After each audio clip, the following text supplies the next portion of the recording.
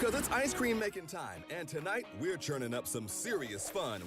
Not just one of my favorite pieces, actually sitting down with these pros on this couch, talking after the games, very, very just relaxed. Fox Guy, what up, buddy? How you doing? Welcome. See stories that have come alive just now. Maybe these new young guns who have been phenomenal early on, and also some that have been champions so far and kind of are in the middle of how they're writing their destiny. Navi, for example, who's playing in just a minute. But it also shows stories of veterans, people who have been around in the scene, and maybe we thought their story was over, but it turned out there was another chapter yet to read and write for them here. Let's see what maybe some of those names you might have missed out on previously, but are here now to show what they still can bring to the ALGS have to talk about.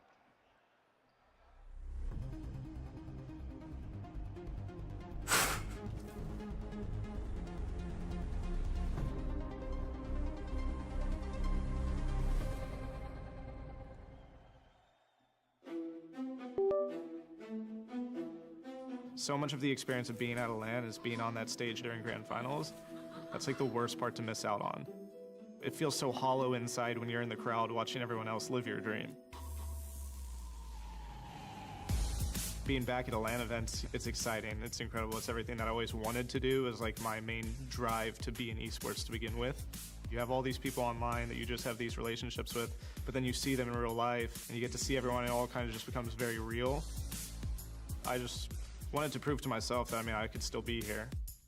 It doesn't feel like it was that long ago for me. Still remember how to play, I still remember the right things to do, so now we're here and now we're just gonna try to do that on the stage. One of the big reasons I loved esports so much and competition in general, whether it be sports or whatever, was always just representing something bigger than yourself and not necessarily just playing for yourself. My teammates are obviously putting in a lot more hours than I am right now, and I want to be able to give them the experience that I was having at more of the peak of my career. I'm really just motivated to try and make it to finals, try to get them on that stage and, set them up for greatness. When I came to terms with the fact that I might not compete anymore, it was like a big piece of my life had just passed me by, and I wasn't really filling that time with anything else. Being back at ALGS in general just makes me feel a little bit more whole. Because although when I quit, I started my family, I have my daughter, and she's my whole world. I adore her. It's like different parts of your life. And now I was moving on to these other things, and I didn't think I would experience them again. I think the Open for me is just a chance to revisit some of my fondest memories. I missed ALGS a lot when I gave it up. And so just the opportunity to be back for a bit would mean a lot to me.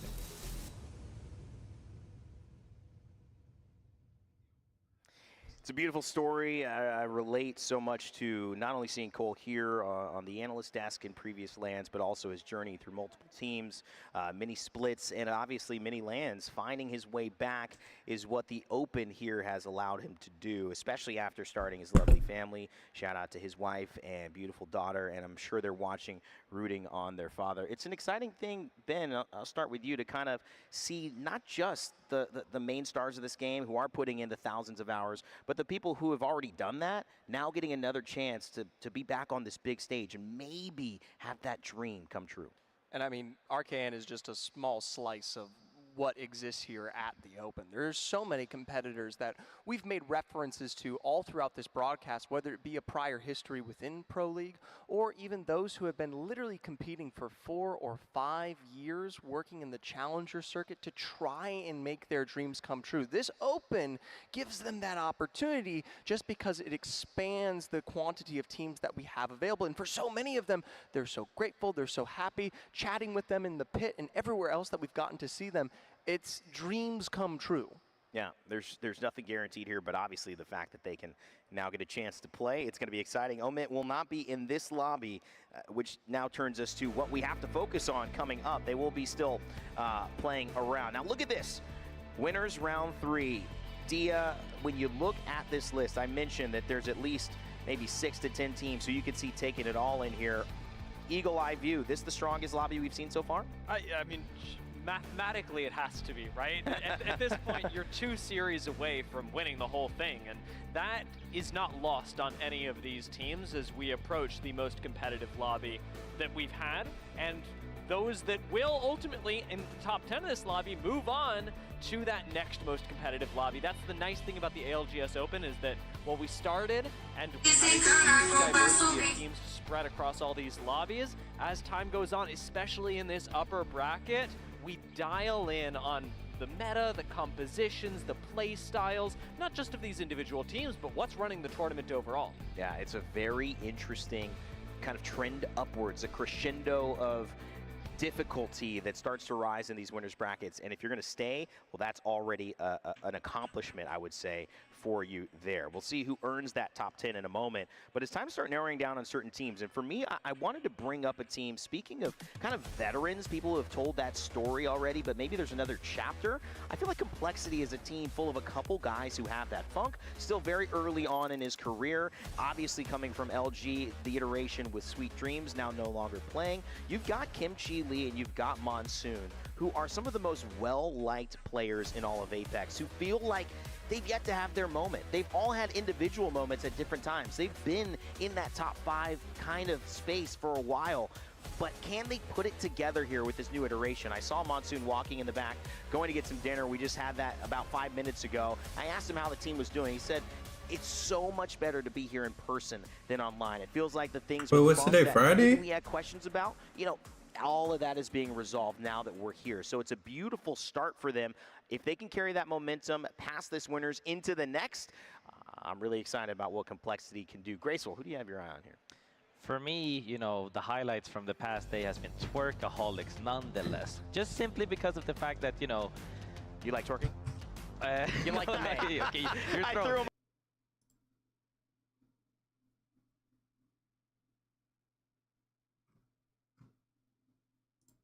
ALGS.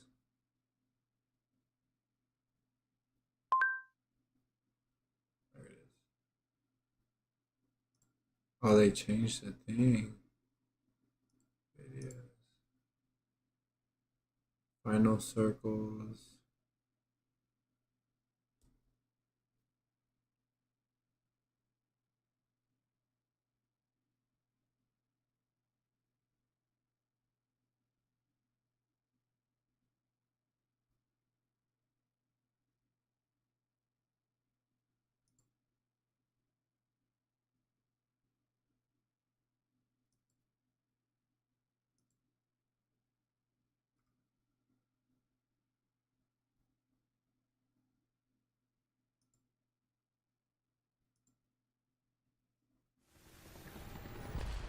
EMP will go down to create a little bit of space. They have to push up towards this zone, and they're going to be able to do so. Leica with those P20s in hand. Tether goes in as well, and VP from having so much space now seem like they're all just a little bit trapped. Zach Mays is going to be picked, but manages to at least draw some attention away, but Zach is going to be down into Rufy, who gets that pick with the scout, and the aggression pays off. And SGB still waiting. They hear the gunshots, they're waiting for that knock. They know if they can just wait this out another 30 seconds, maybe a victory could be there for them. Well, the catwall is enough from Slayer to keep VP alive for now, but look at the damages coming in, and this castle wall is not longed for Storm Point much longer. They're going to have to jump up here, and VP, who had so much control of space, they had that Kraber, they had so much damage, might be the team who are going to go out first if they try and take the port down. And SGP, like you say, who are waiting for their opportunity to strike, now they move in and they've got a PK to play with as well. SGP should be able to clean this up now. VP go down, and there is a very weak Nose Fox on the other side. SGP move in. SGP will claim victory on the main stage here of our first game at the ALGS Open. And what a way to start the day for those 3 gents. Well, ExoClan trying to make up for a little bit of a disappointing game number 1 here. LG hitting some big shots, and it was Sorcerer this time who was feeling a little bit saucy. You were saying the Naughty was feeling a bit naughty. Well, ExoClan trying to move up onto the high ground now to close this game out. Yeah, they have a lot of high ground, a lot to work with as well. And you can see they are just going to wait and maybe use that crypto drone at the right time. The EMP could be vital as now Dark gets taken down. And ExoClan just trying to find out where those remaining pieces of FWG are, and it looks like they have been able to spot him out and will be able to shut down the final moment. So now it is going to be LG as a 2 against ExoClan. LG do have the height though, and you have to wonder if they're going to be able to do enough. But ExoClan have managed to get some height themselves. Swinny's going to play it, but maybe he's going to give the opportunity. to LG to turn this into a 2v2. Swinny tried to make an aggressive play, just the timing was off on all of that, and it's looking like a 2v3 scenario that's going to be turned in the way of LG. The break comes in now from Naughty. He's going to challenge, even with the dash. Chaotic turns it into a 1v1 though. Shubi knows that he's broken, but he gets tethered. Nice tether. Shubi is in the middle of nowhere right now. But there is the cover coming on from the knockdown shield. Whistle goes in here for Shubi. It's a 1v1, but this has got very, very awkward. Chaotic jumps behind the knockdown himself now, and this is all sorts of crazy as this 1v1 continues, and finally LG will win it. It's a 2v3 they turn around, but I've got to say, it was a bit messy from everybody in that final fight. He knows that there's multiple teams inside of this building. Legion Gaming knows there's an opportunity to third if it breaks out, but it's about waiting for that damage to go down, and now we are seeing this fight break out on this second level. And you're expecting surely to see Legion Gaming move in here. It's a 1v1. Unleash will go down. They will fall, and there indeed is the third party. Legion Gaming timing perfectly, but now Nemesis, they see the opportunity to strike, and what was looking like a perfect third party has now turned into an absolute brawl inside of this building, and it's gonna be Team Nemesis who are the fourth party who time it perfectly, and that one will put a smile on Nem's face. So now SGB are also there, but LG are just watching, waiting from the perfect prime position, and they are in such a good spot to be winning this game, and they have Fuse to absolutely barrage the opposition teams here with grenades, and SGB and Nemesis both trying to stay alive. SGB go down, so it's Nemesis versus LG. Now Nemesis are at least up as a full 3, but how do they get out of the sight lines here? Yeah, it's gonna be tough. I mean, they do have Ash available. They don't have a Void Nexus to fall back to, but the zone's going to be closing, so that's going to be pretty much irrelevant. They can, of course, queue through this wall and try and use those microseconds that they have of invincibility being in the Void to try and survive, but it doesn't matter because Shubi hits the 120. The Ashport comes in as well, and that's just going to be free fodder, you would imagine, here for LG. But there's nothing free in these fights until it's going to be cleaned up. LG will go back-to-back. They will be your winners here on game number 3, the final one we have on Stormpoint. LG find themselves, I think, on 62 points now after 3 matches. In terms of the composition you're also running together with your team, the EMP comes out.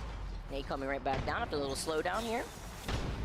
Ozzy still trying to provide that extra pressure while Stay Naughty gets another nade knock here in the feed. Sid Squad's left. Lovely follow-up off the PK to get another knock. And RTS finish off what was left for that squad. But O2 now slide in from the low ground with the circle closing in behind their backs. Yeah, not to be confused with Oxygen None area. O2 are going to go down as well, so no oxygen left in this lobby at all. No room to breathe for the 4 squads left alive. As Noise Fox, they clear out their side of the zone, very importantly. Now it's just LG and FWG on the opposite end of the arena. LG actually trying to use a portal for the reset here. That's an Apex 101 move there. You love to see it. Just waiting out just real quick, knowing that the EMP possibly could be coming, but it's just about the information instead with the altars, them going up and down like they're on a zip line instead, playing off the other side of the knockdown while popping that shield back, and those fucks don't even have to get involved. Yeah, it's interesting, isn't it? Because you can see FG, they can hear the res, they want to stop it, but they're also a little bit scared of going down to Noise Fox on the other side. So they actually play it a little bit slowly, and somehow they come out out of that one the losers, and that just gives Noise Fox the chance to full send it. Free for them, but maybe not so free. Losing on Leica. Suzuki now moving in with the P20s on the other side. Shubi, last one left going up on the high ground, it looks like.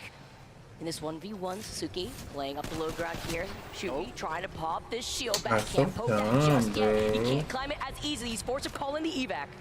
Okay, he's gonna drop down now after he gets the bat off. The ring around the Rosie, the patience no matter what.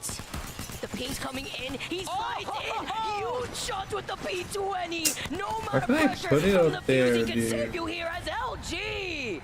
With another win, making 3 in the row, adding Broken Moon to their list with their dub. So they play this proactively and go out, find a little bit of cover behind that rock.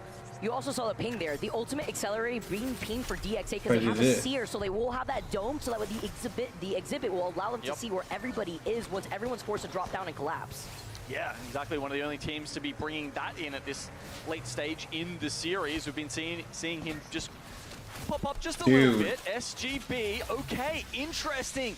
It's a very aggressive, well, not aggressive, but proactive lifeline ultimate here. That is so just to give them trash. some cover. Remember, indestructible cover. The only way you can really get in there is with Skynades, but they've also got the Watson. All right, Plex is getting a little bit too aggressive here too with the Ash Portal. They fully dive down though. They see the opportunity from Legion. They fully commit, and DXA just walk in to take the game. Your game number 5 winners as the patience indeed pays off. I mean, DXA just counting their blessings at the end of that one. Get all the information with the exhibit, but having to be careful with the nades hurtled in his direction. Oh, he's one shot. The knuckle cluster is enough. That's why we've been seeing so many fuses here to lobby like this. Nico is the next one to go out. DXA with a hurdle of nades set in their direction get taken on. Shubi is still alive, and now he's got the high ground. Oh my god, and he almost manages to grief one of the VP players here. He's got the Kraber. He's picked that up off Lockie's body, and with 5 bullets left, is there chaos left for Shubi to go? He goes for it! Dude. It's the 360! Oh. Where have we seen that before, Vicky? Oh my, and every ALGS lad, you know you always gotta tug at my heartstrings a little bit with a 360. No scope here on the Kraber. Shubi did what he had to do, but it is Unleashed walking in, being in 5th place now after getting that dub and getting the KP that they need at the end of our series. Your Game 6 winners. 3v3s happening on both sides of the map. Furia have to hold out Monster, and NRG have to hold out Activist Yota. Both NRG and Furia at an extreme height disadvantage. Monster could coexist with Furia on top of layers here, but NRG is going to get pinched. It all comes down to who pushes who. Activist looking really comfortable right now, but in about 20 seconds, not so much, because a lot of LOS is going to be out of cover. People are already getting punished here. It comes down to who jumps on who, and it looks like NRG is trying to hold her back. And this first knock is huge, because it makes it more attractive for Monster to come in and third-party the fight. NRG actually finish off Activist Yota, and looking just behind them, we can see Monster closing the gap on Furia. Instead, NRG may be able to for free here, but Monster realize what's happening, perhaps too late, as they turn around on NRG, immediately Newcastle wall, and now are stuck in no man's land. They're going to have this wall come down, this catalyst wall, in just a few seconds. NRG and Furia are going to be looking at them. Furia, no, and they swing on NRG immediately, prepared for it. Gildison turns around, is able to play behind the mobile shield, and Furia come back. We are baiting and switching. We are skill checking everyone. Are you aware for every possibility? Monster staying really on top of it right now. Furia still thinking about the climb, but it's really difficult into this new wall. I'm not seeing any nades. I'm not seeing any utility. Furia, what will they do? Monster stuck in a land of indecision. I think they're going to go down here, Graceful. Yeah, I mean, you know, we're seeing everybody poking. No more util is at, you know, at everybody's cost. They already used all of it. It all comes down to who gets in the crossfire, and NRG is on the edge right now looking to close this game out. You can't even approach NRG. Monster and Furia, they stare each other to death, and nobody even looks at NRG. What a tragic ending for those two squads, but what a fantastic one for NRG, who just trying to create more space between Furia and Na'Vi, bait this fight to happen again, but Furia know what's up. The jig is up. Furia catalyst wall, just like you had said, applying pressure to push Na'Vi and Never on time together. It's Keon that gets the first knock. Na'Vi are waiting on the other side, and they haven't even dropped their health that low. Never on time go down, and it's Fury on the other side that do not have shields. Na'Vi could take this game. They've got height. Uchako has been abusing them with the P2020s, and Na'Vi jumped down. They know they've got this game now. The health advantage was theirs. The distance was theirs, and Na'Vi convert Godspot into a win. Leaving us with just 5 teams left. And remember, Na'Vi just sitting on the outside of all of this. How many games have we seen just like this one? Even in our first series, with LG waiting on the outside for everyone else to come to them. Catalyst wall in the indoors doesn't really stop much. Unreal Nightmare still are going to have to walk straight through the Catalyst wall, but it does give you a few more options as VK Gaming to swing on them, to take some health chunks out of rails before ultimately you have to send yourself through the cat wall. VK Gaming do actually lose one. Their defense not flawless by any means, so they will be down to just 2, while Na'Vi on the outside again still playing the patient game. They're not overcommitting. They are waiting for these teams to make huge missteps. Out come VK Gaming, not a finish, not an ape either. We're just waiting. Uchako plays the patient game, watches VK ultimately go down, rejoining the team by jumping into the breach. And Yarka up on the high ground, the one that's calling all the shots. The IGL for Na'Vi is going to have to eventually call his team to him. Up goes the evac tower. Na'Vi take high ground, and again, they are watching all of this. Orb Garden, Unreal Nightmare, Na'Vi still in this game, and Na'Vi got spot. Huge EMP coming out as well as both teams are looking at each other. They're forced to walk into each other as the zone closes. Na'Vi, perfect wall to extend the fight to not be in their LOS, hoping that they are forced to fight before they join the fray. Mud, Zidane looking to get a couple extra KP. Uchako's happy boogieing with this as well. Unreal Nightmare goes down. Na'Vi don't even do them the honor of making it look difficult. Na'Vi wiped that fight and never had a risk doing it. It's going to be a very slow, deliberate next few moments because nobody really wants to fight. Nobody really needs to do too much because the zone isn't forcing it. As we have 15 seconds until that zone changes its mind, moves in and forces his teams to fight. Worth noting, CTE have Ash to work with, whereas Crazy Raccoon have Bangalore. That's the only difference. Otherwise, it's Mirage and Ballistic for both. So Whistlers galore, and make sure you try and use it to your best. But now CTE have lost 2, and Crazy Raccoon surely close this one out. Fury eliminated as well. The solo couldn't make it happen. It's only Mav left on his own. He dances, he wiggles, but it's not enough, and it will be celebrations for Crazy Raccoon, who we mentioned needed a good game here. Is it going to be big money, or is it going to be coming out with no change? It's big money. 2 shields get broken. Kasa tries to send it as he uses the jets to get on high, but he's going to be shut down. You have to say, the team fire and the prioritization onto the Valk there, so good from the team on high. Well, zone is closing, so this is now decision-making process. Are you going to take that portal? Are you going to take a Valkyrie ultimate up into the sky? That skyward dive could certainly gain you a position and maybe gain you points to get into the winner's bracket, remember. NRG are just going to use smokes, and they're going to pop that Mirage ultimate as well, just to try and maybe confuse their enemies. Yeah, NRG, the problem for them is the team on high. Earphones were in my pocket the whole time. Aye. VK Gaming now moves towards center zone a little bit closer. The Cat will go down as well as the Gen. Yanya finds one himself as the team on height now has to leave. It's going to be Activist who take that evac tower, and 2 of them manage to actually stick it, which is going to give them the opportunity to move. But that's good news as well for NRG. And Timmy's been waiting, holding on to this Bangalore ult. The Rolling Thunder is going to come down, and that should do so much damage as Reply Total will go down. And now we're seeing the damage. Now we see the swing from Timmy as NRG look for money. It's 150 to close it out here with the Kraber. He knows Timmy put on so that. much show here in game number 5. Oh, Timmy, always putting on a show. And now Nox is going to use that dash. And look at this. You see the ticks coming from across, and now you're going to see the Mother Load go down. Mirage, Keon. Madness Live might be something that Na'Vi regret. That's not yet. Na'Vi are just going to be sitting ducks now. You'd imagine Furia. Golly, they're getting destroyed. That could open the door for either Monster or SJP2 here. Madness trying to line something up here, but he's taking damage from multiple angles. Has to back up for a second. As we have 3 squads remaining here, SJP2, Monster, and Furia, but it's SJP2 are doing most of the bro, work. hit your shots. Monster will be eliminated, but their job was done, and surely now Furia can move in with this little bit of high ground that they have to close out this final game. Should be a comfortable one, should be an easy one. That's it. Maybe we'll see something special and a little bit of extra being put on display, but Furia close out the game. Remember how many games they were putting down points, weren't getting wins. Mind you, you don't want to get fully wrapped on, and it's going to be that 1v1 between Monster and Torkaholics, but Torkaholics are also playing this incredibly slow. They had the portal nexus. I mean, Monster had the opportunity to try and split them up there. It's good enough regardless. The Void Nexus will not save Twerkaholics, but they don't mind. They picked up quite a number of kills in that game.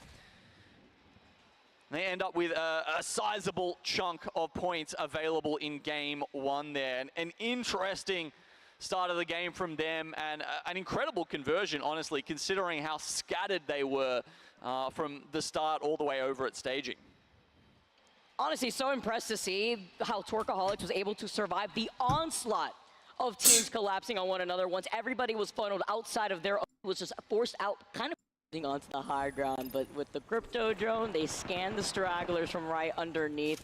Torkaholics being the ultimate left, and they look at each other with CTE on the other side. Just let them play the 1v1. Come on, guys. Let it be a clean 1v1. There we go.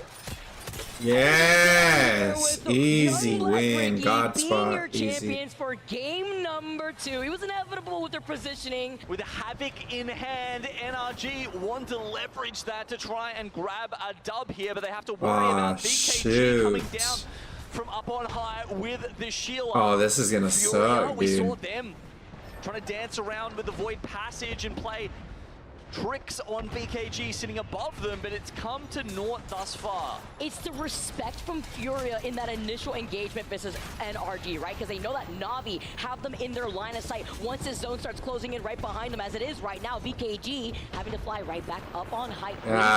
They see them on the low right below. And it feels like a lot of teams have been sending ordnance towards Na'Vi, but they do have the Watson, has this gen being able to avoid a lot of that. And with Fury getting eliminated, NRG meeting back to them in the lobby, BKG, 2 squads left versus Na'Vi taking up so much space, whereas BKG are feeling the pressure. Na'Vi walking in, and they take the dub for game number 3. An impressive dub here from our reigning world champion.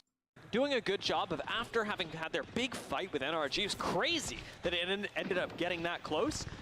They've taken a chill pill. They're sitting inside these buildings. They know they've got a lot of cover, at least for now. They get to watch all this happen. Wall's gonna go up on the low ground. Gotta imagine that's Twisted Minds throwing out the wall, just given the direction. But Twisted Minds aren't doing anything with it just yet. Instead, using it for cover, maybe trying to force a couple of teams together. Skynade's starting to come in from Crazy Raccoon as well. I mean, they're gonna have to drop down now, and the scary part is Liquid got sights on them if they drop down. It all depends on if Liquid or not are gonna get shot by Crazy Raccoon, but it seems like Mind is hopping on them immediately. Good, or They are the team that has caved to the pressure. Twisted or Minds that. are the ones I mean, that I don't know about good onto port, but Crazy that was Raccoon. cool. Yeah, Using I mean, the port Crazy Raccoon in managed to game. wipe that, only losing one, but gets the reset already in time. I think he's gonna to make it die back up down there. again. Will T-Law have done enough damage? They did immediately wipe them.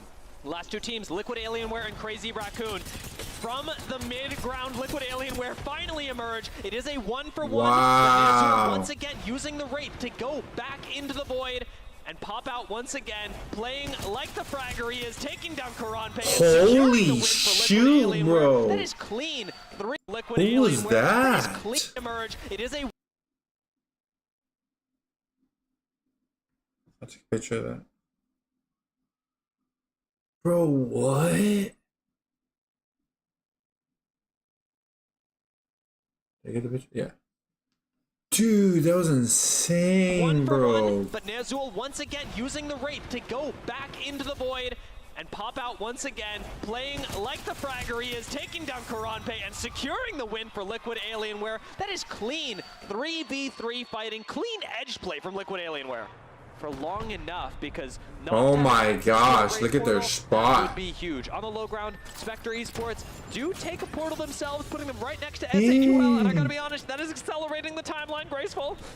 I mean, this is the firing range I'm talking about. It's like shooting fish in a barrel. They're literally just looking down from 3 different angles right now, seeing who they can kill first. The other teams are just playing for second at this point. And now Jesco going down kind of early. Serious looking closest game. Eon and Madness. I don't see them playing at all. SAUL fire a bolt, not a single bullet in the other direction. And now you've got Spectre, who again do almost the same thing. Keon, to his credit, does end up going low, but knocked on the low ground is untouched. Fury have complete control of this, and Spectre and SAUL both are crumbling in the hands of Furia. The high ground, the gameplay, the flanks is too much. You cannot contest Furia when they look like this. 29 kills, Nazul 16, and Team Liquid, were they still in this game, could have challenged for that title. Right now, it's just Na'Vi that are closest to Twerkaholics. 55 points to the 78 of Twerkaholics. You're gonna need a lot of kills to make this work. Monster Ash TP into the center of zone. Na'Vi lose a member as Uchako goes down, and Zidane doesn't seem to be too far behind him. Maybe struggling for a real grasp on this fight, and it will be Na'Vi being taken down. Great turnaround by Twisted Minds to do that job. And Twisted Minds, with enemy down, could still make the top 3, but no! They will be shut down themselves. Young Black Ricky gonna lose a member. That's Young Hong Kong that's gone down, but a chance at a res here. Gonna be stuck even in this building. Do they have time to pull off the medkits? I don't think so. No, this is gonna be rough. They're gonna have to jump on into the fight right here. But not only that, there's actually floating right there got jumped because they probably thought that was the other team inside. And we're talking about the high ground, low ground disparity. SAUL on the low ground. Monster on the high ground. He's on top. Monster will be taking the final game of the day here in New Orleans. High ground. Fantastic end for Monster, who have shot their way up the leaderboards. Dang. The high ground's just... That's how you do it. High ground, high ground, high ground. Ooh, they approved my post. Cool.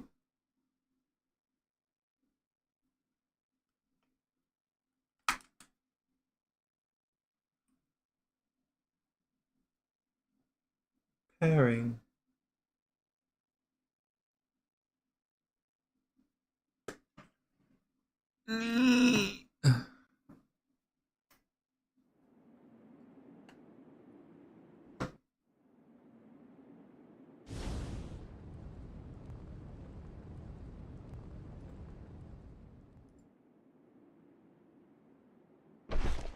Who the hey? What am I doing over here?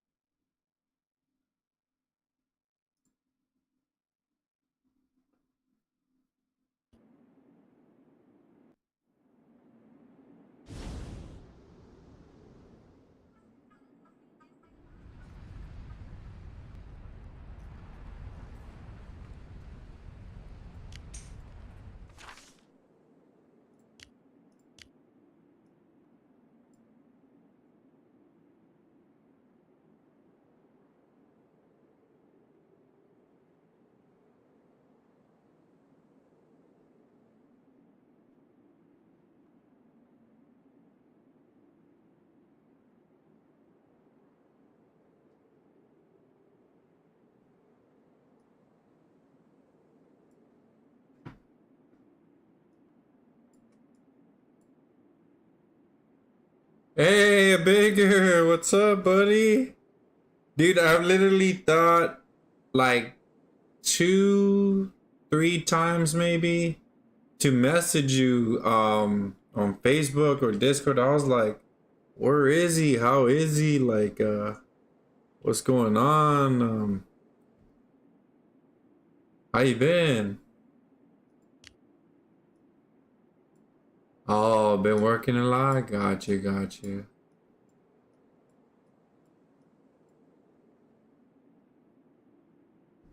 How's work been?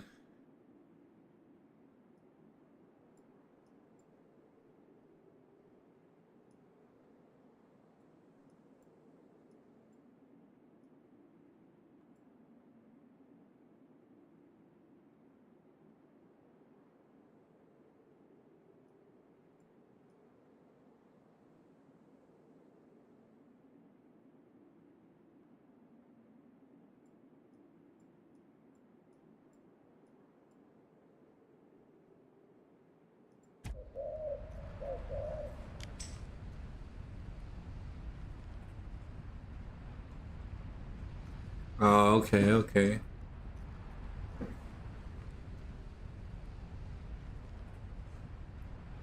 Do you know like when it starts picking up? Like what event? Um, is there like something that's coming that it'll probably be like more busier?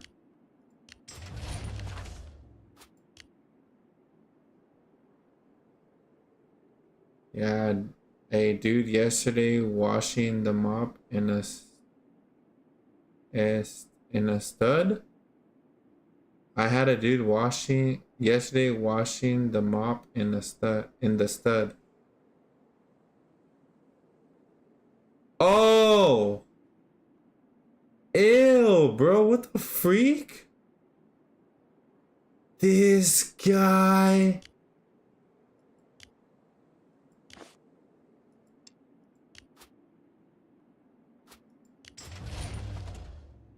For sure, get the freak out of here.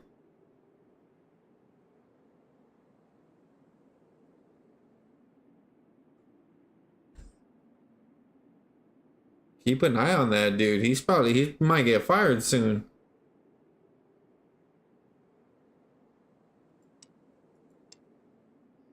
That's crazy, bro. Oh, the Lantern Festival coming up. Nice. What in the freaking heck, bro? Hey, bro, that's wild, dude.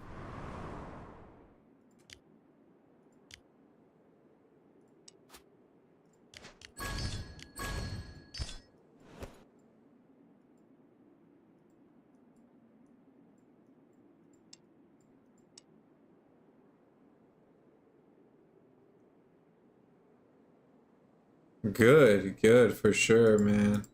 Just freak all that, dude. Can't even be trusted. What the flip? Hey, bro, that's crazy, dude. Straight the freak up. He don't care, bro. How the flip you gonna wash, bro? No. Ain't much excuse for that.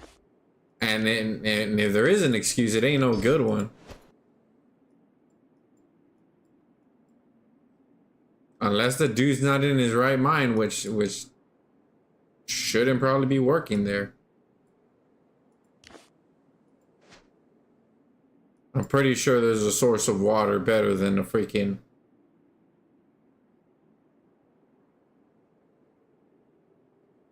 Oh, really? What is it called?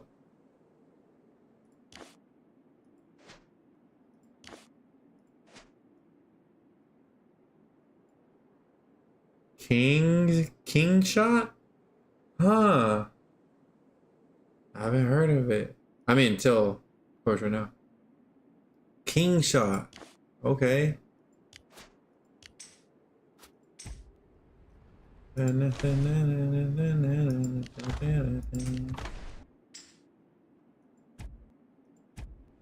Yeah, oh, I don't know if I told you, but I made a... No, I don't think I did because it's been a while. But I made Diamond on Yu-Gi-Oh!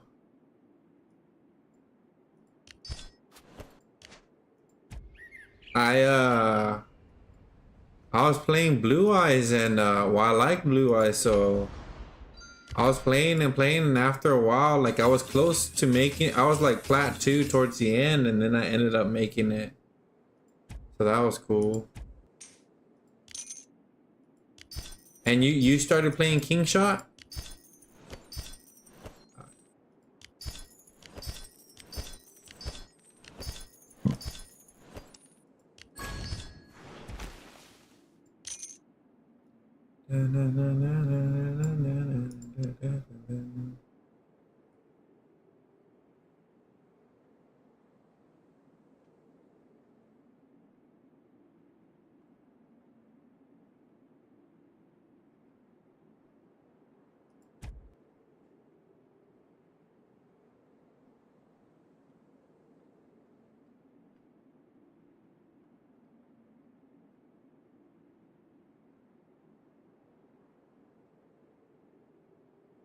There it is.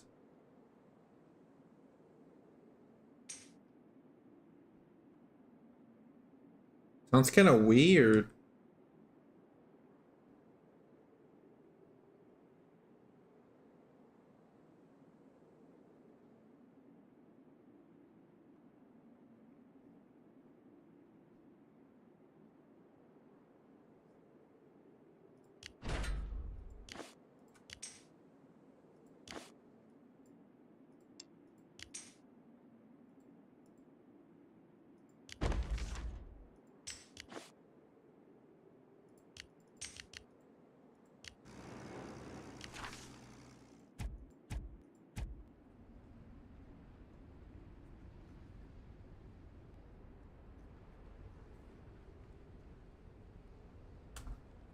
I wonder what's going on with this song.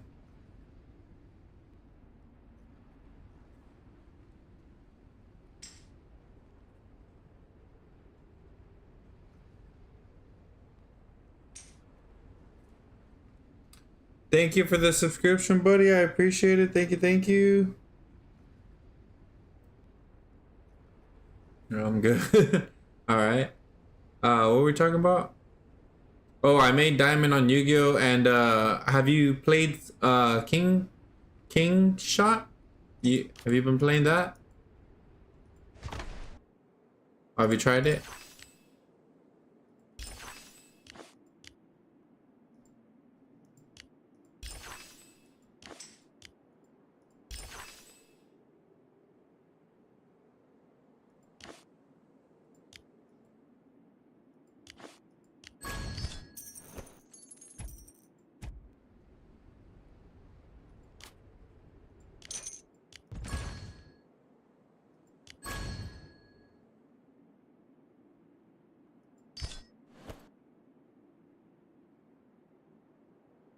Something's wrong here, bro. Why does it sound like that? It usually doesn't do this. I have to reset my phone.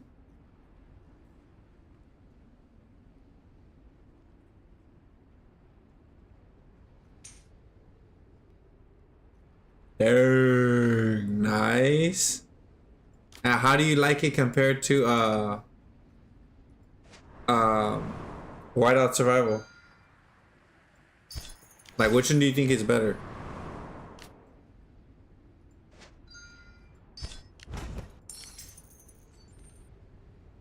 Or what is up with this quality, dude?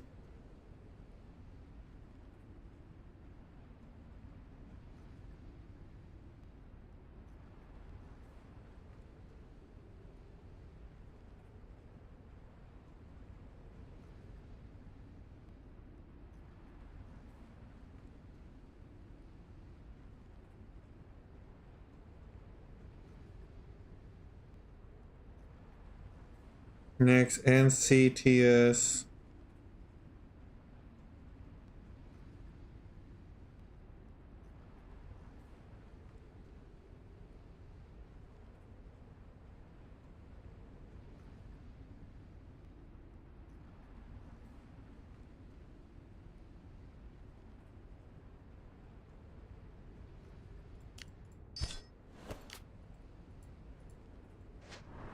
Bruh. No.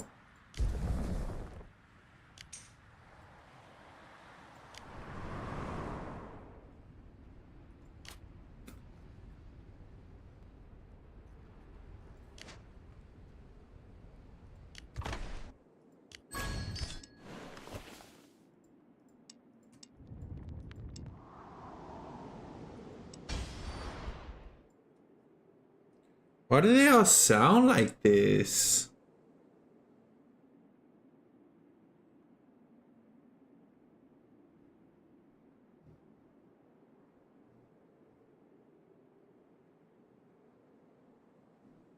Oh, okay. Yeah, it's not as passive.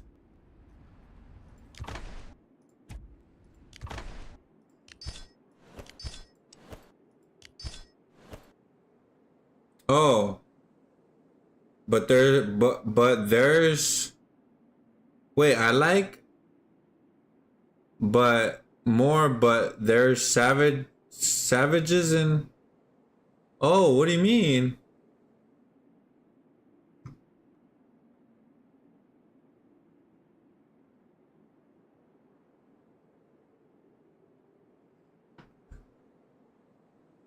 Are you talking about the server you're in? The server you're in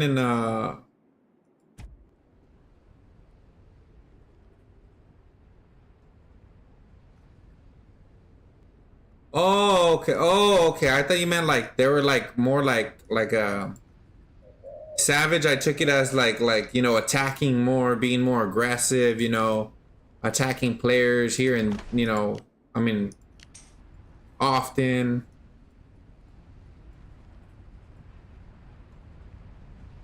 Yeah, well, I would imagine that game, is it newer? Is it a newer game?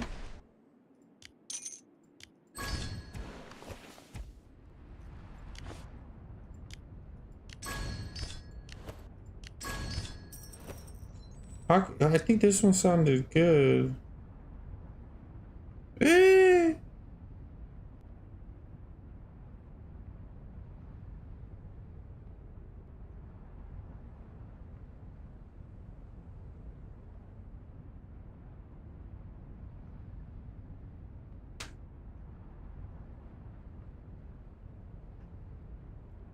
They mostly battle a lot. They are more aggressive.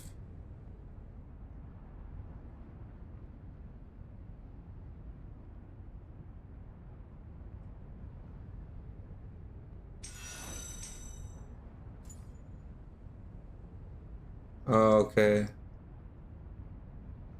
Gotcha.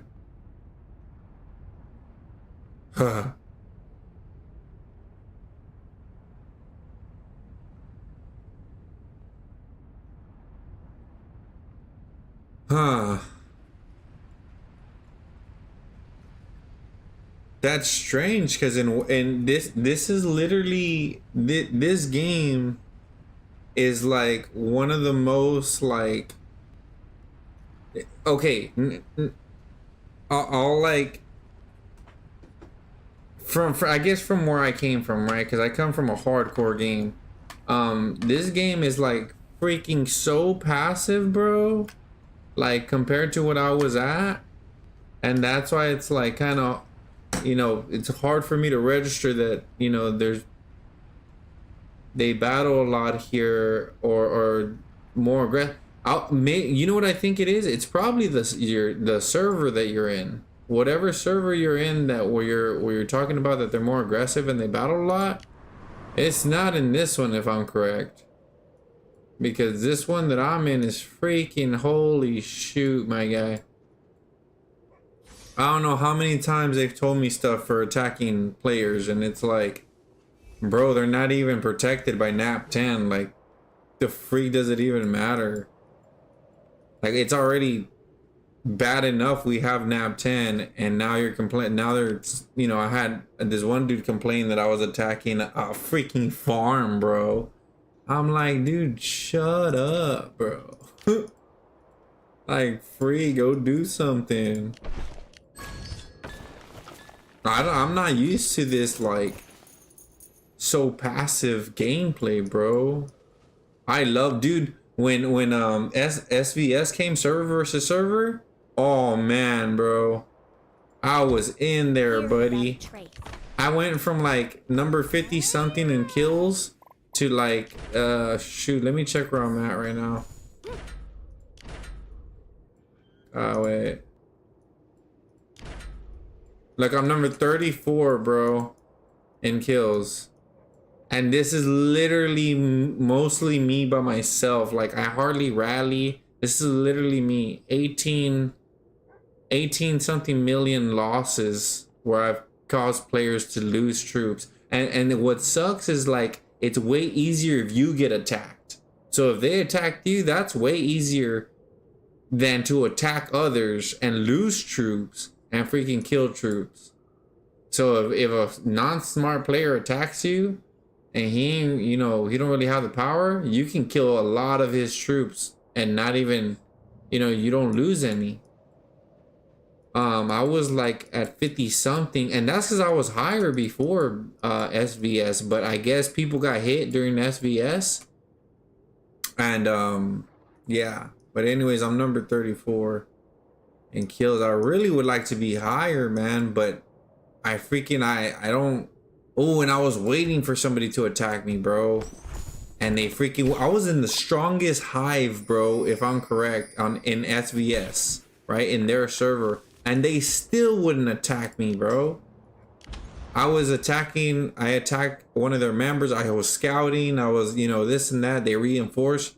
Dude, they did not... They only one attacked me. And that was it.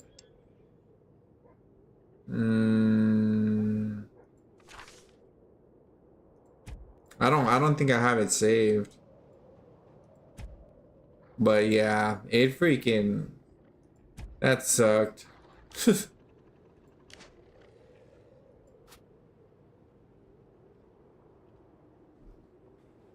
Yeah, so that's what they'll do. You remember like the what is it called? What's that game? Remember the freaking Digimon game? There was another game that had another name but real similar. Yeah. That's what they do. Literally, that's what they'll do.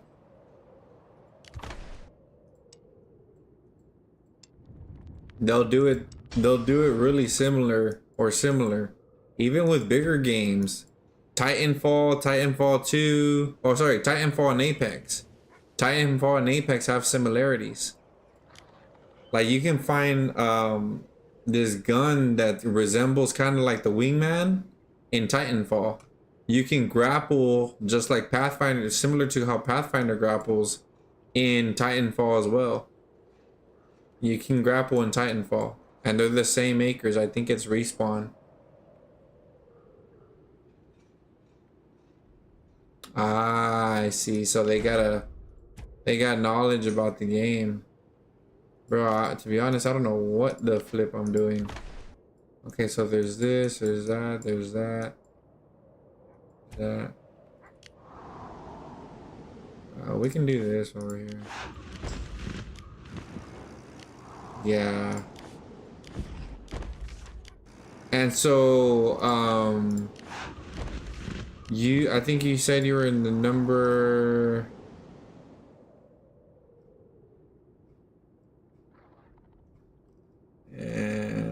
Can't find it. Okay, number 6, we're grinding for 5. Got you. And how strong are you in that game? Like, kind of like, where's your power level at in that game compared to like the leader, like in the leaderboard?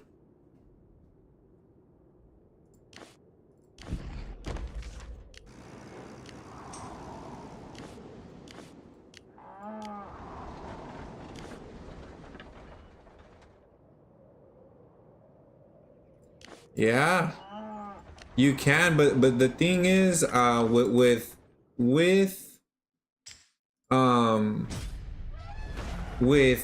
if you want to be like successful in how could I say, in the whiteout survival, you gotta start like in a new server. Like, that's literally one of my best or really good advice that I can give is, like, if you, like, for example, come like starting here with you know, you made an account here, which is cool, right? Because I still have the team, but I finally got accepted into the #1 team. So the big team that I got kicked out of, the #1 team, they like lost players. And they built another #1 team, and I got in that team. I'm in that team with both of my big accounts, or my bigger accounts. And in whiteout survival, like, if you don't start from the beginning, then you're gonna have to pay some money to catch up, right? That's the hard part. So if you come back to whiteout survival, don't get me wrong, you can still play where I'm at. We actually joined the top 10. Remember the people you were with? The what are they called? You were with this team, WAS. You were with these guys. Well, that's the team that my team, because I couldn't get enough people to keep building, so we ended up joining these people, the WAS. We joined them, and I still have my team. I'm still the leader. Just a farm, but yeah. Oh yeah, don't worry. I already started being a whale over there. how like, what's your power level compared to like the strongest person? Oh, I'm way down here compared to the strongest. Oh, this sucks. Look. Even so, if they're close to your level on whiteout survival, they really can't do much. But yeah. But compared to the big dudes, I'm out of there. There's a couple of good amount of people here that can take me out.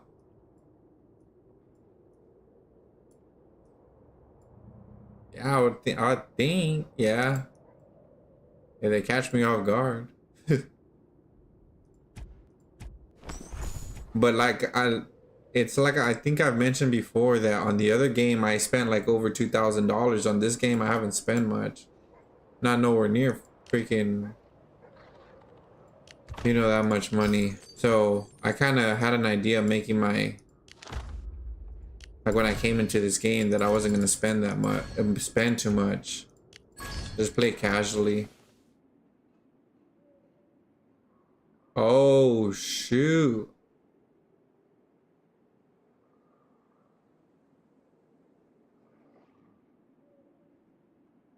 Dang, that guy's freaking strong then.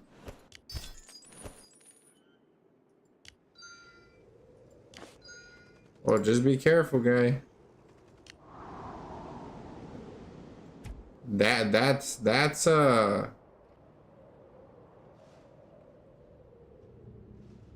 That's like a fourth of your power. If you multiply it around your power level, this guy's like if you put you and 3 of you like around the same power level, you'll be close to his power or her power, whoever it is. Yeah, and I think in games like this, you got to be real careful who you're like talking stuff about or like what you're saying to what teams and stuff like that. You got to be real careful, because if not, you can get zeroed, especially with that guy being that player being that strong, and whatever team he's in. If he's not in your team, then you just got to be careful. Try not to get in the stronger team's ways. Like, yeah, that's one big thing, is like don't try not to get in their way. Try not to talk crap to them, even if you don't like them or whatever. Well, I've been allies with the strongest players alliance since day one.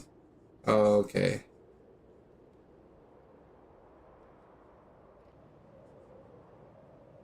Yeah, but remember, there's also the top 2 team, the top 3 team. So that's good. That's really good. Japanese, well, cool dude. Oh, good. Okay, so if he's a cool dude, then that's really good, because that's actually better than well, no. That I'll just say that's really cool, because yeah, if he's a cool dude, then yeah, that's cool. But just with the number 2 team, the number 3 team, the number 4 team, they might have some wells in there, or some strong players in there as well. So just be careful with them. Even if you're cool with the strongest alliance, and let's say you don't really know the other ones.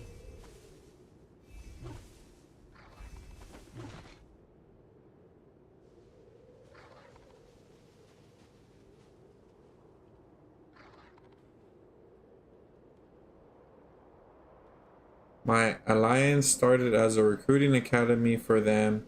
Then we got top 10 and he was academy nothing. Your allies, y'all's too strong already. Oh, okay.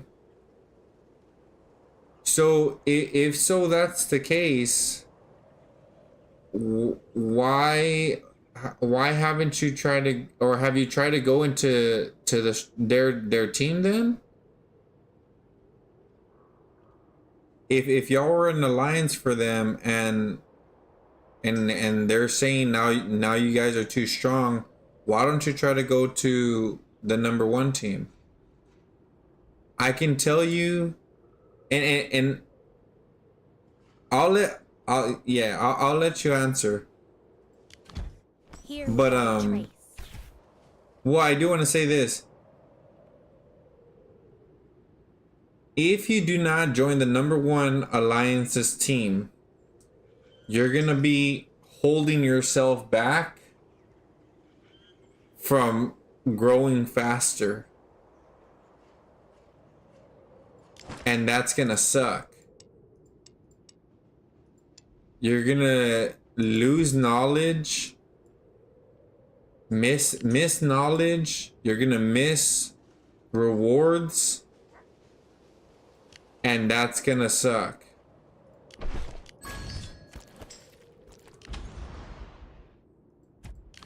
Here without. Dude, I saw the number 5 team on here make, I don't know, I don't even know how the flip, bro. They even got chosen to be president or distribute the buffs over here.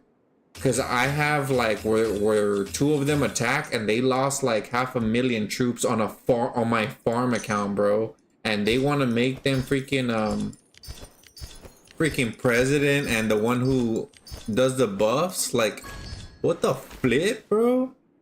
one of the biggest reasons is that they do that is because our freaking top players are nice. If our top players really wanted to, they don't have to listen to squad. Neither did we. The strongest team. Even right now, we don't have to go by this nap stuff. If this team wanted to, the team that I'm in, we could literally take the crystal, if I'm correct, with freak rotation, freak the number 2, freak the number 3, freak the number 4, the number 5, freak all that rotation. We have some of the strongest players in the server. We can take it if we want. We just don't or they just don't because they're nice, right? No, they don't want me to go with them. They told me they would accept you, but you are your member. Wait, what? They told me they would accept you. Accept me? Oh, okay, accept me. But you and your members are the ones that give us battles for the sanctuary and don't give up. We like that. I don't know what that means, man, but if they don't want you to go with them, that sucks. I would then push for the number 2.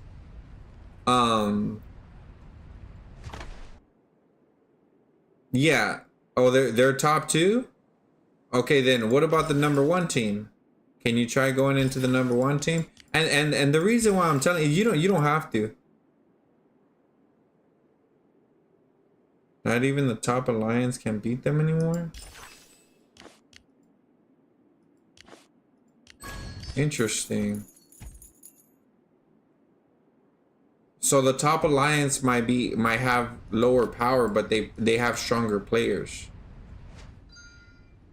Sorry. The number 2 alliance might have lower power, but they probably have more stronger players.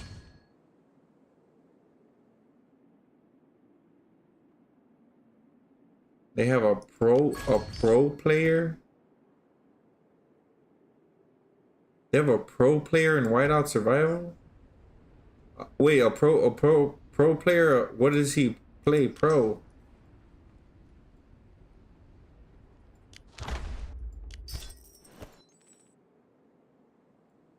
Or what does he play pro?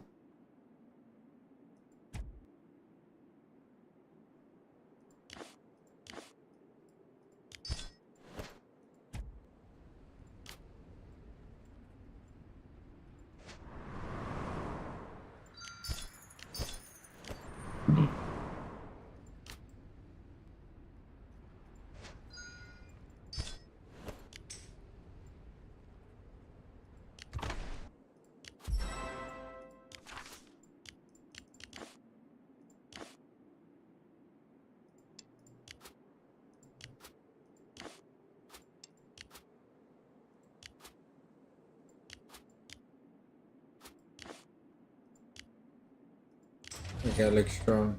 I really don't know, but he is knowledgeable with this type of games.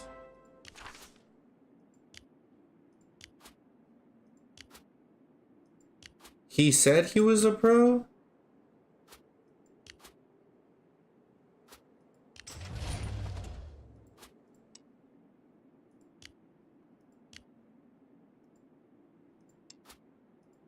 I mean, it could be true that he is a pro player, but I don't understand so much what a pro player would be doing. Well, he's top 1. I'm server 1 in Kingshot. So he's top 1. What does that mean? Top 1. Because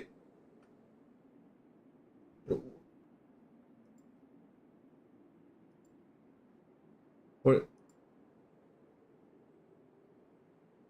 Kingshot.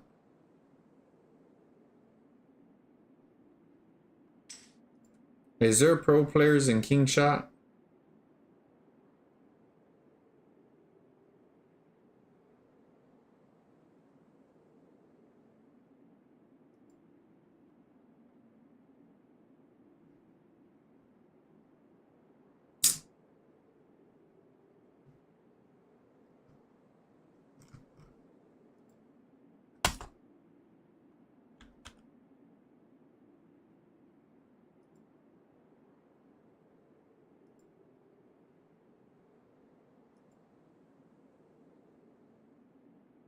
Yes, King Shot likely has a population of players who could be considered pro players,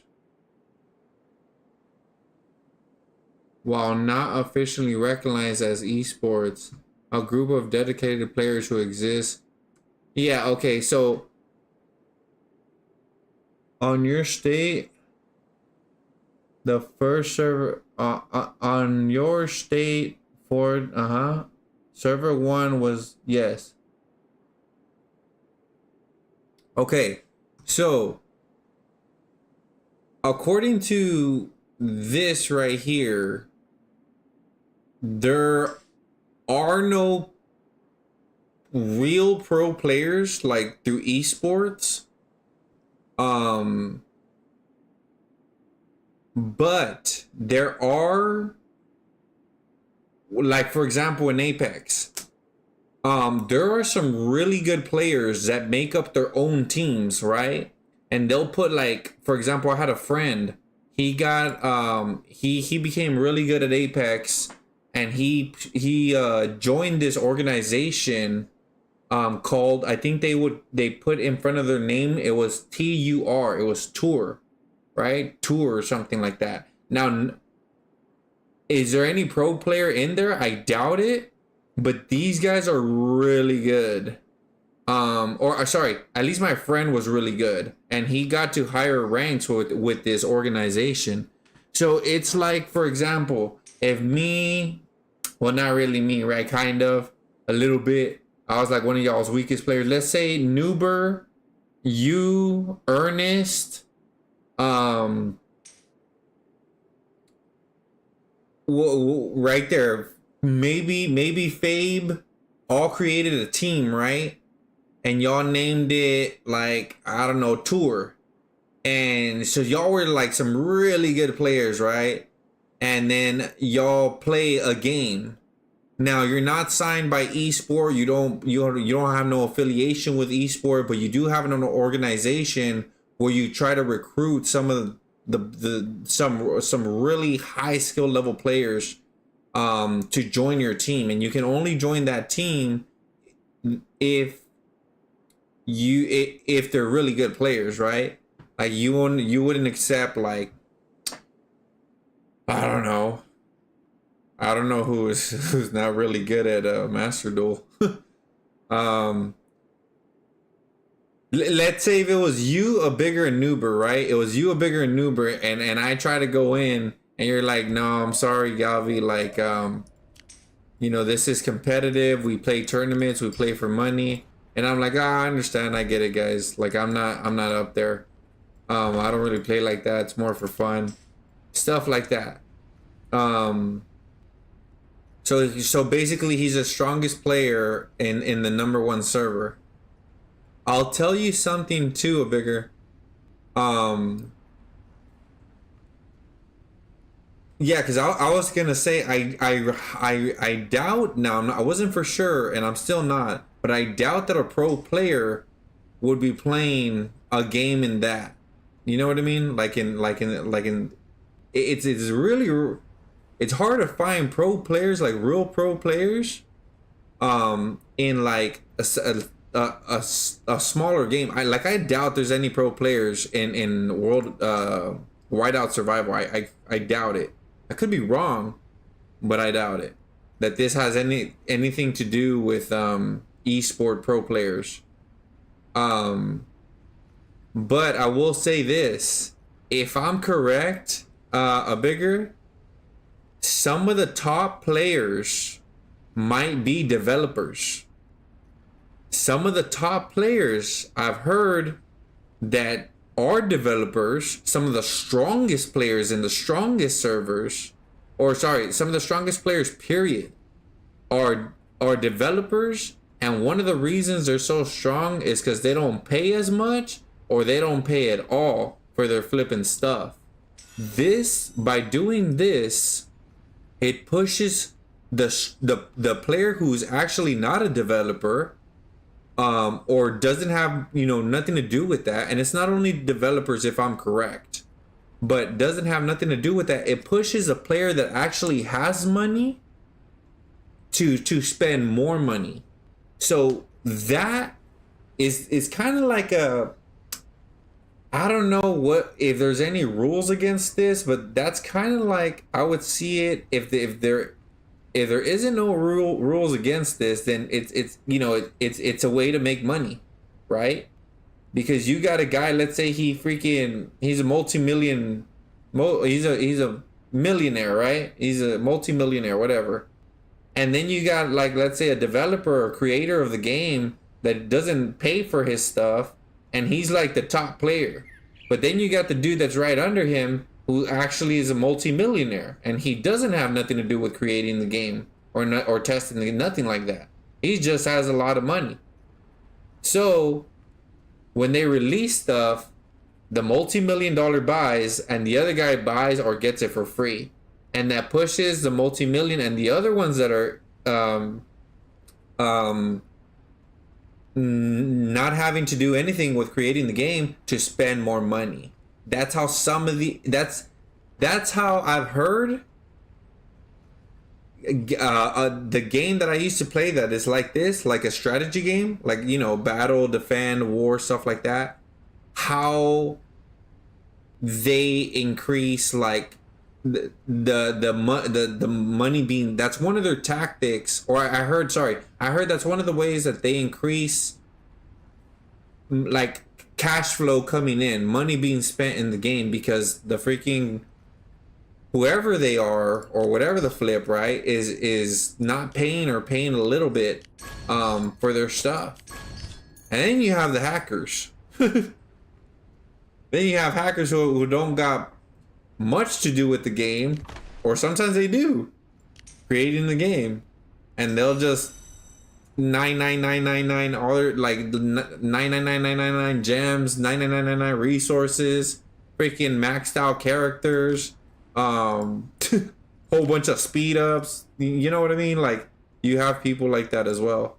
And though I would imagine some of those people get caught, you can possibly have the creators or developers or people that help created the game that are actually, like, doing this where they're not spending much or not spending at all, and that pushes some of the strongest players that don't have nothing to do with creating the game to spend more money.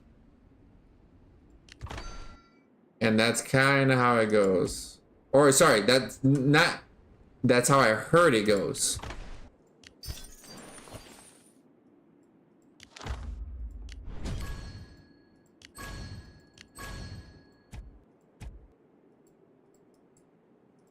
And so, just to give you an idea of where I'm getting this from, is I, after a while of proving myself in Final Fantasy: A New Empire, the game that, you know, they would attack a lot, after a while of proving myself and making myself known amongst my server, amongst different servers, amongst one of the biggest server, like, getting more attraction to myself, being known as a really good or a really good trap account, right? In my server, I was known as, or I like to think of myself as the best trap account. I did hear somebody was better than me, but I wouldn't really hear much about them. I was the one that would take rallies. I was the one that would freaking, dude, I mean, I was out there. Like, they would come and hit me. Some of the strongest players in the teams would come and hit me and rally me. And me by myself for the most part, right? And I would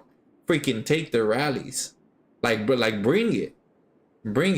So in my server, I guess I was a most well-known trap account, a defensive account. And then when I went to the big server, where it's some of the strongest players are at that server, I battled in the, I mean, hundreds of thousands of dollars lost in that server, right? And I was in that server, and I was in a team attacking as well, sending troops to go attack for that thing in the middle. I think it's called the Crystal. But as I played that game, I got into chats. I got into chats that were like not available to normal players, average players.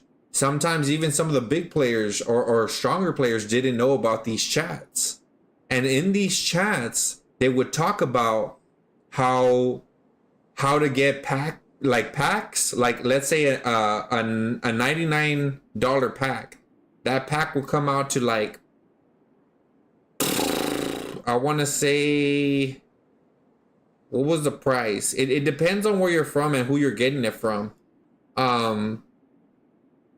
It was, man, I can't remember, bro, but it was cheaper than $99.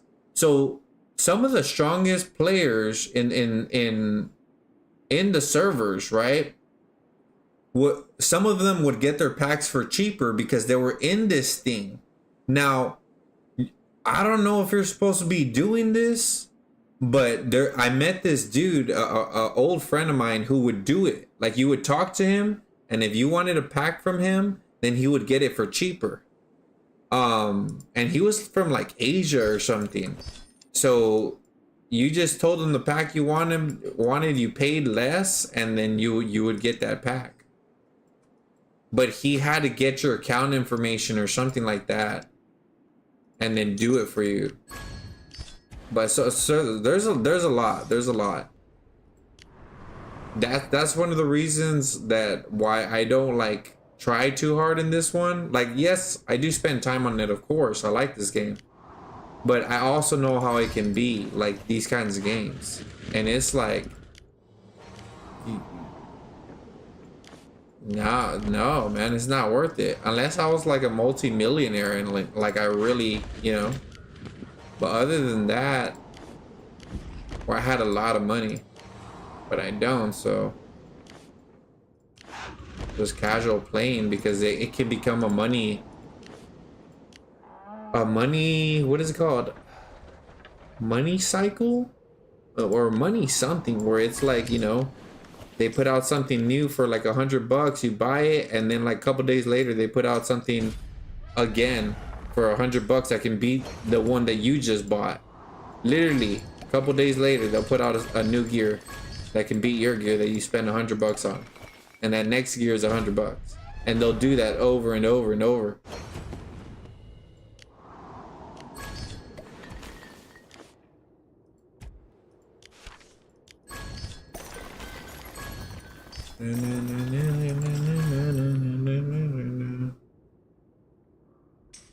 I super lost.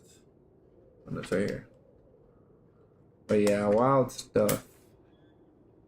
Man, I'm getting hungry. I'll probably eat before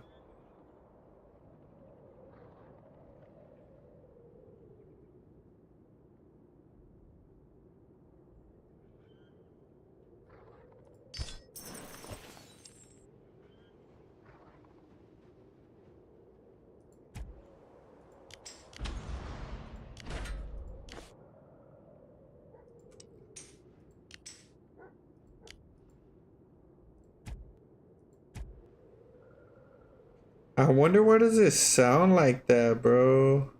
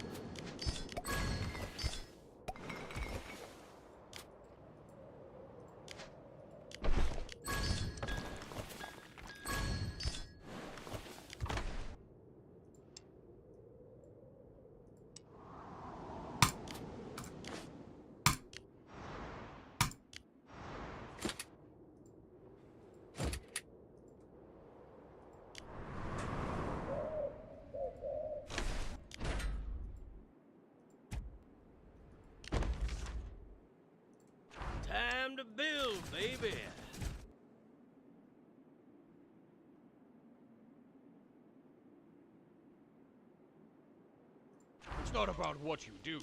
Strength is about what you... A contract's a contract. Hear the call, Rainbow Warriors. Together for freedom. A contract's a contract. The Eagles will do our part.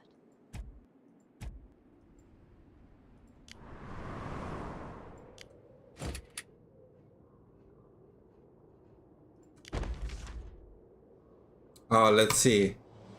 If I want to finish it fast, I'll probably have to spend more.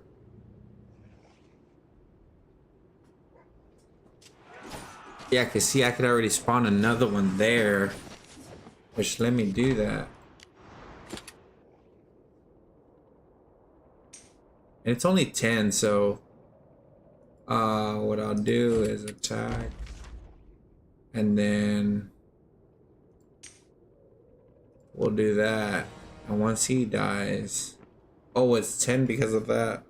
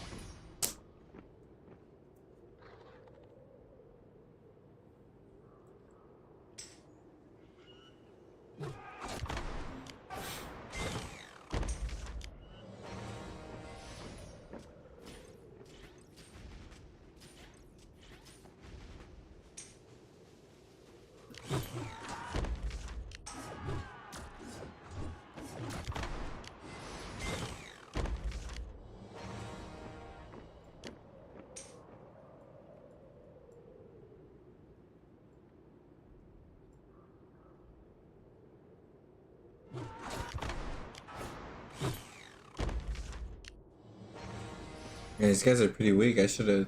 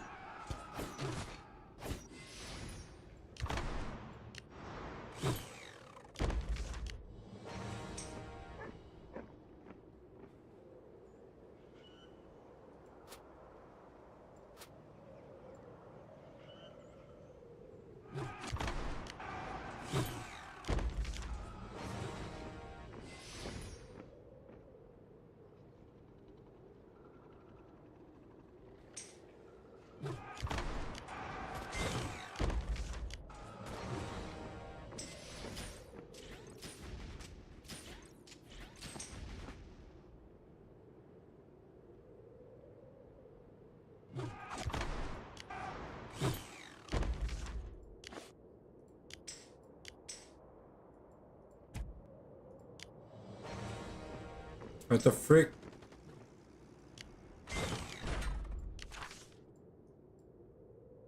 Ah, bruh. My dude took off. That's alright.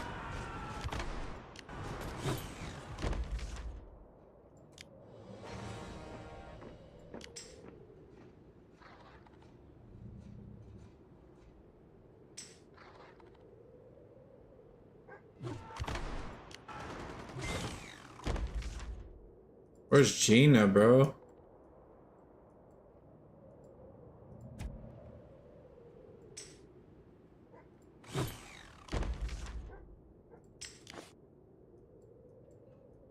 Gina left too?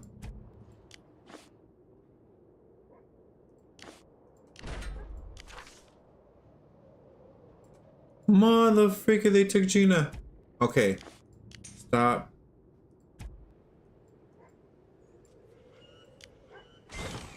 Dang it.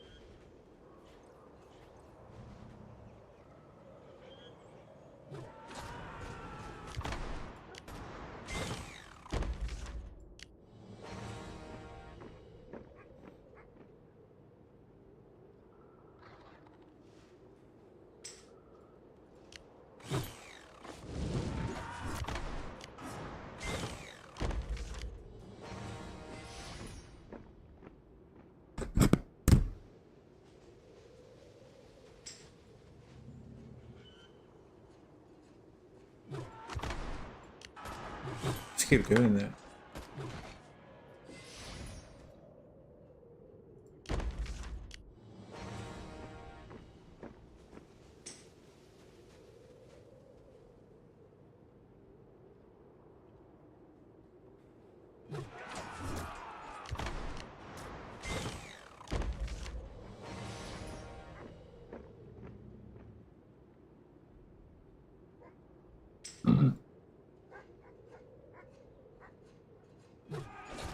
I think it's only 250.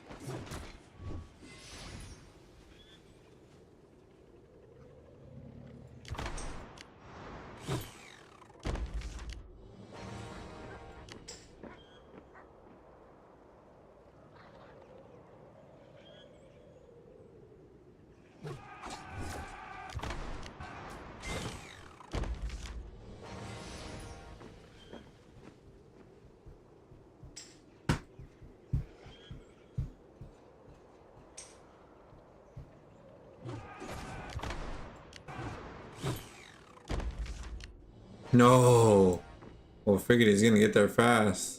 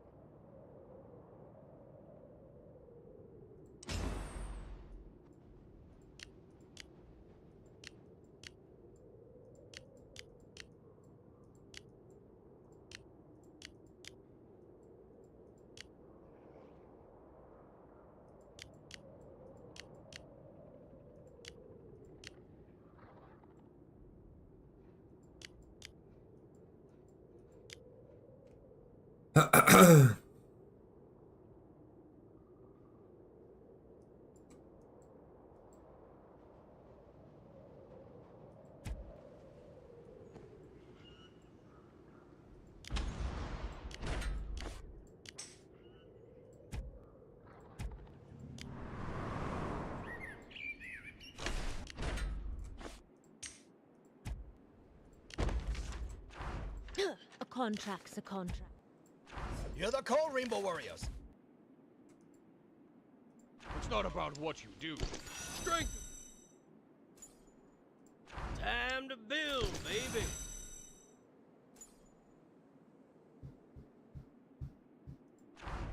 A contract's a contract. You're the call, Rainbow Warriors.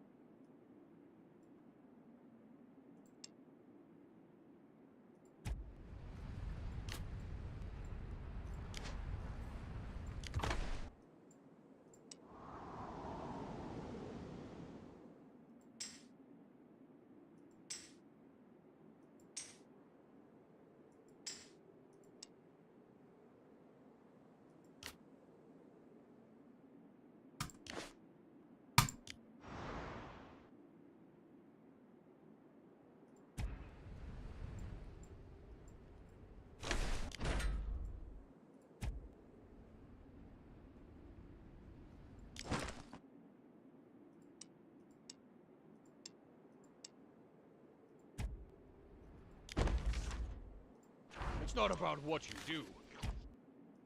Time to build, baby. A contract's a contract. You're the call, Rainbow Warriors. Together for free. A contract's a contract.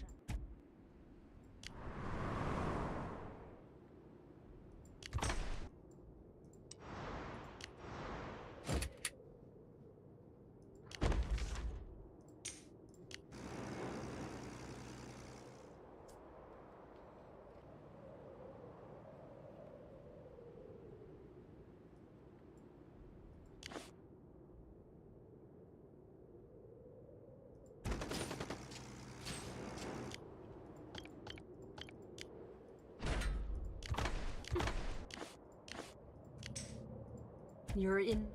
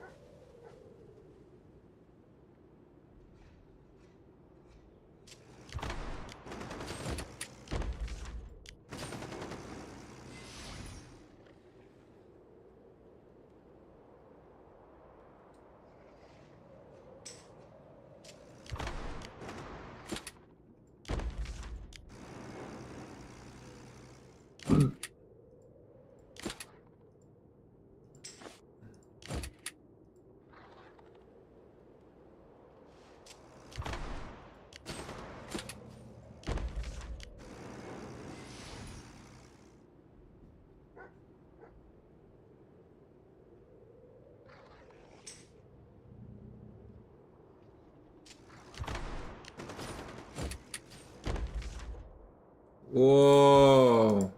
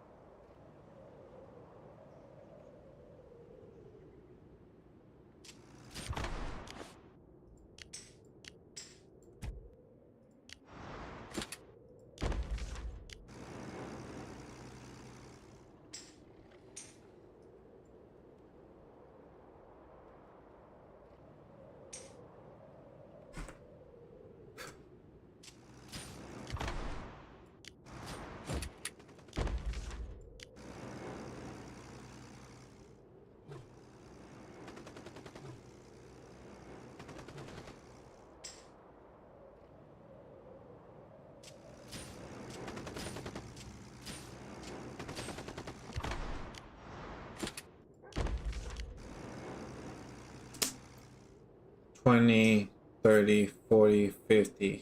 $20, $30, $40, $50. So something.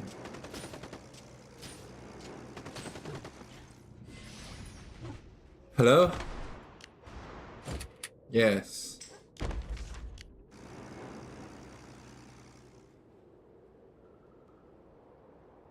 Okay. Okay.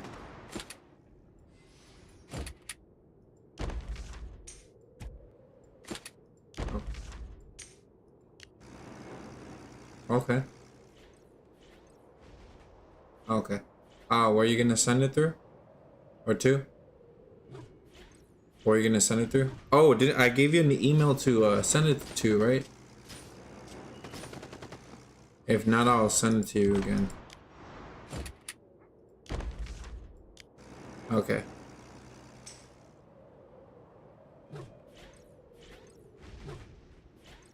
What group? The chat?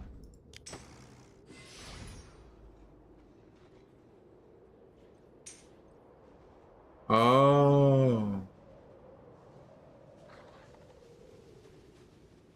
Oh, okay.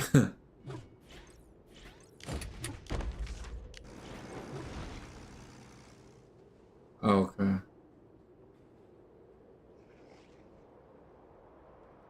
Oh, okay. But don't do it until I go over them with you.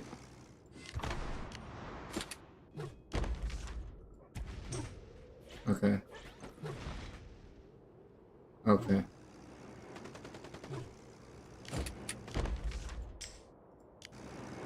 Okay. Sounds good.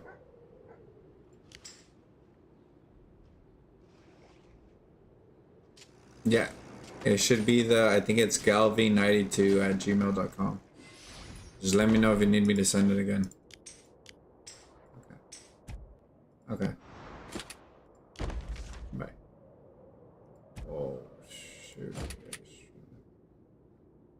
223. Go.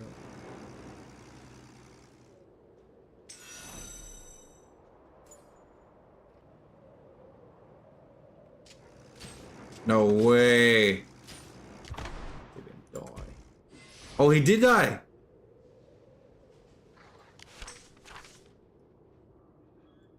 Let's go.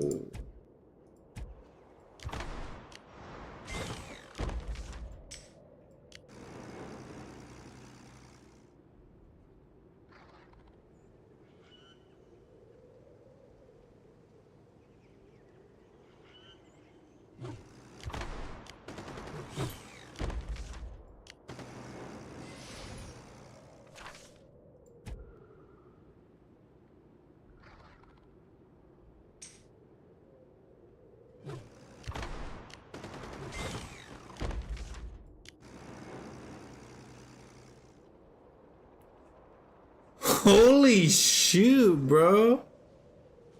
That is insane, my guy. And what team are you in? What's your alliances on the leaderboard?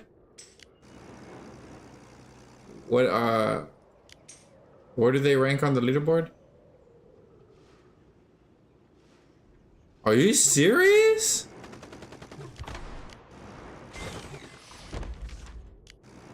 Not a lot, but I'll get up there eventually with the big boys. How strong is the strongest person in your server?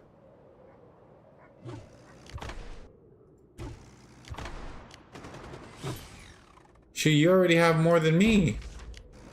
I have 143. I've spent like 80 bucks on around $80, somewhere around there. No, never mind.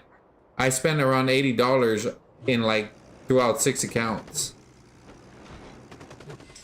I had an idea how these games can go, and I don't have money like that.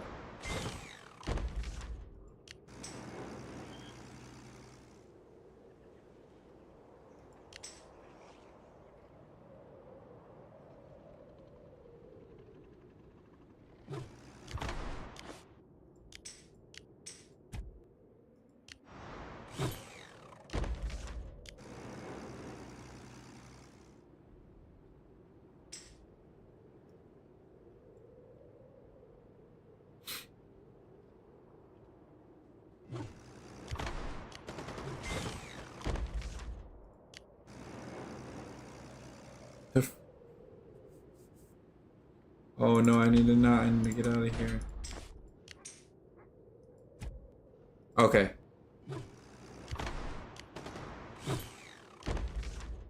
Bruh.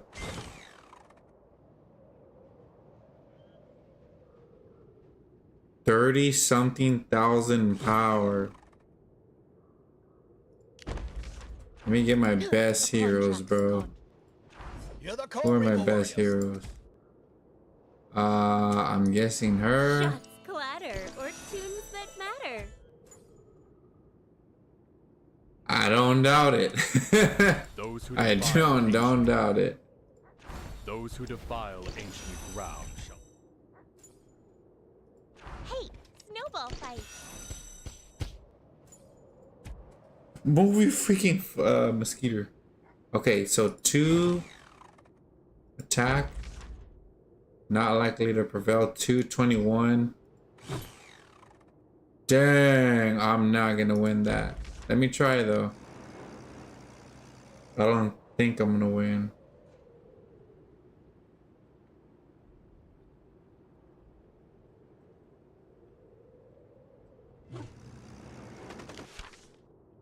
Defeated? Victory? Oh, I beat the crap out of him. Okay. Let's go. Those who defile ancient Oh wait, no, he can stay. He Shots can clatter or hey, He can snowball go. fight. Okay, he can stay. A contract's a contract. Dude, this mosquito is getting me, my guy.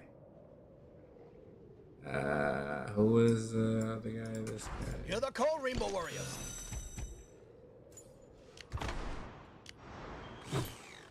I'm probably not gonna be able to do the last guy on my own.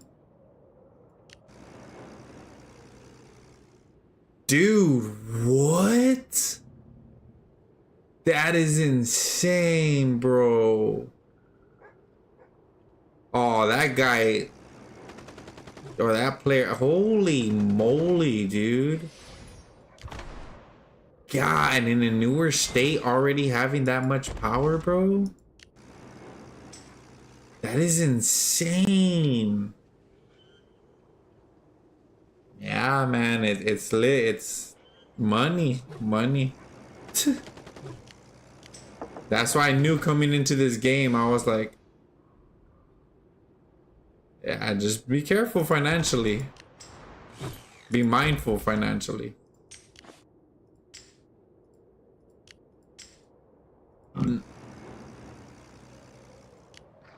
I've heard some wild situations. I heard a daughter maxed out her. He's in TCW. I heard a daughter maxed out her dad's credit card. Or credit cards, and then she ended up losing the game. Like you know, getting. She didn't make it too long.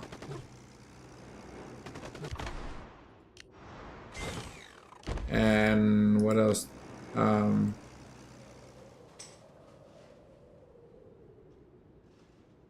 you're good, Booker. It's okay.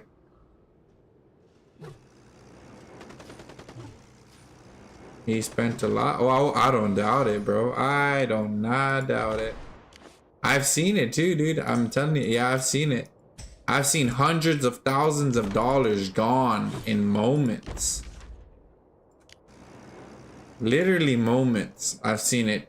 Just seconds. Thousands and thousands of dollars gone in seconds. Hundreds of thousands in moments. Over and over and over and over this went on.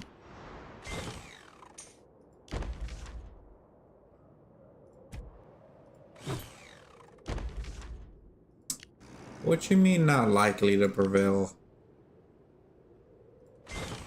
I'm way my attack is stronger.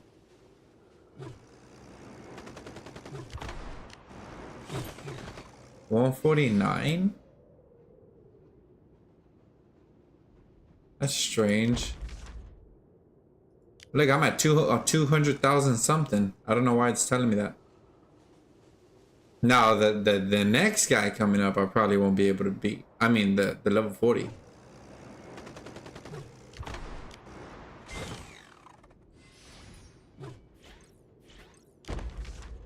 Dude, I can send that Okay, so I'm good. I don't know why this thing's telling me that.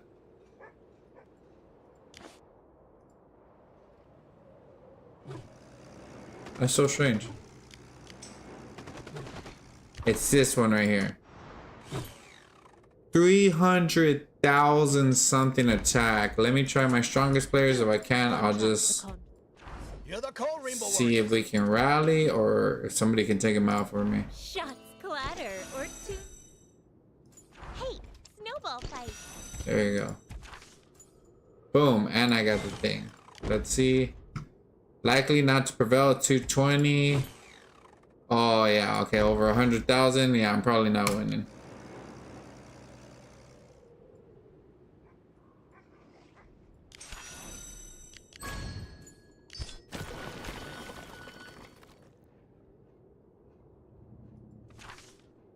What? I beat him?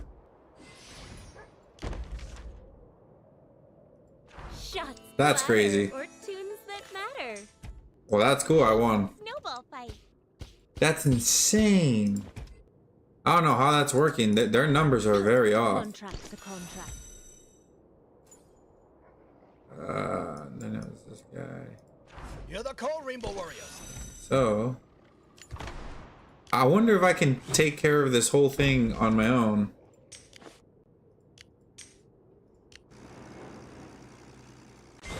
Was it 156?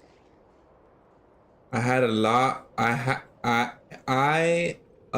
only had a couple $100 for every. Hold on.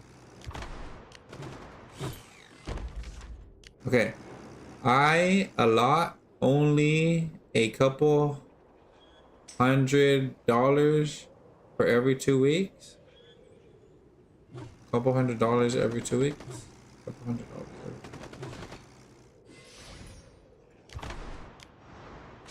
Yeah, well, as long as you know, if you got it, you got it. You know what I mean? Like, if you got your bills paid, family taken care of, you know, your necessities, financial necessities taken care of, then why not? You know what I mean? You got some extra money. This is really what you like to do, what you like to play. Why not?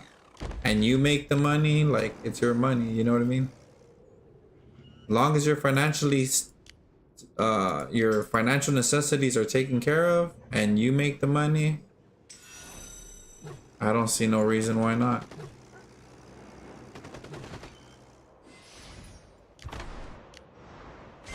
And you also have money for like other stuff, you know, you want to do. I don't think there's a problem with that.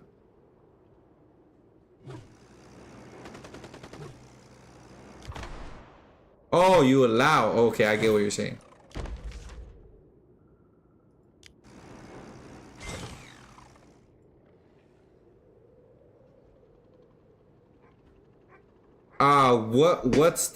What's the highest furnace level y'all have right now?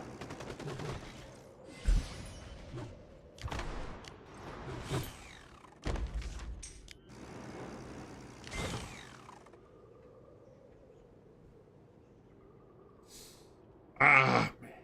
We can make, dude, these mosquitoes biting me.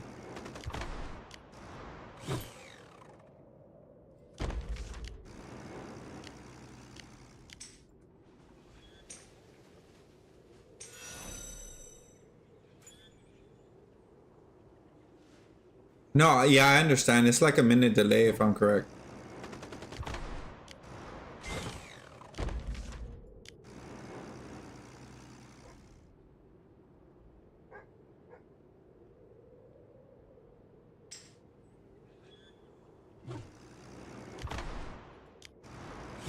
Well. A contract's a contract. Here comes the last guy. Hey, snowball fight. Shots clatter or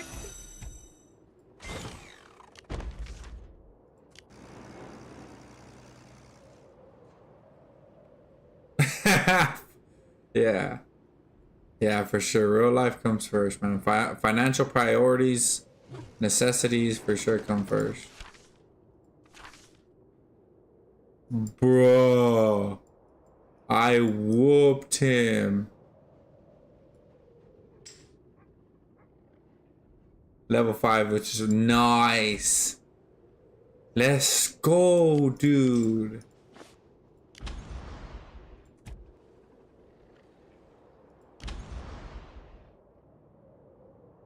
Dang, that's insane. I don't even level up my my buildings like, well, cuz I don't really, you know, spend money on the game hardly anymore. I've only spent a little bit on this account, but on my main account I don't level up like I only level up the furnace level and the oh, you're good, you're good. I level up the furnace level and the troops so that I can get like T4, FC4, FC5. I only do those. Literally all the rest I've not even, besides the other one, and y'all might get this soon. This one I have, the War Academy. The War Academy, that's the one I have upgraded already. Because this one's super important, bro. This is where you get the Helios troops. If you can get these troops, you got one of them is just 80 million power. Word. Haha, word. There you go. There you go, buddy. That's how it's done.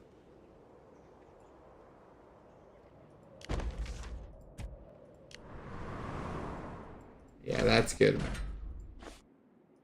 No, I was just mentioning that because I know there's been some stories that I've heard where it's like I don't know if one person was losing his house or his mortgage or something like that. Another one, like I said, I think she had maxed out one or more of her dad's credit cards. These games can be pretty addictive.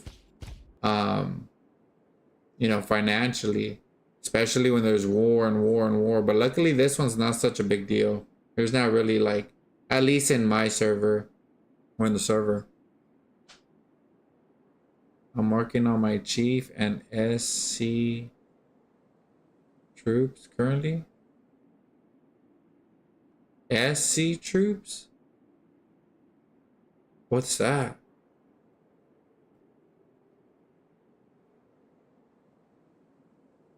FC. You mean FC3?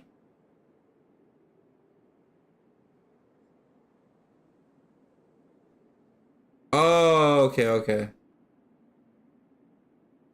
Hey, snowball fight. It's not about what you do. Strength is about what you wield.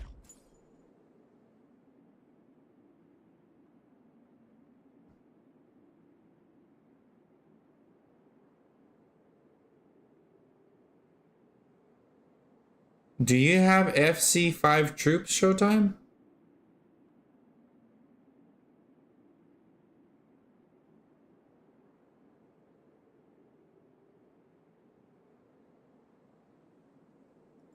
Time to build, baby.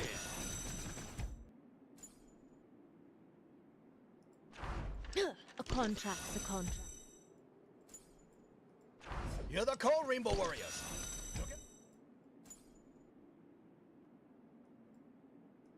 Hey,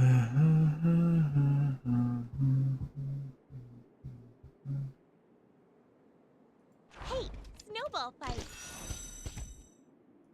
Shots clatter or tunes that.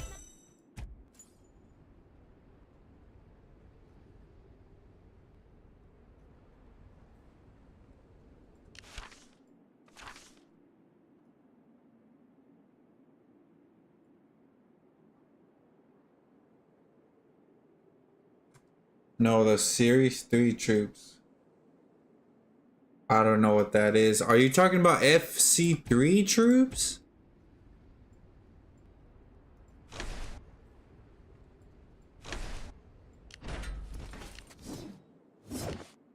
Are you talking about these guys?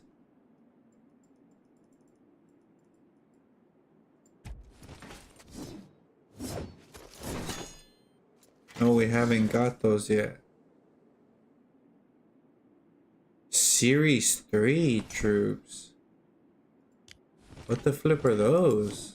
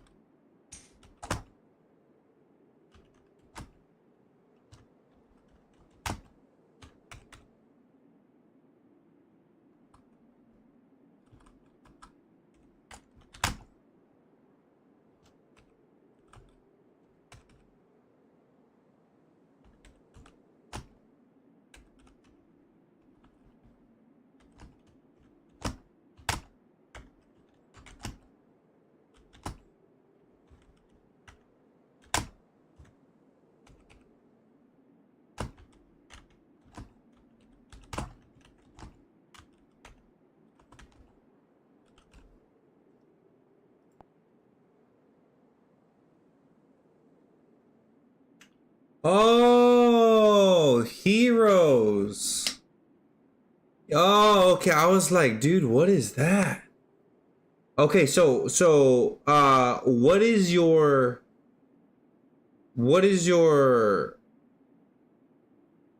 highest troop? Like, what the troops? What is your highest troops?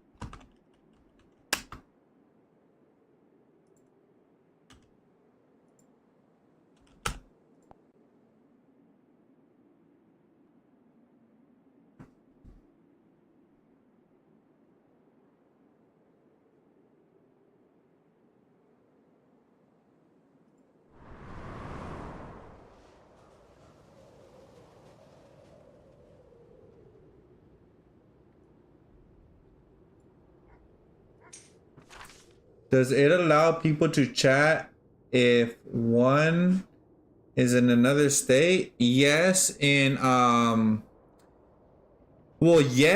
in state transfer. So you'll have like, if you look at the top of my screen, if state transfers are going on, then right here you can chat with like, there's people from, like, I'm 1493, right? 1493. There's 1440 something, 1381, but only during state transfers. But if you have them as a friend, for example, like if I have you as a friend, I can chat and send you stuff because I have you as a friend. So basically, like, what some of my viewers will do, or some of the viewers will do, is they'll find me. I'll give them my coordinates, and then they'll find me, and like right here, I think this is a viewer. Here without a If I'm correct. Yeah, this might be a viewer. Violet. And we add each other, and they're in another state. So I don't think you can go chat in their world chat, but like if you have them as a friend, you can chat on there. Or another way is the transfer chat. Whenever transfer chat comes out, you can chat with people that are in here. Or you can chat in here and other states can see it. The ones that are probably going to be the ones involved in the transfer, if I'm correct.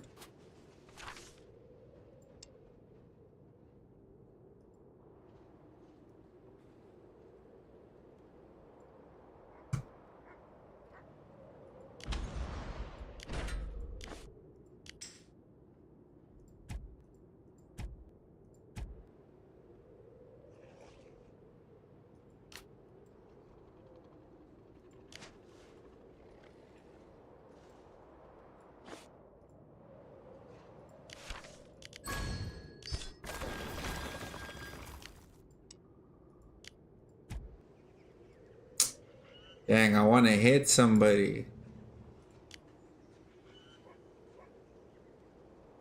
I think I'm gonna go hit somebody, bro. I might as well, right? Let me see. Who could I hit? 42. Watch this.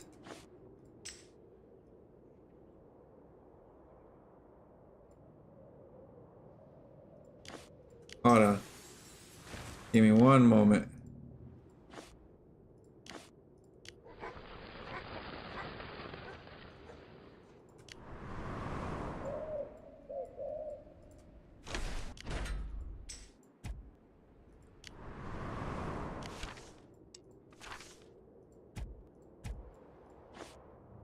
Wait, what do you have? Dang.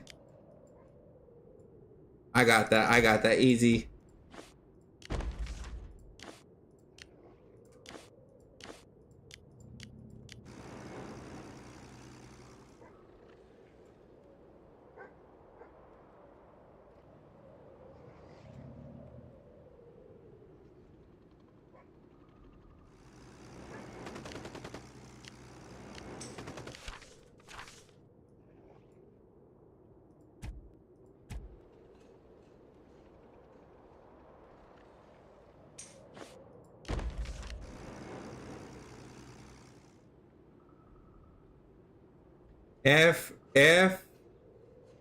FC5 is and basically all promoted troops that have a minus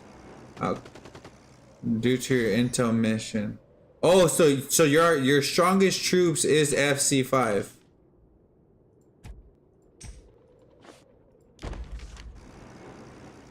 Okay, I got you.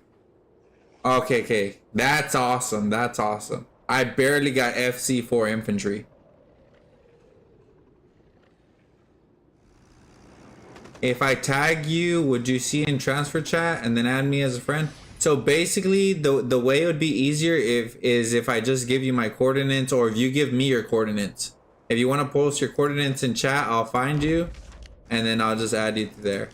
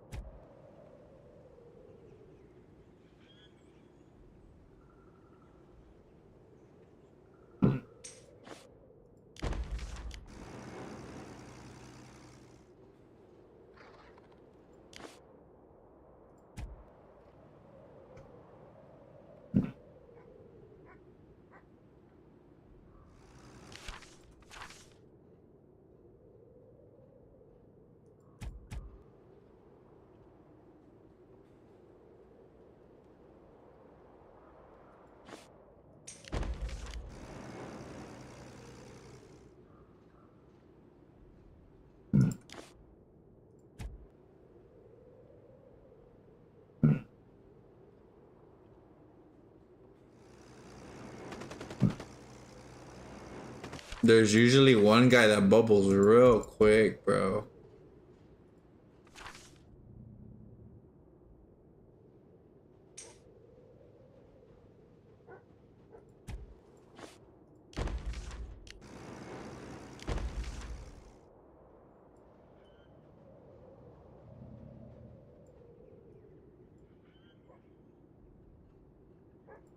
Law is the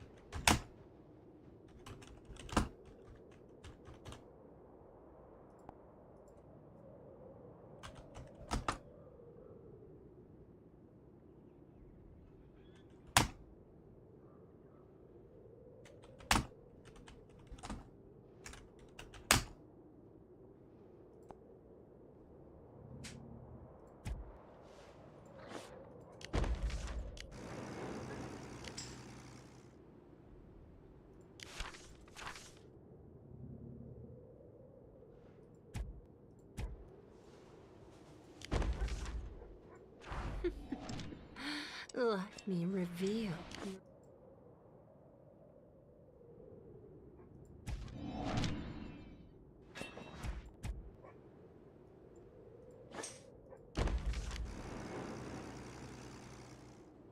Okay, I'll add him here in a bit. Let me just finish this guy.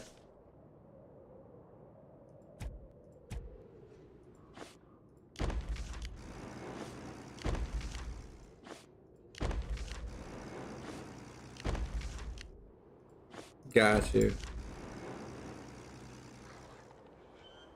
Look at all my little airplanes.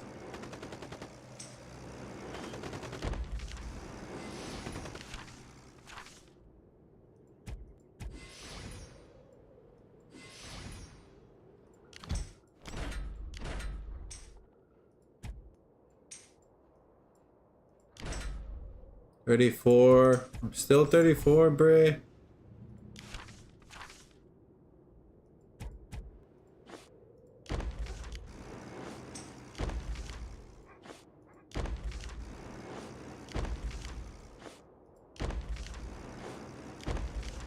Alright, let me see. So search 2089 685 417.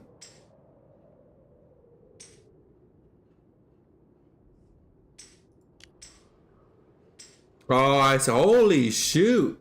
Okay, so look, let me add you as a friend. Friends. Okay, I send you a friend request. 183. Dang. You already have 1,000,000 kills? Let's go.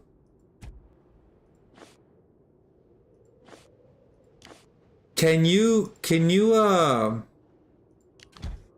show your chief gear? Like put it visible so I can see it?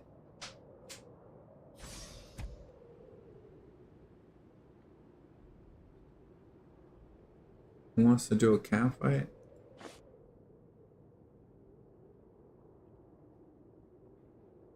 Looks like they are breakdancing doing the worm. Who? Ooh. Let me send this.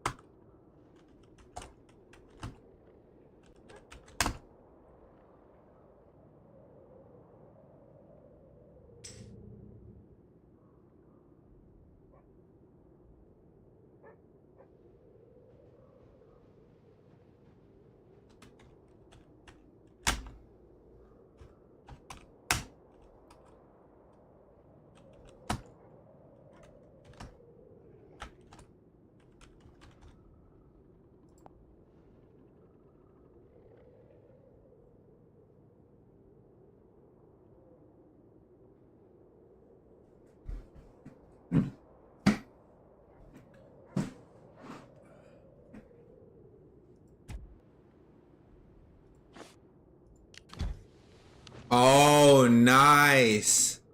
Level 4.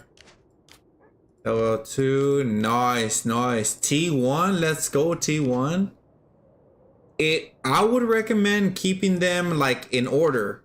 And like, for example, you went T1 here, and then you added you went with 1 star here, right? So what I would recommend is keeping like get them all purple, right? Get them all purple before you upgrade them again. And the reason why you want to do that is, watch this. If I go to my chief here, okay. So right here, you see how they're all purple here? This gives you, if you own 6 of them, you'll get an extra stats. So if you own 3 of them, you'll get stats, right? But if you own 6 of them that are the same, you get even more stats. So try to go together with these, right? The next ones you should focus on upgrading is your 2 at the top. That you can hide it now. I got to see. So yeah, upgrade the 2 at the top next, and then you'll have 6 pieces of epic gear, and you'll get this current bonus. So that's what these little things mean here. When you have 3 of the same, and then 6 of the same. So once you get 6 of the same, go for 3 of the same. And then once you have the 3 of the same, go for 6 of the same, and keep going up like that. Hello? Yes.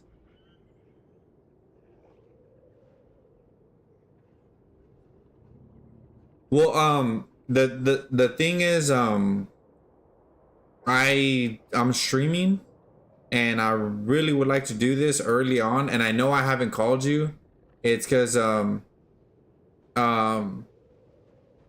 be honest, I was doing other stuff, but I really want to do this like earlier.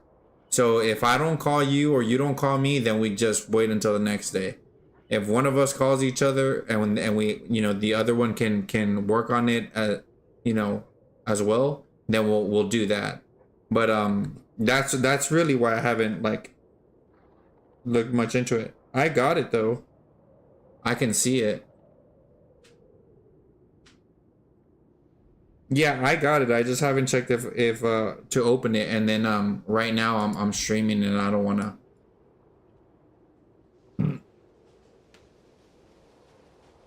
Yeah, hopefully tomorrow at a better time.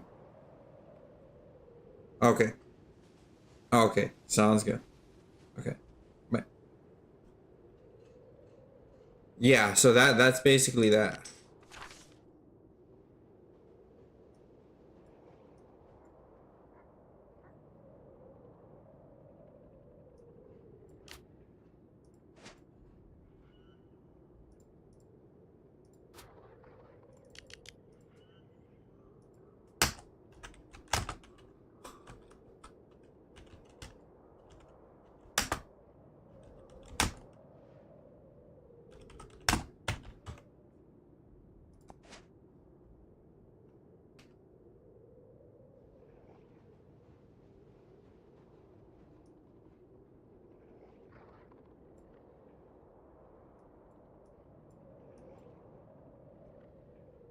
Where do I find your message thing? I sent you a friend request, so it should be under friend request. So basically, in your chat, right? You go to the very top.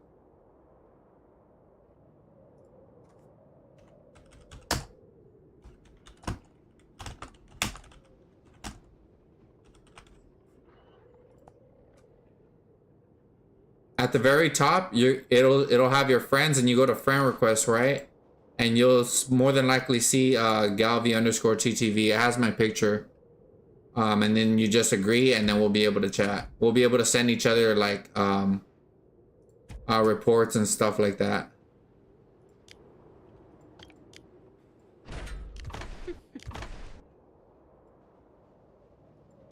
Oh, the freaker! They took the attack thing from me.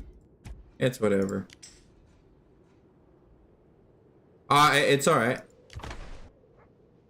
I understand. I want to hit. Who's this guy? Ooh, 53,000.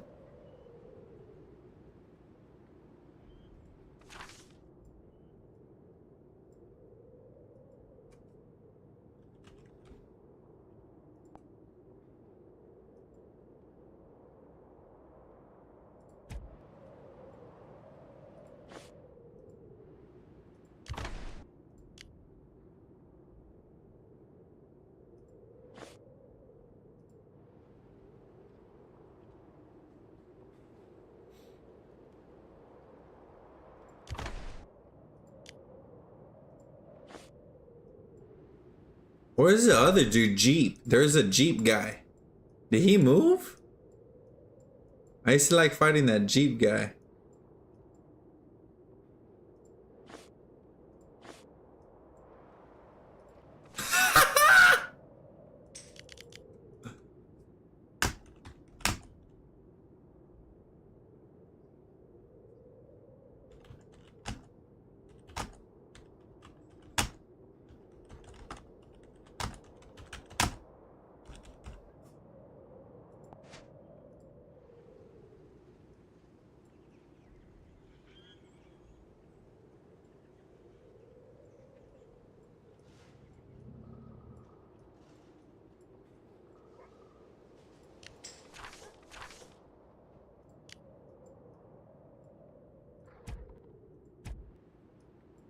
Who's that? No, I gotta come back for that.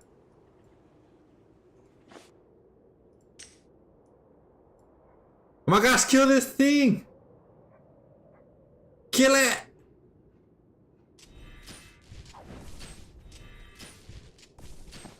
Hurry up, move!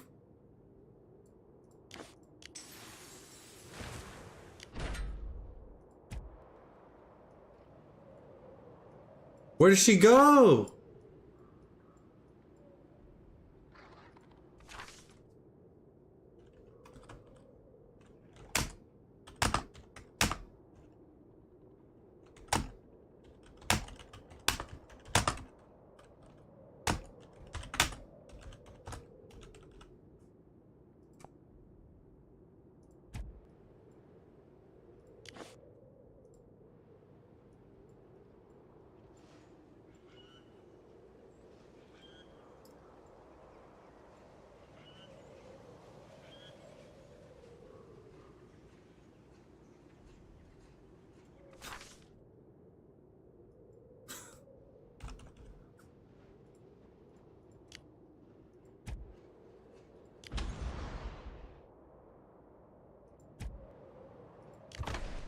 I literally. Oh, you found it? Nice, nice.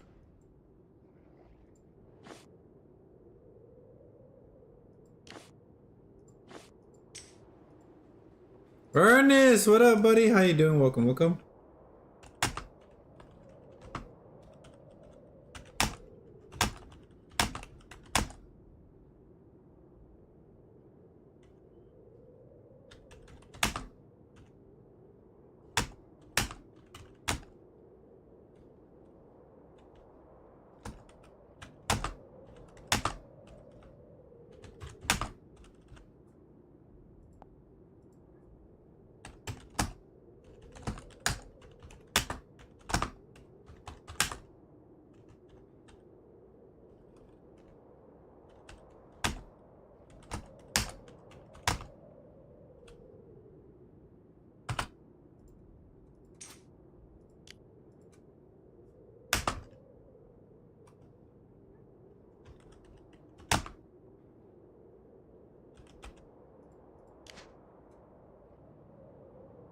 I'm doing good, man. How you doing? Awesome, buddy. Happy to read you're doing good. I am doing not too bad. Ah, there you are.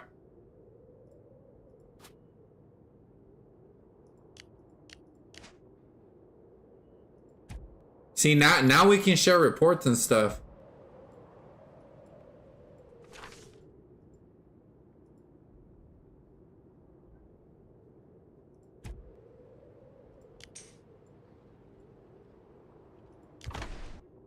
What the freak is Jeep, bro?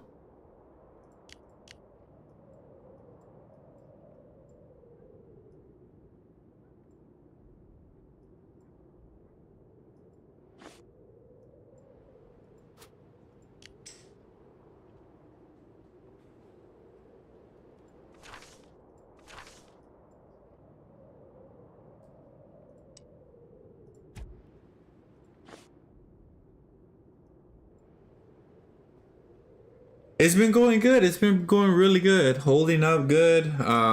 Just been playing this game. Did some events on this game.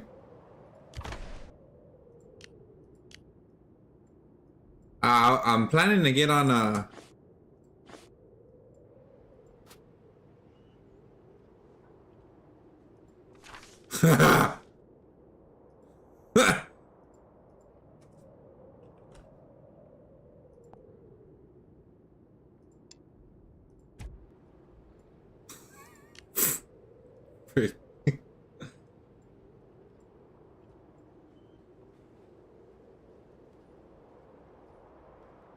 Dude, where's Jeep at, bro?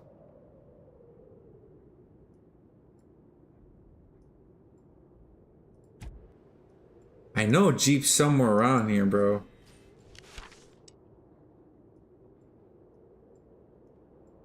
Wait, is it Jeep or what's his name? I'm gonna go see if I can find him. I think the dude was like over here somewhere.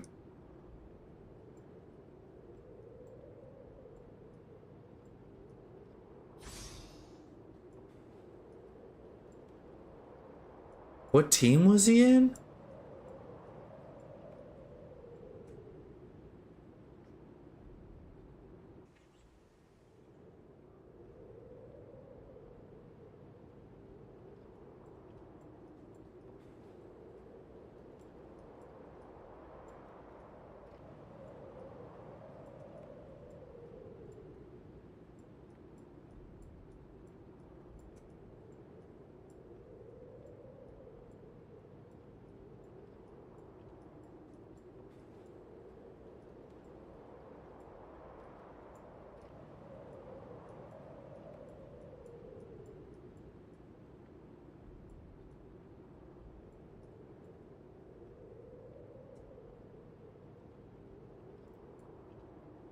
Mother sneaker, bro. I think he was over here. He was somewhere over here.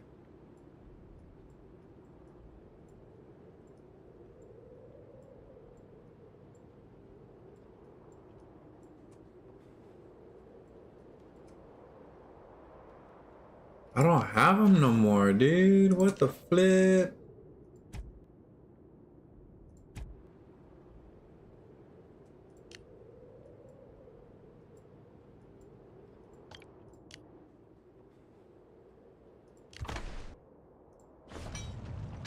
Iron. No.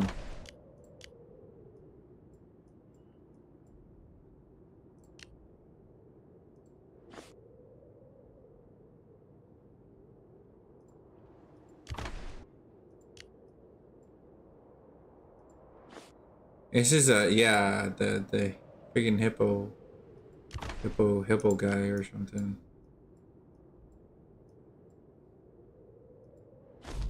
Oh! Oh, he's gone!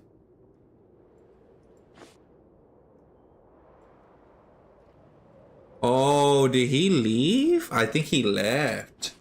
So who's the leader here now? King?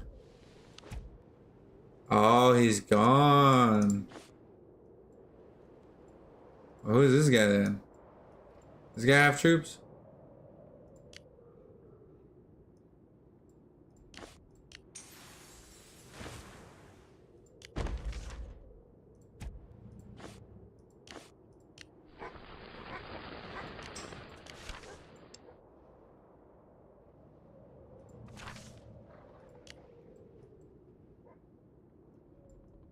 Shoot.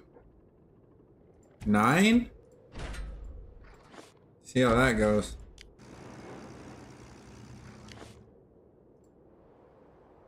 Why'd they take my stuff, bro?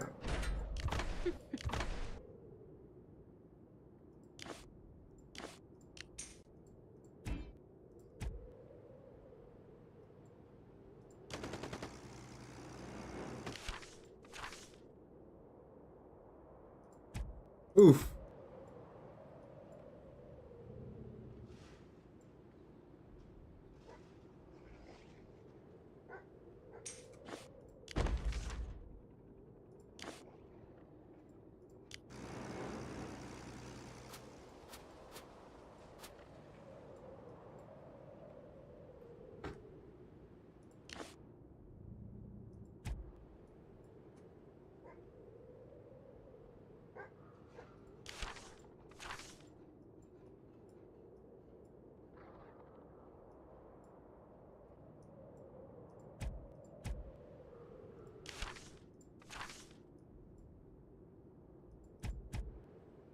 Dang, that's tough.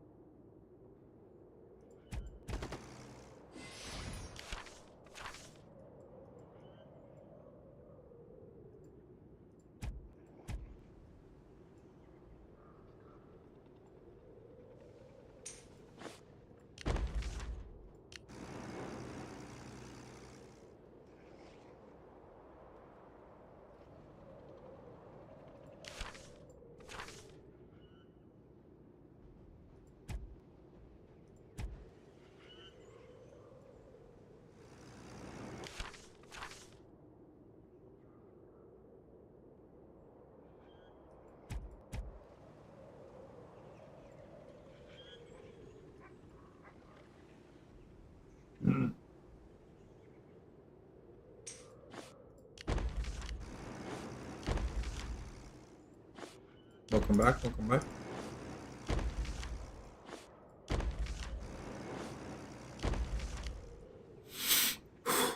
Look at my little airplanes I got, Ernest. They attack. It's like my little march. The little airplanes, instead of like little troops walking, now they have airplanes. Pretty cool.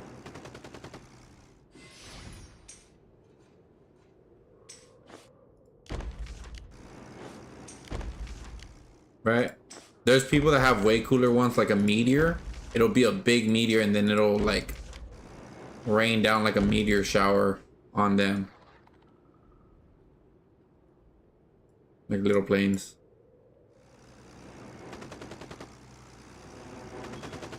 Yeah, yeah, exactly, bro. Oh man, dude. If I could show you it, it'd be super cool. So it's only some of the strongest players who have it. I didn't even think of that. Nibiru.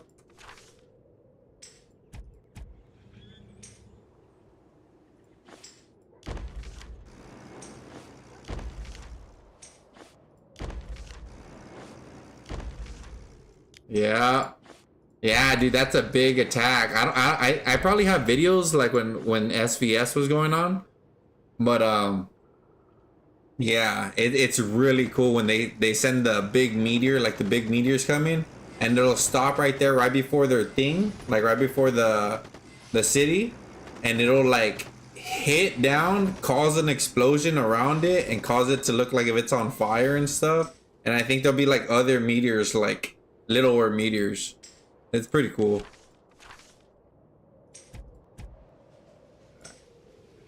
We got one more dude. I wonder if this guy's this guy's probably gonna bubble.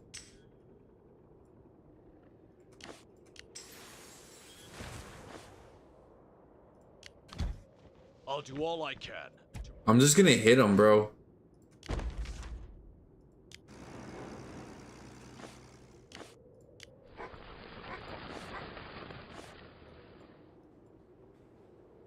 Is he scouting me?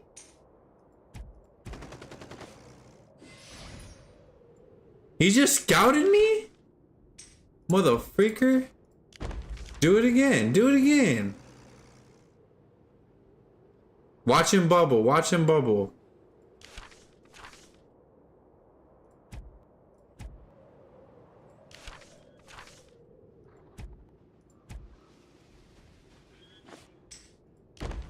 Bring it on, buddy.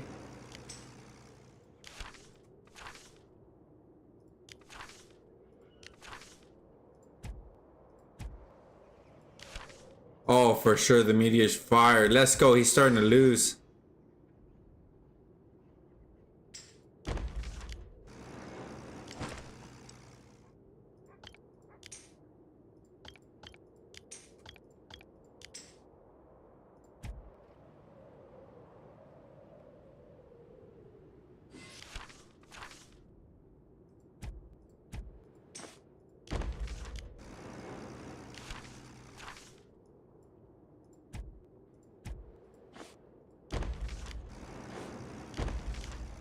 Mother freaker.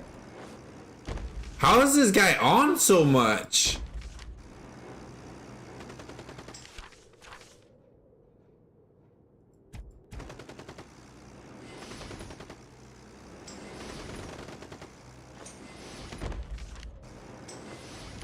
This freaking guy.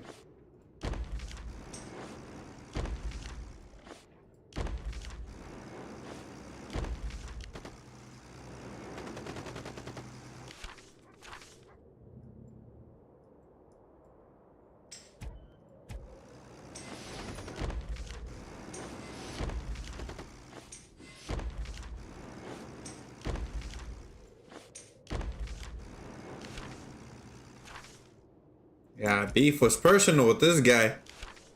I see. He scouted me. He only had 120 troops. Oh, okay. So the first hit was, yeah. First hit. Injured. Yeah, he didn't have that many.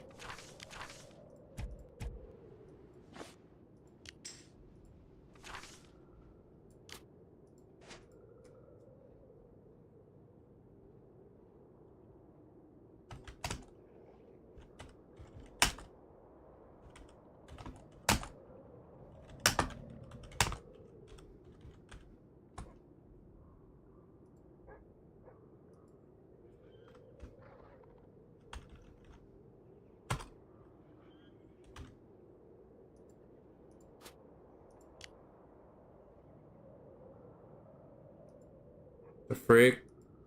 I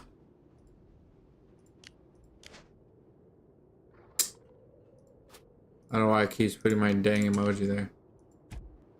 Okay. I'm about to...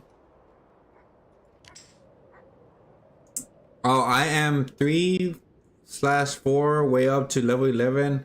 Gotta be VP 12. And then start the crazy journey to collecting the puzzle pieces. I heard it takes forever. Shoot, I don't even know about that one. I'm barely level 7. Puzzle pieces? Troop lethality, troop health, research. Puzzle pieces.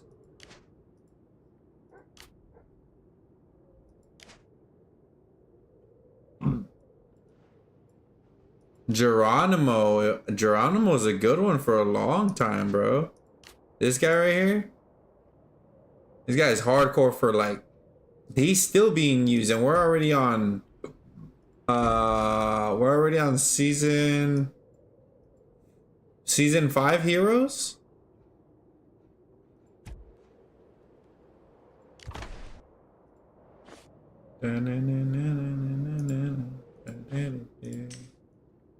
Oh no, I don't have any more teleports for cheap. Wait. Dang it, I'm out of teleports. That's trash. I'll come over here. Freak it, I'm gonna teleport. Hey, snowball fight. Oh, I think I got that easy, bro.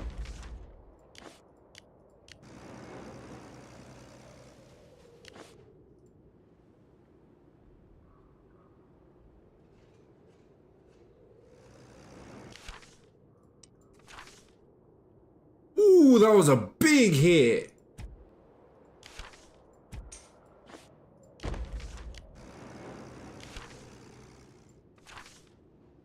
Dang, she'd have hit the crap out of me too.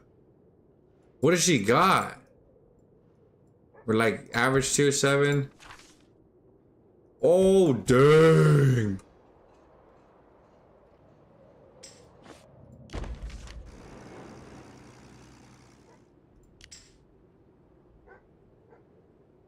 A wheel appears that you can choose to collect puzzle pieces? Oh, okay.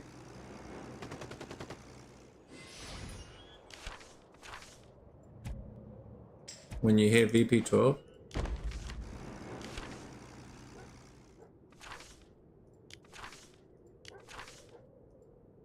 Dang, she's losing troops.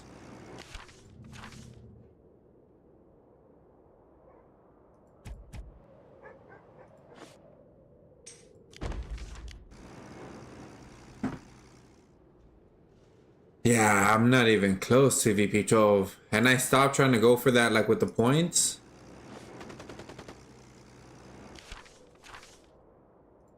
Yeah, after this one we just send normal attacks.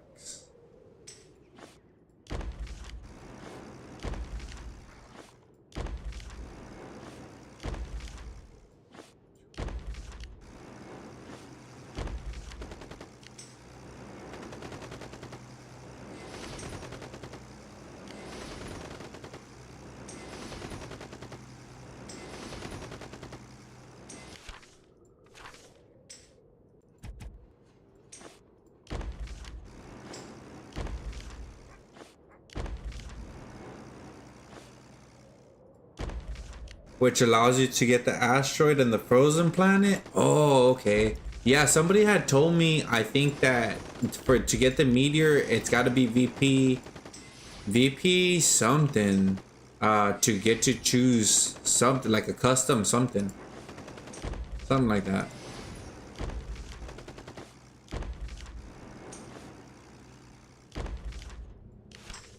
Oh, okay. Yeah, it's a something like that for sure. All right, I'm going back home. Oh, I would love to freaking hit that one, but she's not even here no more. I just seen that mother freaker. They moved her. Dang it, I like to hit that farm. What's this? Nope, not worth it. What's this? Oh, I already burned here.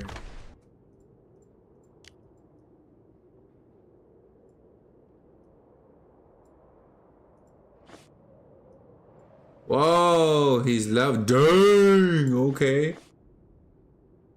Freaking guy never gave me back leadership of my old team. Freaker.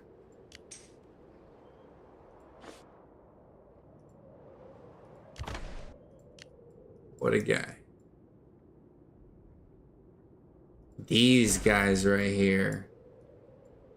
I like attacking these guys. But I would be too far.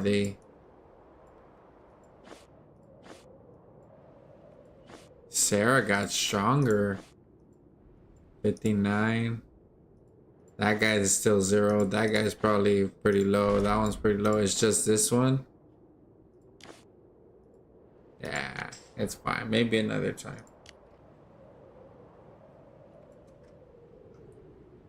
I think I got some kills for today.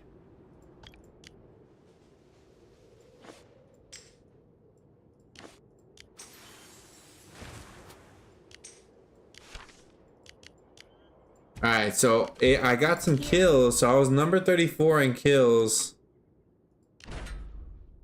ill, bro. I only went up 1. I was 34. I went up 33.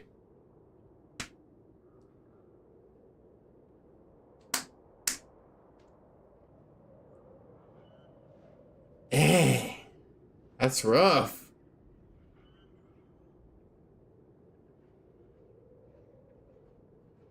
More SVS. That's what it's gonna. That's where it's gonna be at. All right. Well, anywho.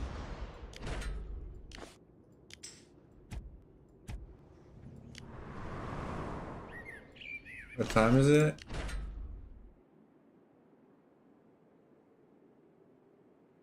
It's already 9. I didn't play Apex at all. Alright. You're good, you're good. I'll be back. I'm gonna go make me some food real quick.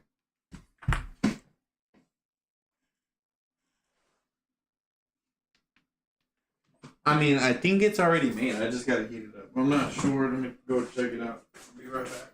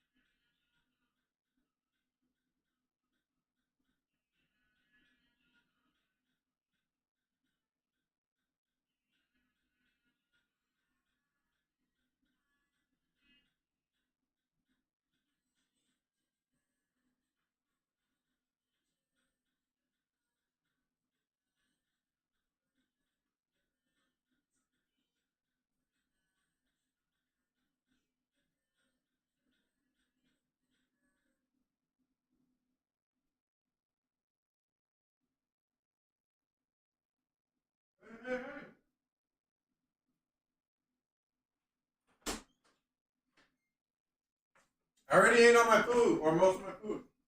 Oh, hey.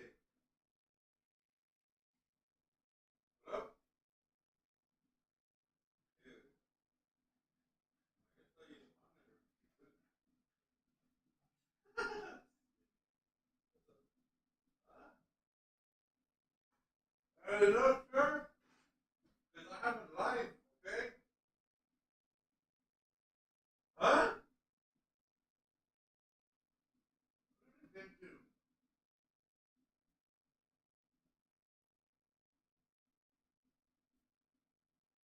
Shut up.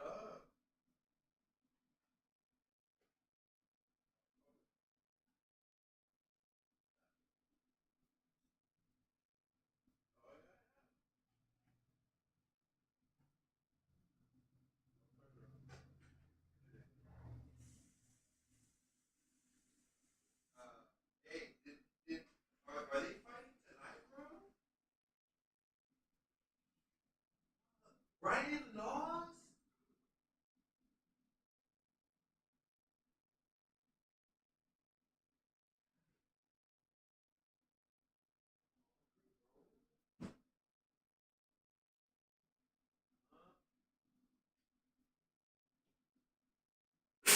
Probably in here.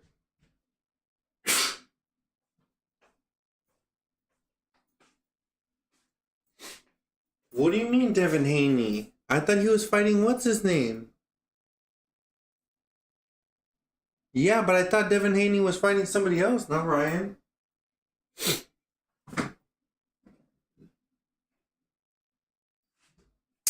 Freaking Ryan, bro.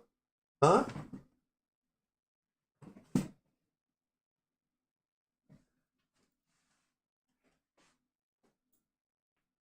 Ah, bro.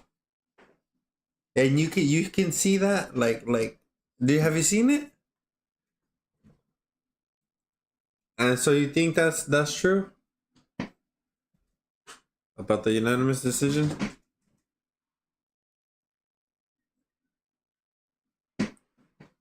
He probably got hurt again, bro. You didn't see with Gervonta the way, dude. As soon when they were in the ring at the stare down, bro, you can see that Ryan looked already like he wasn't like he didn't look like Tank. Tank looked like more like up, more like happier. Ryan looked more like weak or like something was wrong with him, bro. Yeah, like he didn't have too much water. He couldn't gain, I think, more than a certain amount of weight after, because that's usually what they do. They'll lose weight and then they'll gain weight. But he couldn't go past, I think, 10 pounds.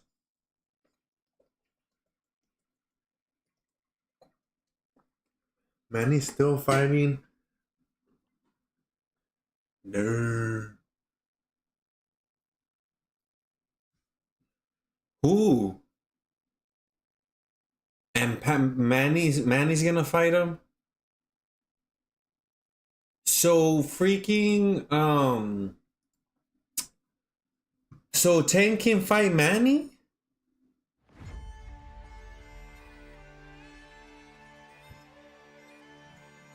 Oh, okay. So what's Tank's regular?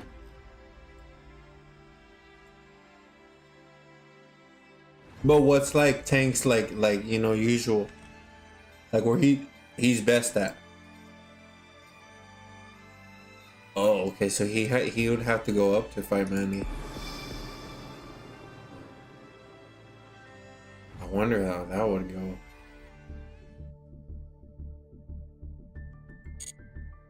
Huh? That's one thing to say. Manny's a different type of guy, buddy. Yeah. You know how hard it is to handle that?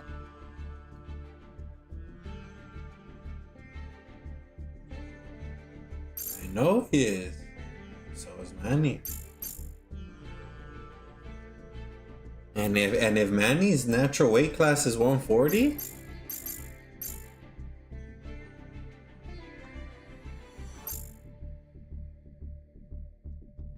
who?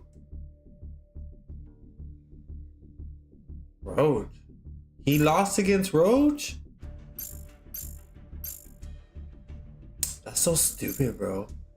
They do that, bro. Yeah, they do that for freaking for money from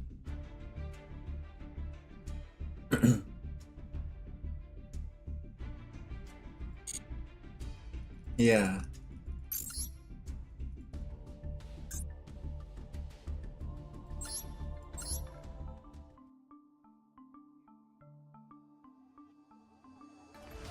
Yeah.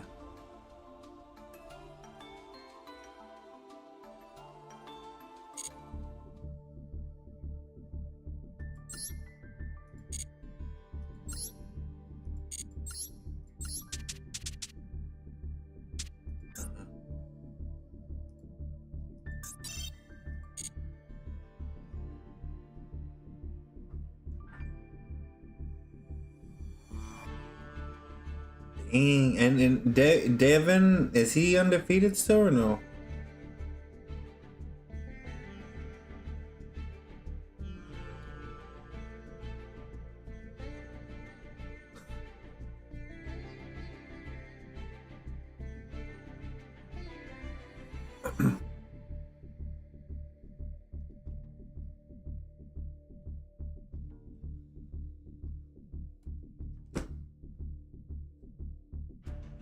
What punch was the one that after that?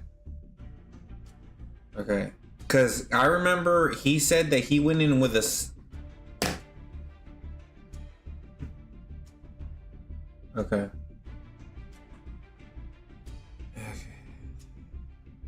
On Instagram.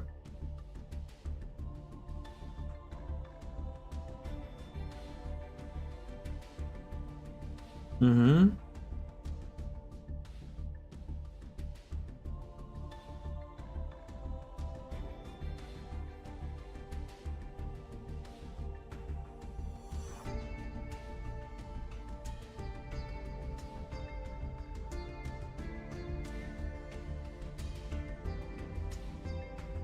He probably dislocated his jaw, bro. Mm-hmm.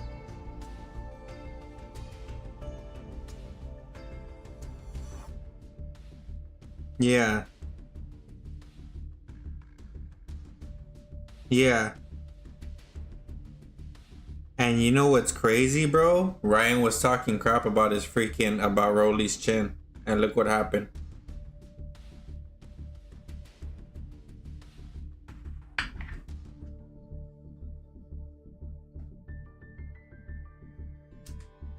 And one loss, right?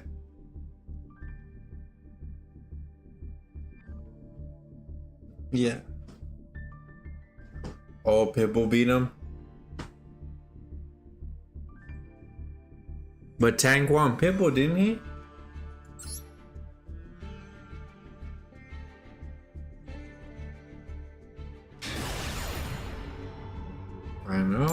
I know that. It is a scary guy. Yeah, well, look, so was Mike Tyson compared to all those freaking heavyweights. And Mike Tyson freaking would lay him out. Dude, that was insane.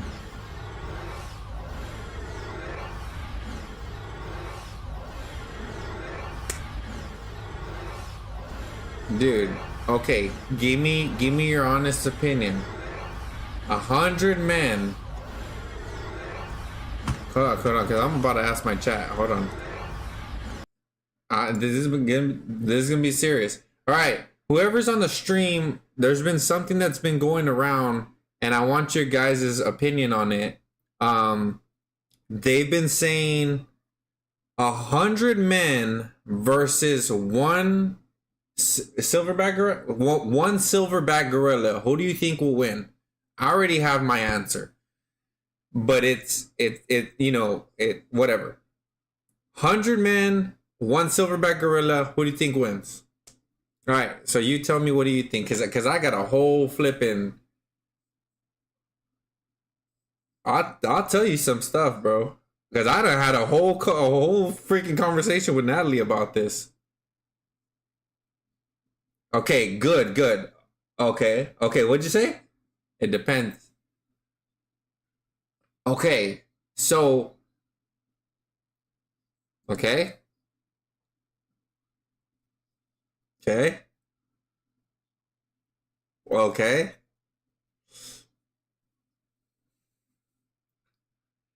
You know none of those guys can pick them up, or can pick up that gorilla, bro. Wait, can they pick up? No, I think they can pick up the gorilla.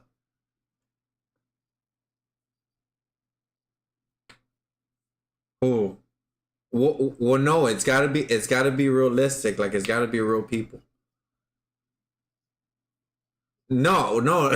I'm saying, like, you know, it can't be 100 of Brock Lesnar because there's not 100 Brock Lesnars. You know what I mean? Like, it's literally like, it's numbers versus raw strength. Okay, Ernest said, I mean, it's a tough one. It's numbers versus raw strength. Yes. Yeah, you're right, Ernest. You're right.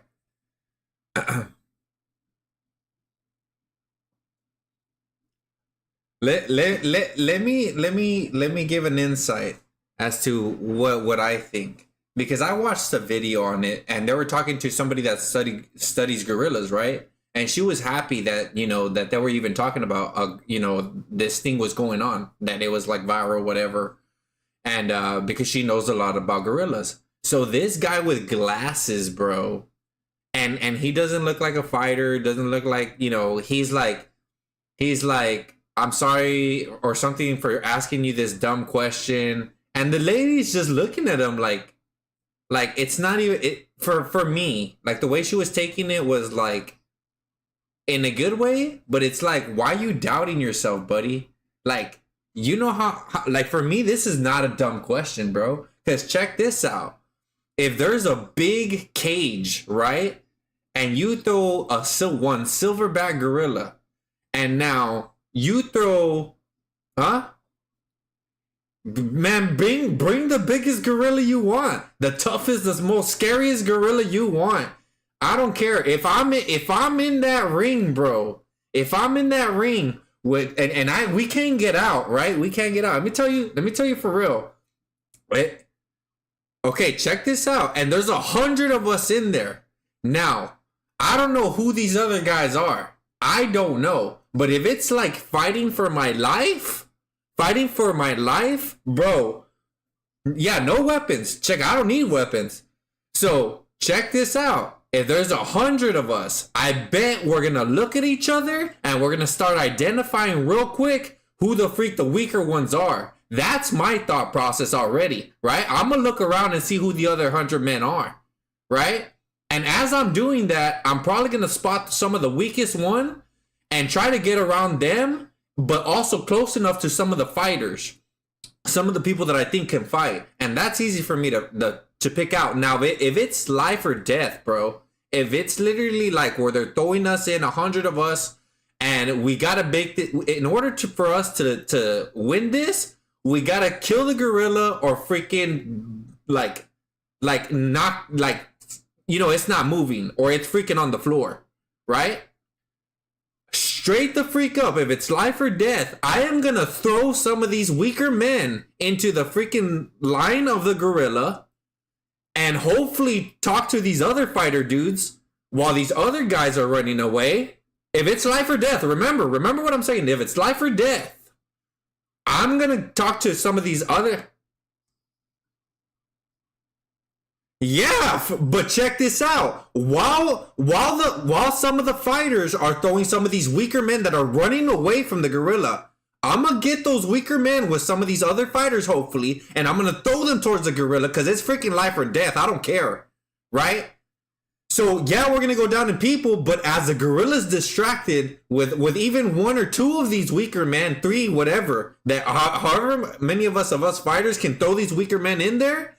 That's when I'm going to go for that gorilla's testicles at a freaking distance, go for his eyes, break his fingers, break his toes, and start breaking them down with all the other. Heck yeah, buddy. Hey, bro, I'm a survivor, bro. And if it's life or death, straight the freak up. I'm going to look around to see who's not a fighter, and I'm going to go for them and throw them at the freaking gorilla, bro. I will freaking trip them.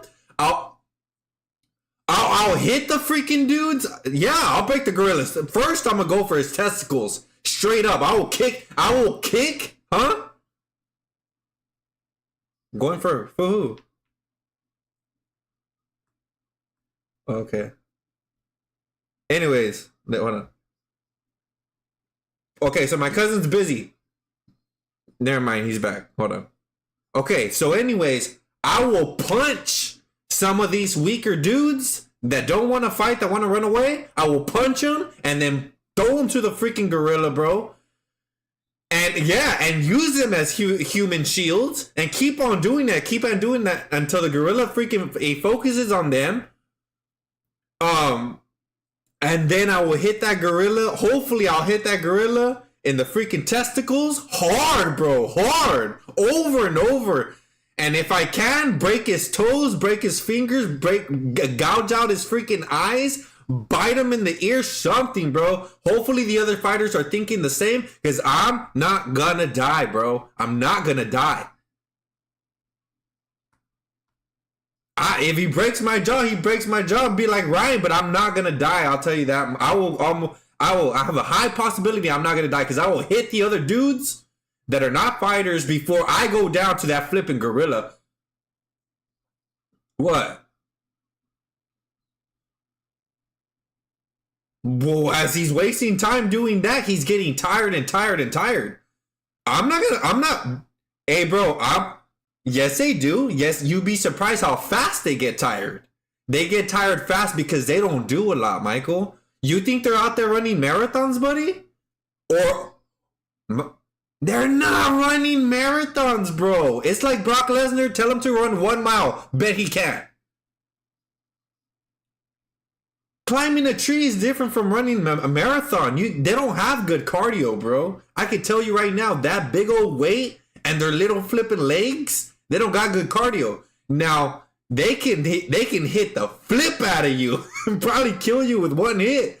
But that's why I'm not gonna be one of the first ones in there. I will throw some of these men that are weaker and are not fighters and want to run away. I will throw them first or trip them, and I'm gonna run. And then when the gorilla's tired of hitting these dudes, because that gorilla's gonna get tired, I'm gonna flip and start going at the gorilla. With hopefully the other fighters. Hopefully some of the other fighters have already freaking tried to get him. But straight up, bro, I'm going testicles first thing. I'm gonna hit that gorilla in the freaking testicles if I got a shot.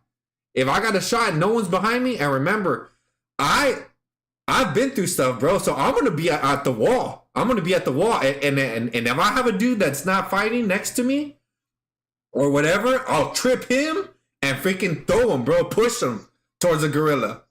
Push him. Get in front of me. Get in front of me. All of you, and I'll hit those dudes, bro. I'll kick those dudes in the leg. I'll hit them in the testicles, bro. If it's a life or death situation, I'll hit them in the throat. I'll hit them in the testicles. I'll hit them in the freaking in the stomach. In the. Oh, I'm serious, bro. I ain't losing to that freaking gorilla.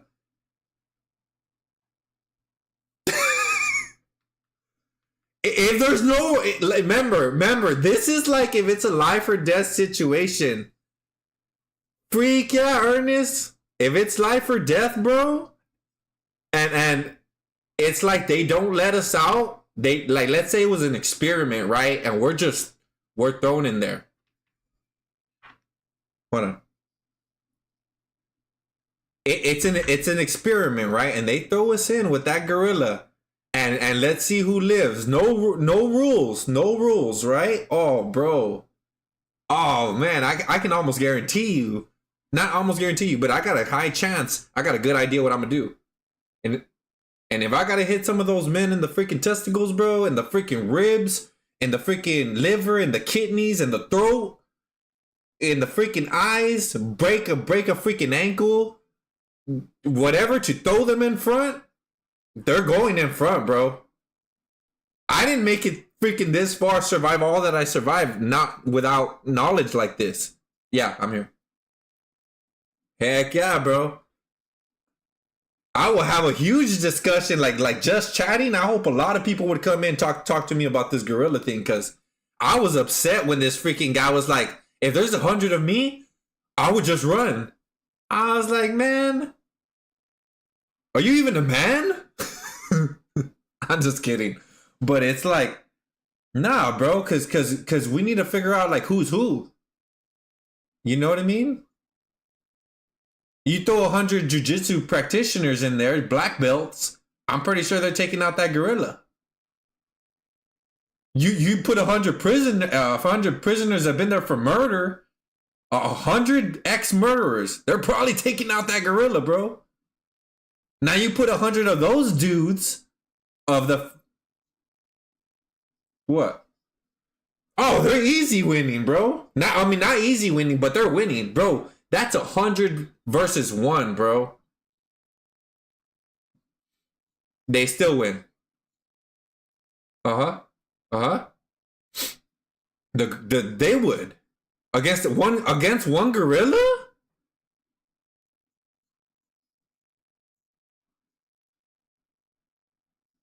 Oh, I don't know. That's a hard one.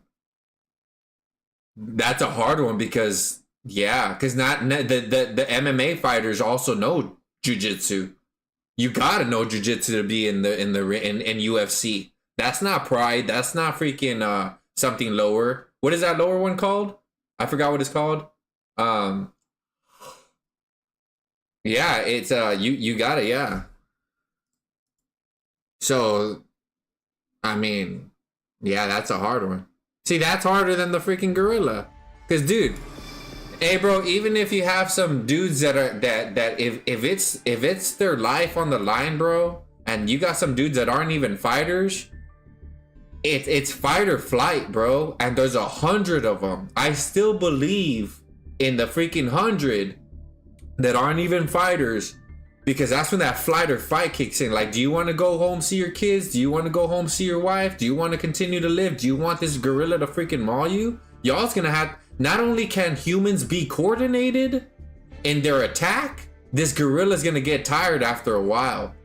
And you got 100 dudes, bro. That's 200 hands, 200 feet. That gorilla's gonna tire out. Now he's gonna get some of them. But ultimately the humans win. Because they're gonna probably coordinate attacks. And I'm not saying all military style coordination, right? I'm just saying it's gonna come to a point where they can talk to each other and strategize while the gorilla can't. They can't strategize with squat because they don't have another gorilla. And I don't even know how they talk anyway. How they communicate. Yeah, bro. Man, I tell you what, if I'm in there like I'm saying, bro, if it's life or death, bro. And that's probably why they didn't want me in the military, to be honest. You know, I had to be off my medication because I'm not gonna lie, bro. Let me mute my stream.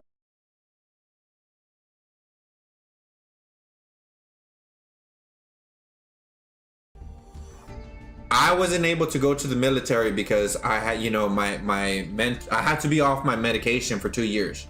But another thing back then, when I was off my medication and stuff like that, bro.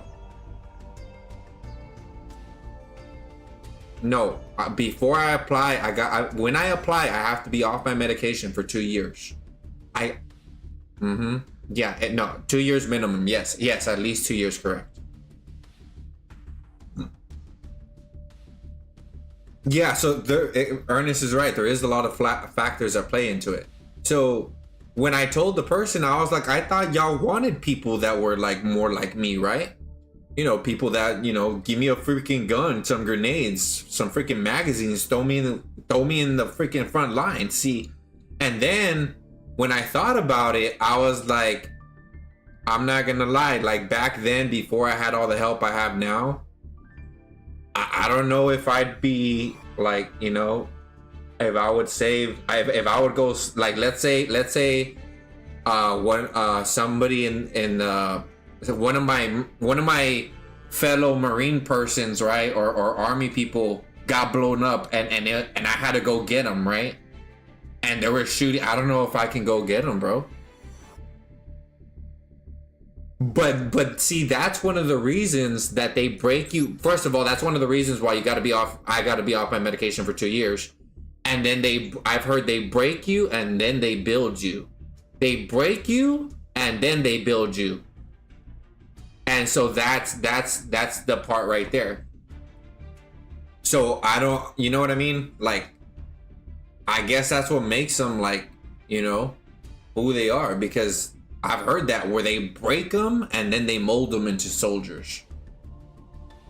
Which is like, you know, the freaking the team, you know, it's a team thing. I remember Frag telling me, he's like, no, I was like, do I go like go get points, because it was looking bad, the fight in Plat. And I was like, do I go get points? He's like, no. He's like we died, we live. I don't know what he said. He's like, but we stay and fight together. He's like, we don't go. And I stayed there and I fought. I don't know if we won or lost, but he didn't want me to go get points. He wanted me to fight. But yeah. Probably. And he was trying to help me to learn how to fight more. I remember one time there was a Bangalore left. One Bangalore. And one of Frag's friends, I think Hotshot. He's a real cool guy. He's the one that had like 10,000 kills as kill leader on Pathfinder in like season 2. That's crazy. Huh? Yeah, it's insane, isn't it? Over 10,000 kills on Pathfinder as kill leader. Not regular kills, as kill leader. Yeah, he was the next spread. They were almost all of them. Kevin, which is bot. Fire. Frag. Caterpie. They're all freaking good, bro. It's the Caterpie, and Caterpie made Pred on PC. Yeah, Caterpie, level 99 Caterpie, he went to PC. He ended up making Pred over there. I think he's one of the only ones that I heard of went over there to and made Pred on PC. Hey, bro, I saw him fight Jen's team, bro. He got destroyed, my guy. I have never seen Caterpie get beat up like that. You know Jen Burton, the pro player? Okay, it was ranked arenas, and I think I was watching Caterpie, and I was like, is that Jen? Like really? So they were fighting, bro. I had never seen Caterpie get beat up like that, bro. Caterpie is flipping good. And he got beat up bad, bro. And I asked him, I was like, is that Jen? He's like, what other Jen is there? And I was like, dude, what the flip, bro? It's tripped me out multiple times. How many times I've seen a good player, like a good player, and then I've seen an even higher skill level, bro. It is insane. That was wild, because dude, Caterpie's flipping amazing, bro. He's nothing short of amazing, but Jen is just something else, dude. I had never seen that, bro. I've seen Caterpie, I've been with Caterpie and Frag running over platinum lobbies, team after team after team after team after team after team, over and over. And then to see this was like, was that really him? Well, yeah. Who the flip? Huh? Knows? No, I don't. Huh? Stupid. I was like, I don't know. I don't even know why. No, dude. I only got 30 minutes, bro. No, because I gotta go to the range, and I'm not gonna feel good if I don't. I'm gonna play ranked on Yu-Gi-Oh. It takes too long, bro. You need to get out earlier. It's 10:30, bro. You said 9. Huh? No. You need to stop going to sleep late because you were tired the other day. Okay, you were being crazy, huh? When today? I'm not tired. No, I think I was tired earlier. But not as bad. Well, I'm used to being up more at night. And plus we're talking about this gorilla thing that hyped me up.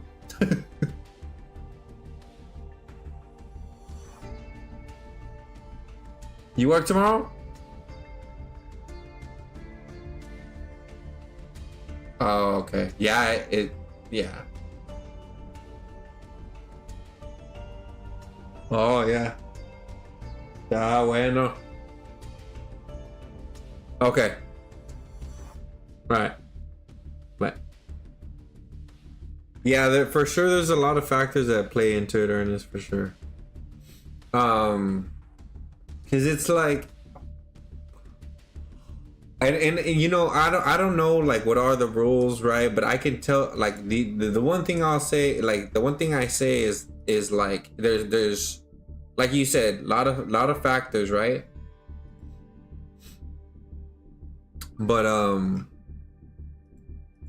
yeah, it comes down to like, okay, well what are the real things, right? And it's so crazy how that went around and it became so big, like in such little time, if I'm correct. Now they're doing like, what about what is it? A 10,000 men versus 10,000 men, was it 100,000 men versus 10,000 gorillas? It's a freaking internet, bro. That's what the flip it is. But yeah, dude, it gets wild, bro. It gets wild. Cause there's a simulation. Have you seen it? Look, I just want to show you, I think, what this simulation is. Cause I don't know if this is how it started, but watch. There's just like some simulation where they put, let me see, 100 men versus 1 gorilla. Oh, you did see it? Okay. Sign this guy right here, man. What? No, I wouldn't want that guy in there. I don't know which one the real simulation is.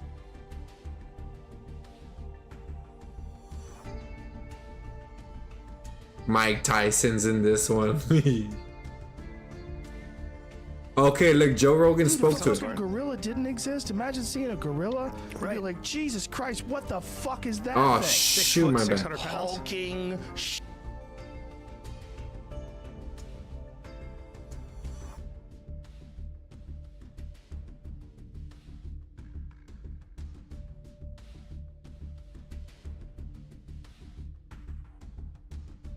Yeah, but what is your take, buddy? Okay, so he didn't say like what he thinks.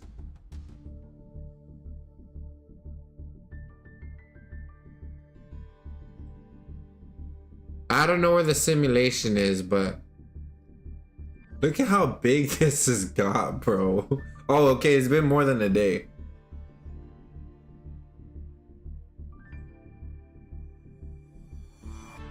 Let's see. According to AI. When I think about how I divide my time, it's very carefully. I'm Alex Diaz. I'm a professional marketer in Seattle. Okay, let's see. That's not.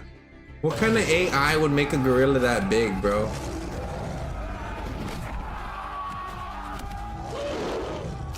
That's a big gorilla, buddy.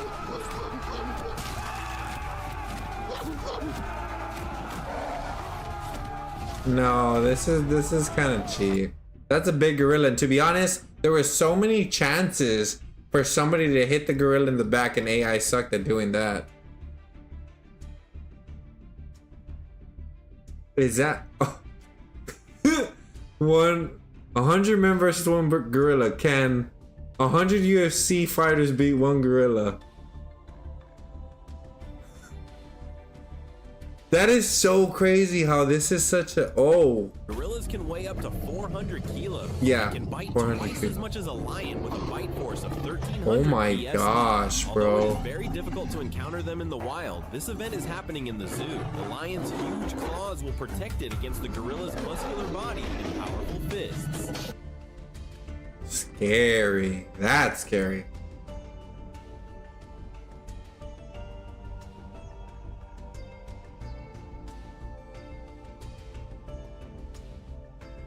That's so crazy. Movie Fly? Oh, I've seen this one. No, don't have total war. A lion tug of war versus a big dude. Look. The big dude loses. Oh my god, oh my god, oh my god. Oh my god. Holy That's a lion. Not today, boy. Not today. That's a female lion if I'm correct. For no reason. Yeah, come to boogie man, but I didn't. Oh. Come on, bro. You saw a bunch of these? Well, show me. Come on, Bless. That's a tiger, isn't it? See, I got him. He's tired. No, It says lion, but he looks like a tiger. Oh, what he want? Okay, he let go. Yeah, keep going, buddy. Keep going. Adam, that's a challenge for you too, brother. Come on, Bless. Come on, bro.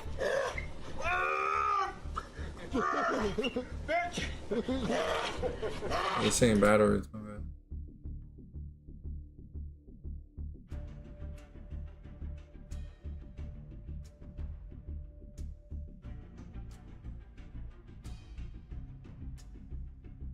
I think the gorillas, I mean the things gotta know for real. Alright, let me be in here.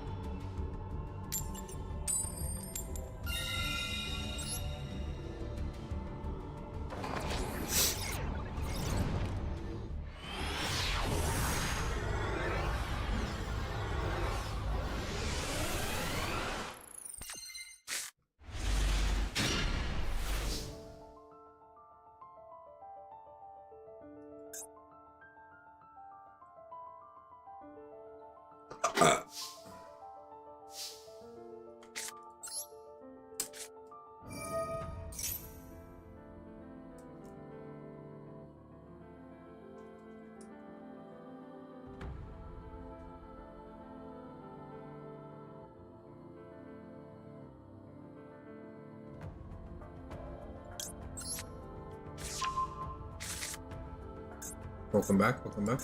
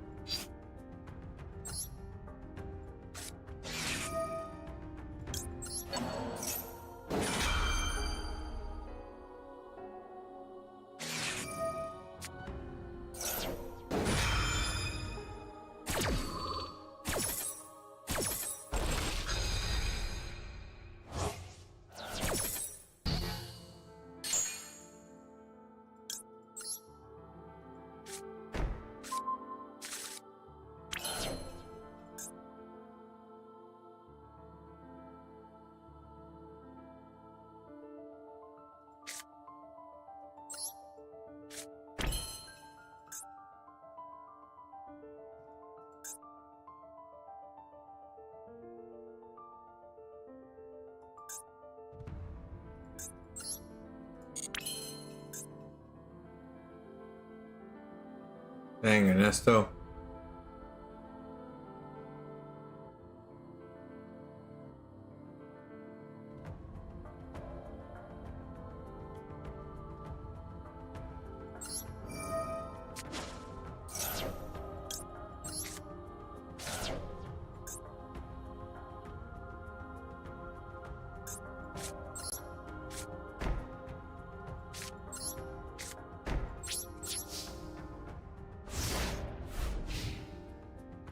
If you don't want to link off, at least get the field spell out of the... If you don't want to link off, at least get the field spell out of the deck. Oh, okay. That's a normal summon? Oh, Ice Barrier. Ugh.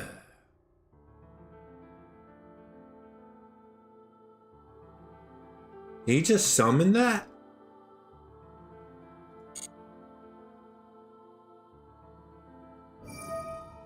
Right there.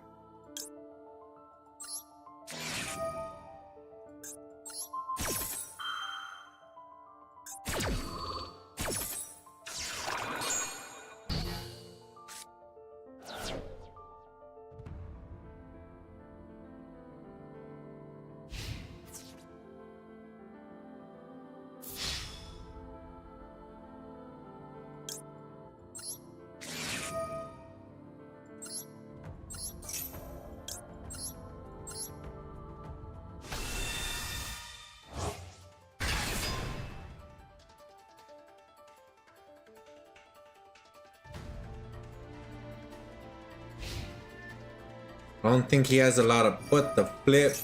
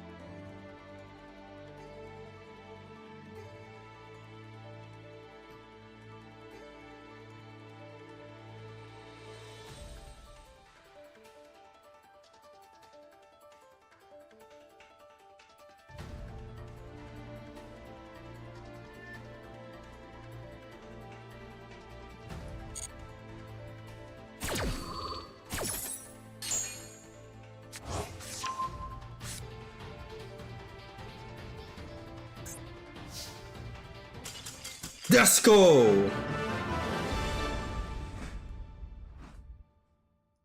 I need to learn more of the choke points, like of the decks.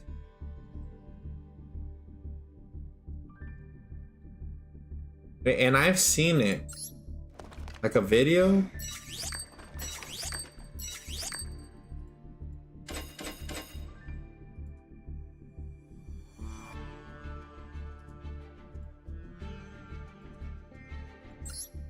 Dude, with D-Links, I didn't know what to flip and negate, bro. I just saw you doing stuff and I was like, oh man, I don't know where. And then freaking Disc Powder came out, I was like, ah, shoot. Then I saw enough, I think, for Borderland. Yeah, there's a lot to stop. Yeah, dude. I saw enough for Borderland, I was like, oh man. Then I saw him come out, I was like, oh dang it. Yu-Gi-Oh! Master Duel choke points for decks. Let's see. How to counter and win the meta 2 years ago. Okay. How to identify choke points in Master Duel 2 years ago. Dude! Ooh, you fly.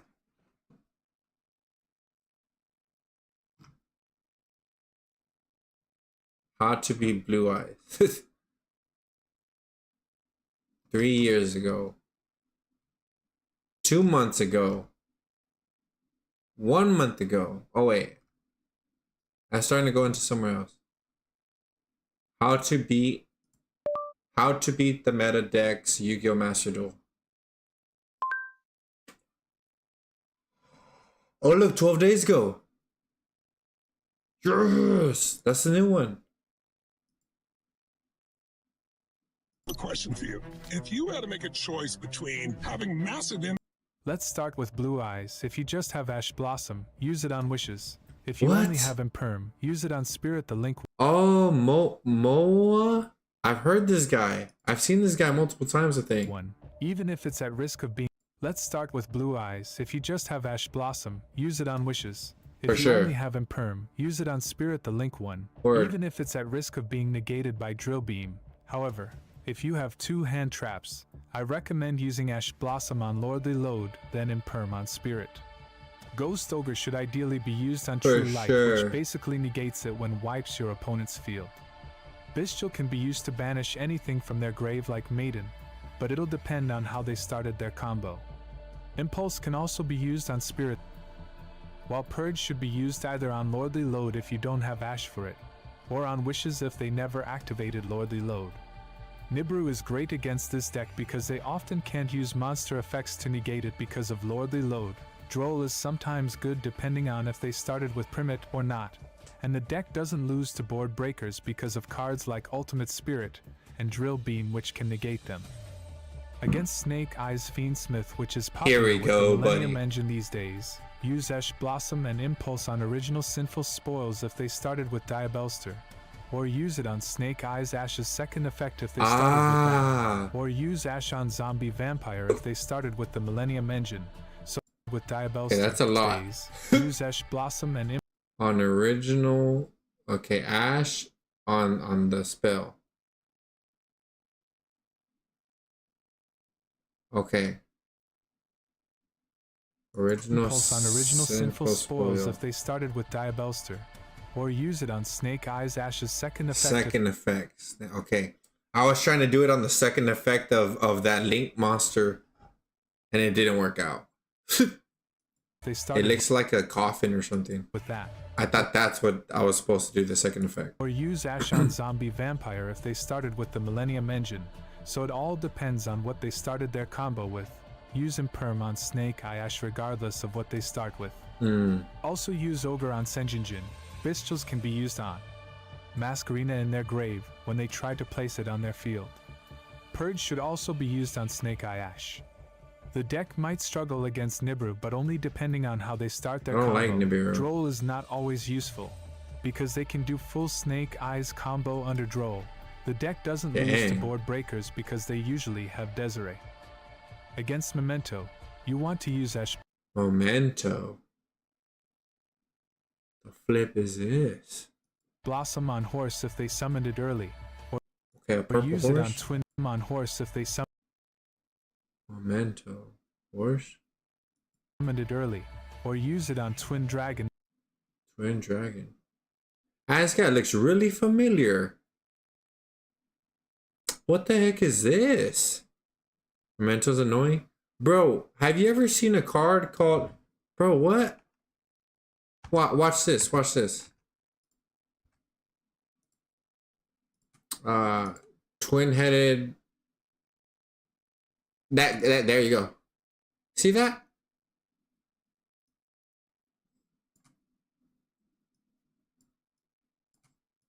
Stop. Look, they even have it here. I don't know what y'all looking at, because these cards are terrible. Simply because Memento as a whole is terrible. Twin Dragon can destroy Horn Dragon on the field. Bro, that looks like the old guy. Triggering its effect, but he don't trigger when destroyed. In the hand, try Horn, my beloved. There you go. That guy. Why use so bad? Use 2 mementos as fusion material. Pop 1 to search any 2 names you don't have. That should give you 5 different names, because the point is still to summon combined creation. What up, cuz?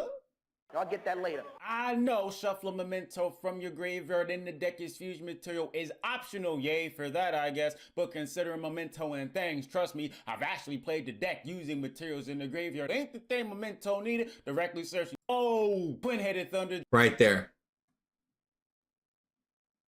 Dragon retrade, baby, but you could probably tell that from his type, level, attack, defense. What? Whoa.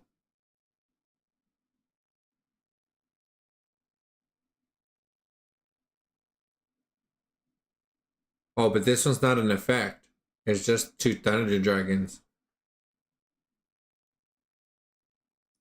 Interesting. And its artwork somewhat. How much you want to bet Adigos is going to be the main target when Twin Dragon gets popped off? That's rhetorical. Hype them up all you. Oh, that makes sense. That super makes sense. Now I get it. It's basically older cards that got oh, I see. Okay. I was like, wait, what's going on here?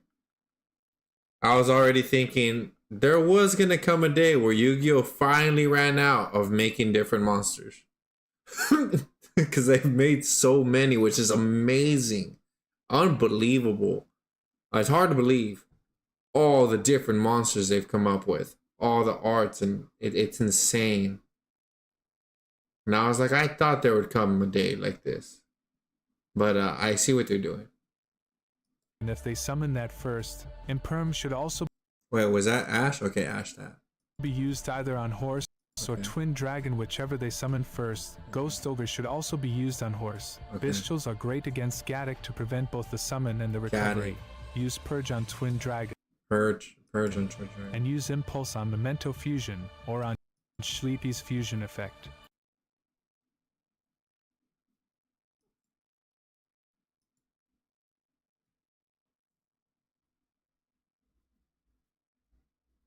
Fusion effect. Whatever they activate first. Droll is not the best against Memento because they usually add from grave to hand instead of deck. Whatever. And use Impulse on Memento Fusion or on Sleepy's Fusion effect. Whatever they activate first. Droll is not the best against Memento because they usually add from grave to hand instead of deck. Nibiru is usually good against Memento if they're not playing Fiendsmith with it, especially because Appaloosa is usually summoned on your turn instead of theirs, and the deck does lose to board breakers if they're not playing Desiree. If you're playing against Emancipator, you have to use every hand trap you have either on Curious. And Emancipator came back, didn't it? I think I dueled somebody who had an Emancipator. To prevent access to block Dragon, or on Granite to prevent access to block. Okay, light. Okay, Curious, the Lightsworn, Imperm, Curious. Okay. Dragon, or on Granite for the same reason. Yeah, I think so. Purge Granite. And they started with Millennium. Use Purge on block Dragon Surge 3 effect. Impulse is good to use on either Senjin Jin or on Researcher if they're trying to summon it early. Nibiru isn't very good because. So this basically use their board breakers to wipe your field and you're just left with hand traps. So you want to use Ash and Imperm on Pydra, or Ash on Jinroku if they started with that, or Ash Kaimin if that's what they started with. Ash Kaimin. Ghost Ogre is good against the field spell. Purge is also good against Pydra or Kaimin, while Impulse on Jinroku or Kaimin, whatever they use first. Nibiru is useless. Ash, Imperm. Oh yeah. An Impulse on a Stellar if they started with that. If they start with Sylvie, use Imperm on it as well since the Synchros can just avoid being targeted. Ash is also good on LZ if they start with that. Ghost Ogre should be used on Deception. Bestial is good against what? Ghost Ogre should be used on Deception. Bestial is good against whatever they're trying to summon from grave. Purge can be used on Rusila if they can't chain block. Purge can be used on Rusila if Purge. Oh, okay. They can't chain block. Or on Sylvie if you see that they can chain block Rusila. Nibiru isn't usually good against White Forest because always use your Ash Blossom on D-Lotus.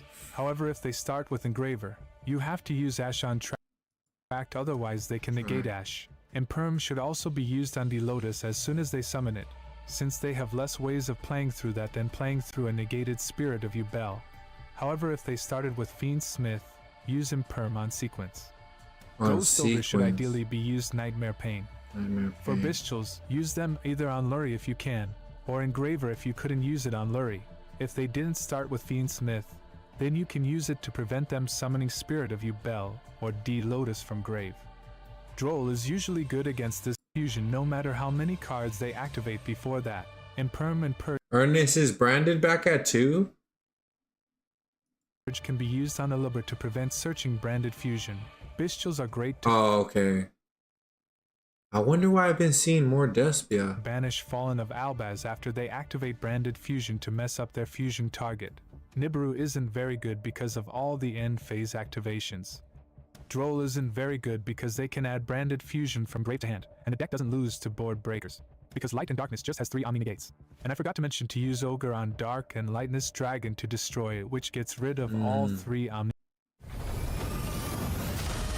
Wow, what is this, bro? Early access? Partner. Our hunt for Starfall begins. Oh, bruh. Exert control. For mankind depends on our victory.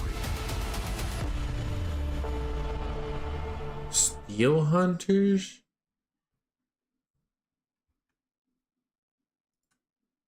Probably have to buy it. I dare you to let me build you a completely free... Sir. What the...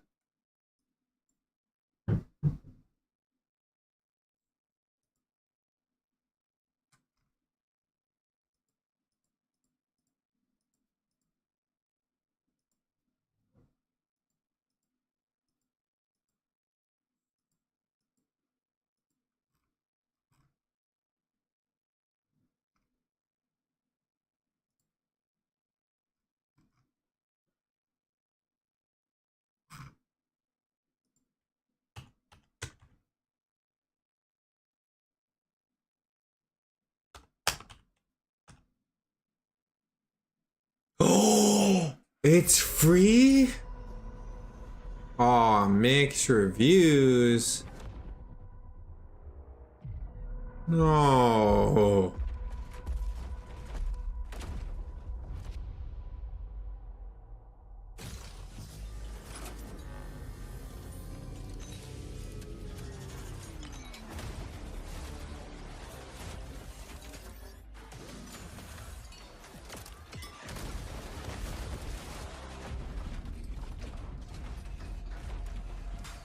Because it just came out?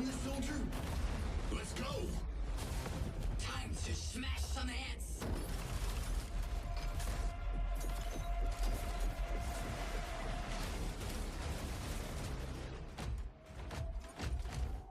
New target on the horizon.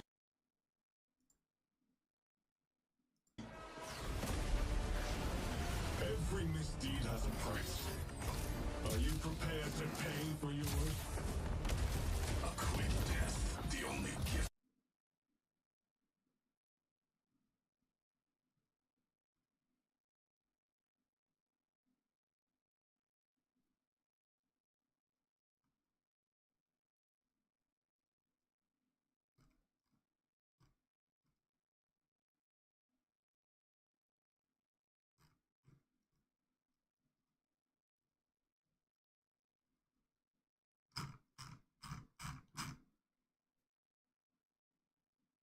Or flip.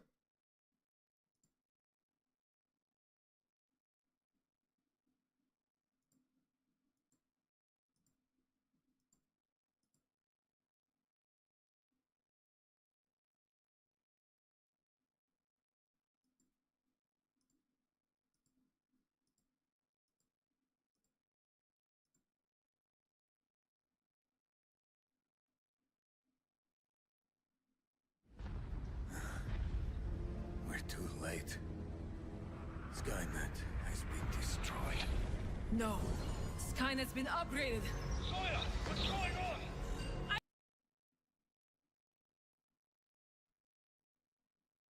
Dang.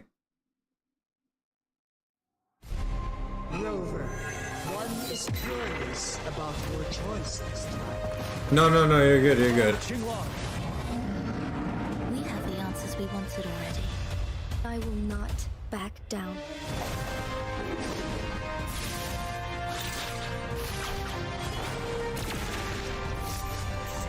Man, I want to try these games. I don't know.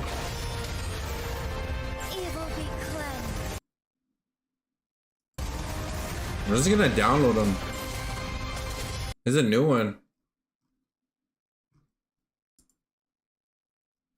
I downloaded no,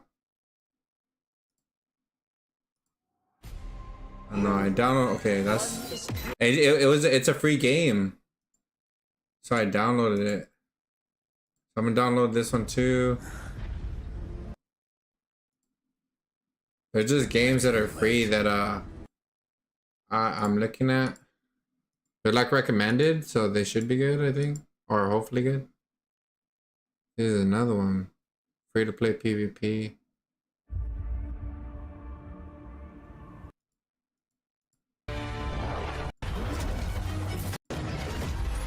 Alice can't cheat.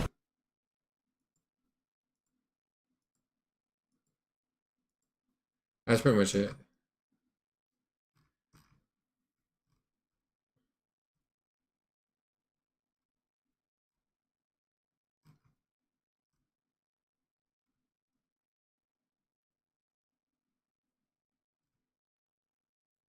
Oh look, I can see right here. War Thunder. No, I don't have War Thunder. Ah, Delta Force. I got it and it's mixed.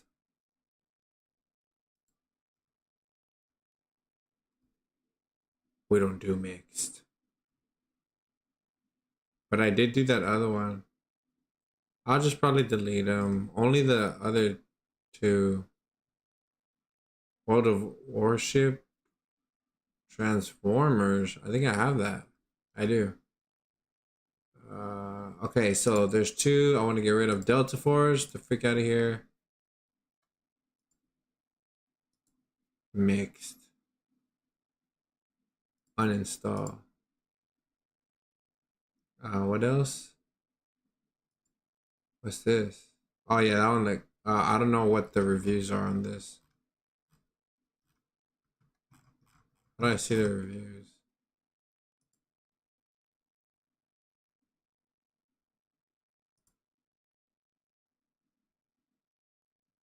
Huh.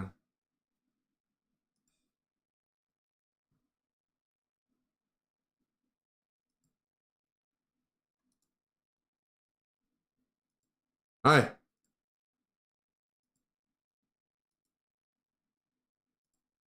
I'm going in this. I'm going. Oh, this is that one.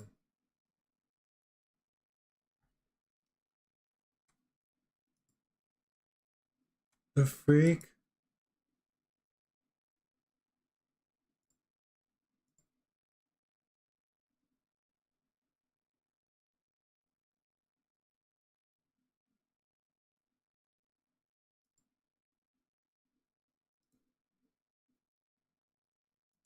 Oh, you gotta remove it from the account too. Okay, is there a certain type of games you're looking for, like shooting or adventure? Oh, no, I was just looking like the recommended for like free-to-play games on PC. E-commerce store, preloaded with 20 handpicked negates. If you're playing against Centurion, always use Imperm on Oxalate to prevent both its effects. You can also Imperm True Dea, but only if they normal summoned it. Ash can be used on Primera simply for the lack of a better target. Use Impulse on Primera or True Dea when they're trying to summon from back row, and use Purge on Oxala. Or if you see they can't chain block it, just use Purge on Primera. The deck does struggle against Nibber Theosis.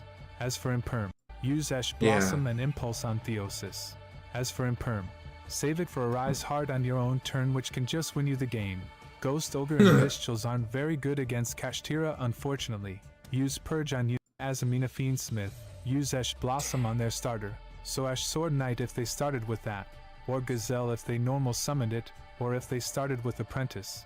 or Tract if they started with Engraver, or Deception if they started with their Azamina Golly, engine. As for bro. Imperm, use it on the Fusion Baphomet if they don't have Codal Engrave, if they do have Codal.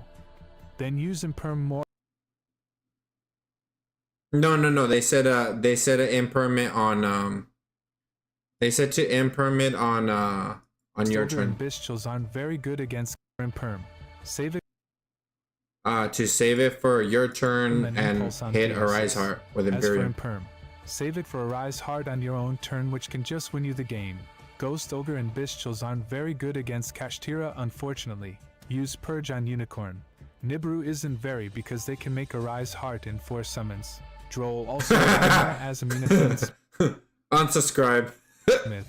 Use Ash Blossom on their Report. So Ash Sword Knight if they started with that, or Gazelle if they normal summoned it, or if they started with Apprentice, or Tract if they started with Engraver, or Deception if they started with their Azamina. Golly, dude. As for Imperm, use it on the Fusion Baphomet if they don't have Codal Engrave, if they do have Codal. Then use Imperm more early on Gazelle. Ogre is ideally used on Deception. Use Bistchels on whatever Baphomet sends from deck to grave. This deck searches a lot, so it will struggle against Droll. Nibiru isn't very good because they have 2 engines that negate. Freak, that's tough, dude. I mean, it is like 3rd time, I think, checking it out.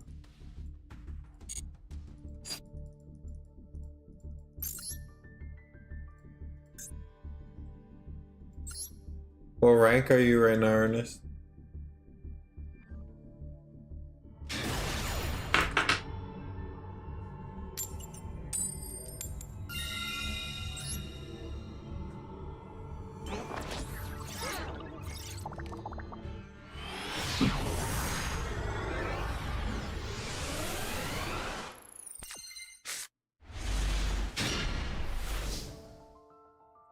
Free.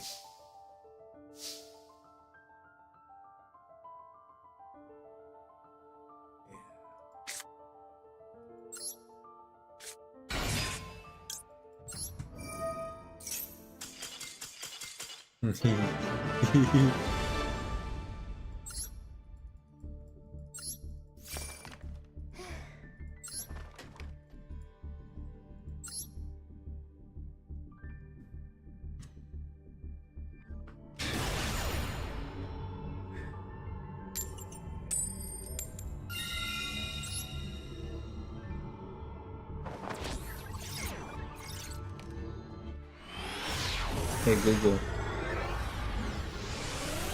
Harlingen temperature. Temperature in Harlingen right now is 77 degrees.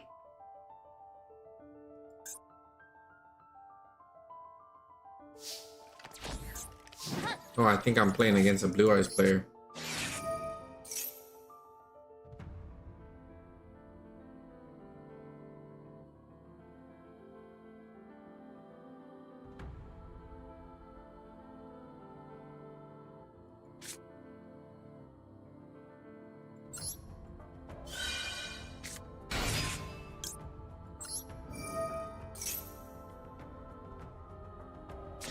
Yes.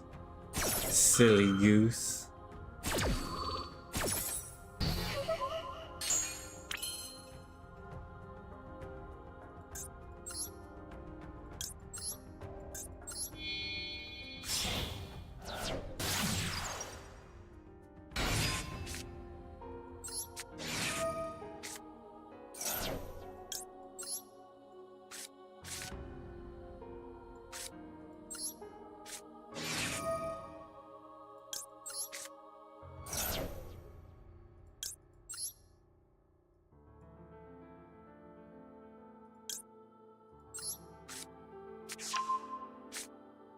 Alright, we'll come back.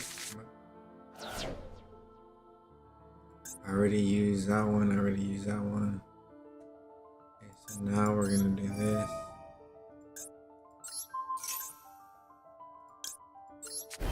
Okay, now we're gonna use this.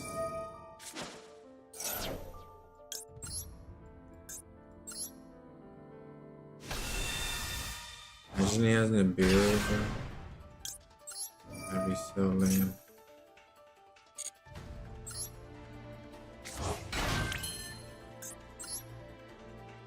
Dang it, I know who I should have got.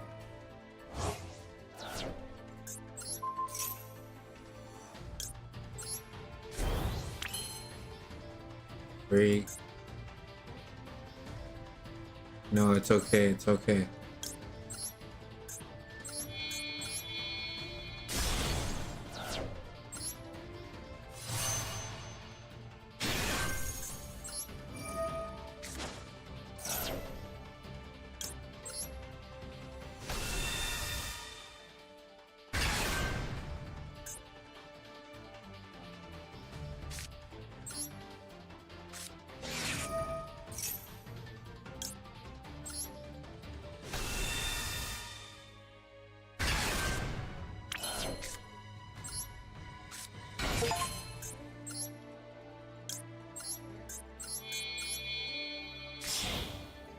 Bro, why is he not quitting?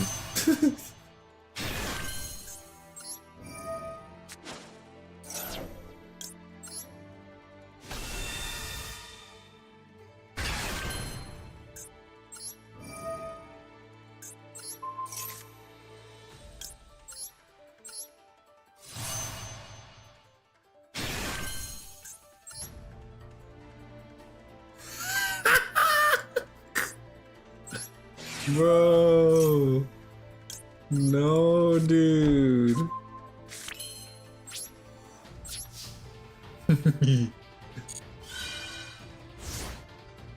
Well, he used up Ash, so he's got 5. So I got 1, 2. I don't know, but I don't know. Okay. Okay. What? This card is...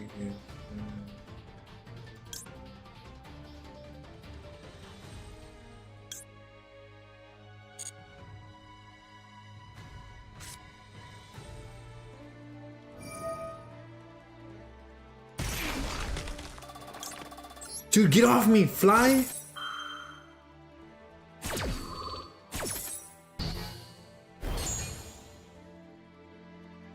Try to go in my ear, dude! Oh, heck no, what is this? Hold on, buddy.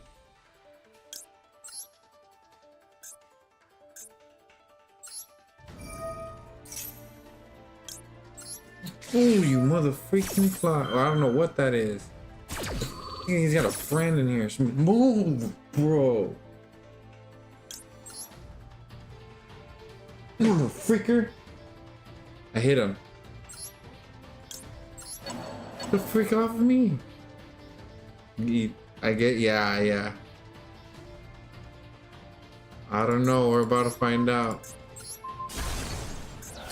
Nah, it's Exodia.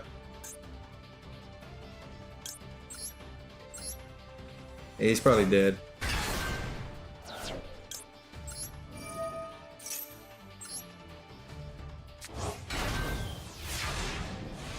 It's over. Hopefully, right?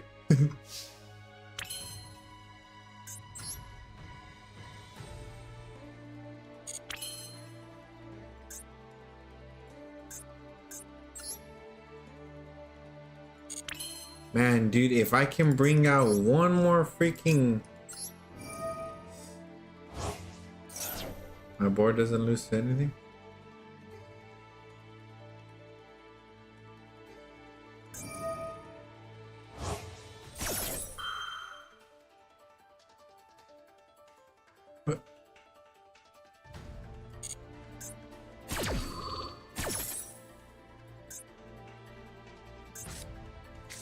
Okay, he added that to his hand.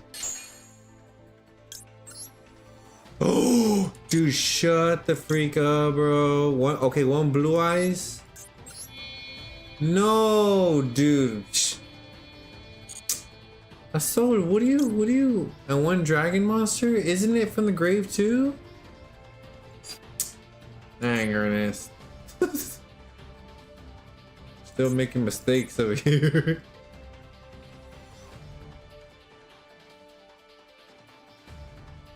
from your using monsters only with fusion spell. You can banish this card fusion one monster using it from the hand or the field. Dang, maybe. I don't want to do it no more. I gotta do it. Well. So stupid, bro. Alright, it is what it is.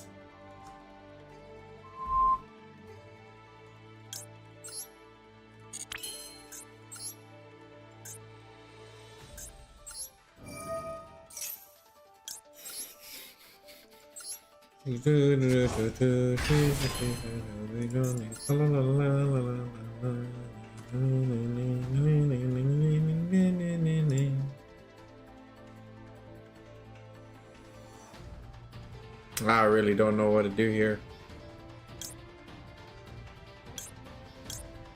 Let's go for it. I don't know how to hit.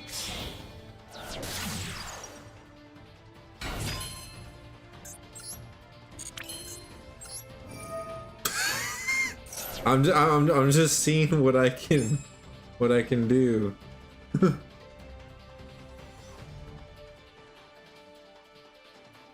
Cause I want to get better.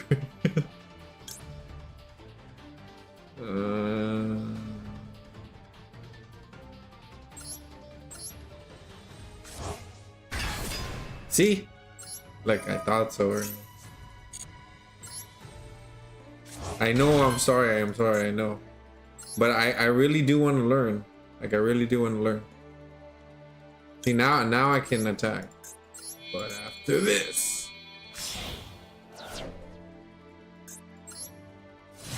This is a new card I put in.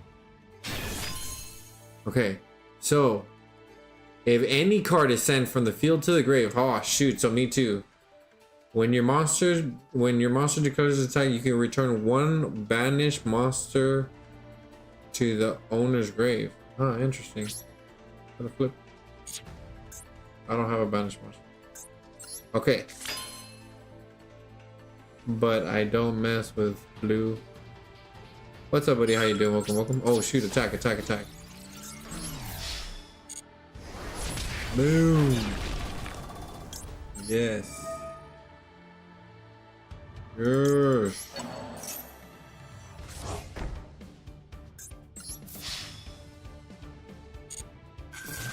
Okay.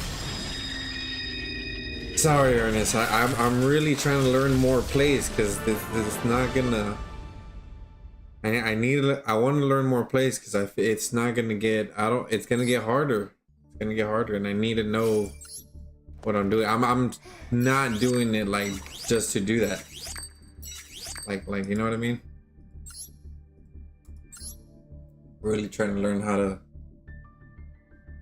Like right there, I messed up. I attributed my freaking, or I fusion my big monster.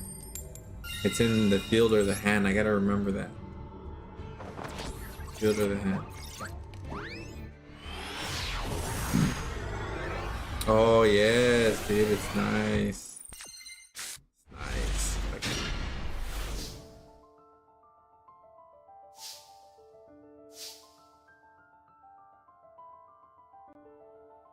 Okay, hold on.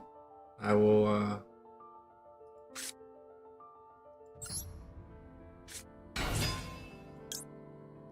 give me one moment.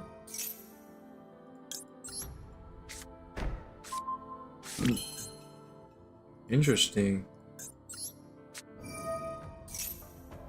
No negate?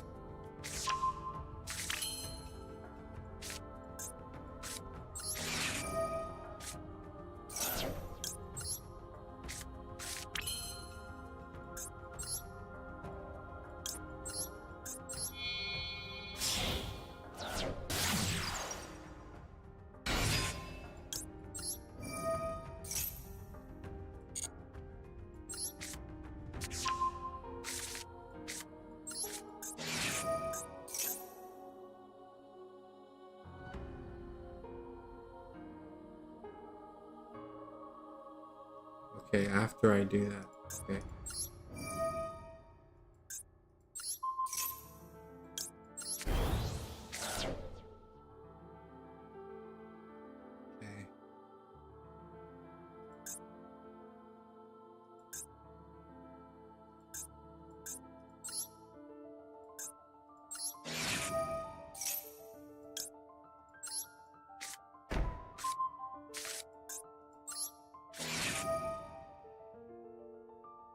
Great.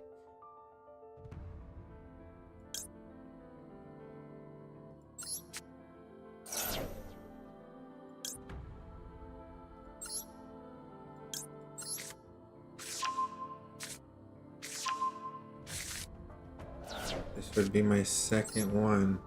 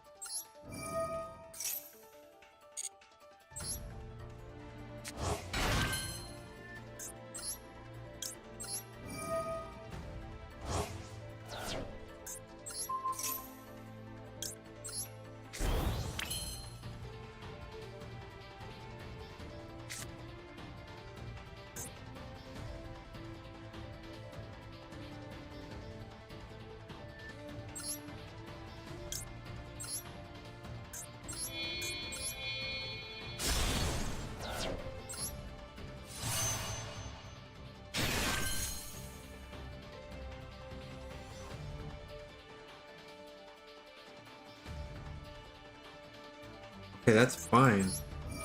Because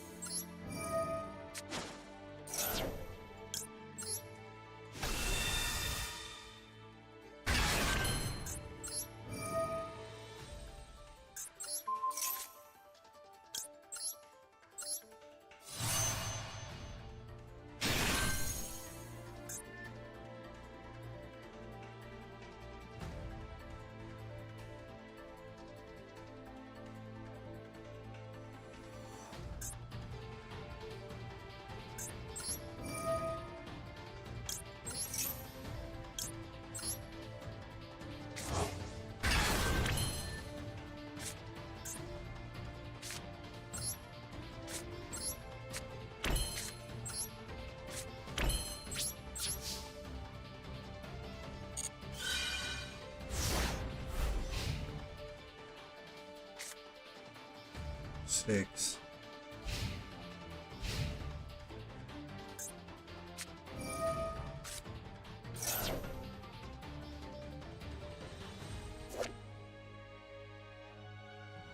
Dark World.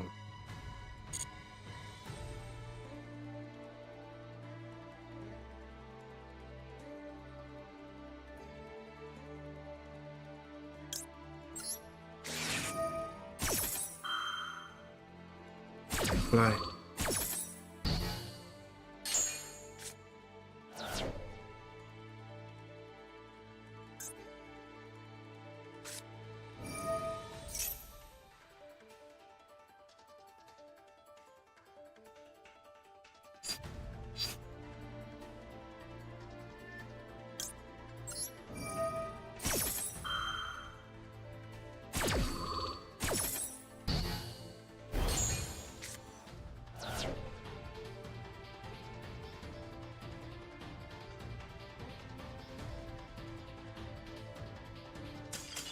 Yes. Okay. All right. But you can only, but you can really. Oh, thank you, Ernest. Thank you. But you can really only learn good plays by playing more matches. Extending an already winning game, in my opinion, isn't the move. Okay. Yes, I agree with you by playing I don't. I'm gonna try to make this simple. extending a play for me to learn my own deck is beneficial for me. That's really important. I can learn other plays as well by playing other matches, but with continuing when I already have something, like if I already have a board and continuing to learn from with my deck helps me, like learn what other options I don't know or I have that I haven't used. Like what else can I do? Because I don't know all the lines, or like what else can I do, right? And if I learn my deck very well, very, very well, then I'll be better suited to go into my other matches. Hopefully, if I don't forget, right? So that's the way I see it.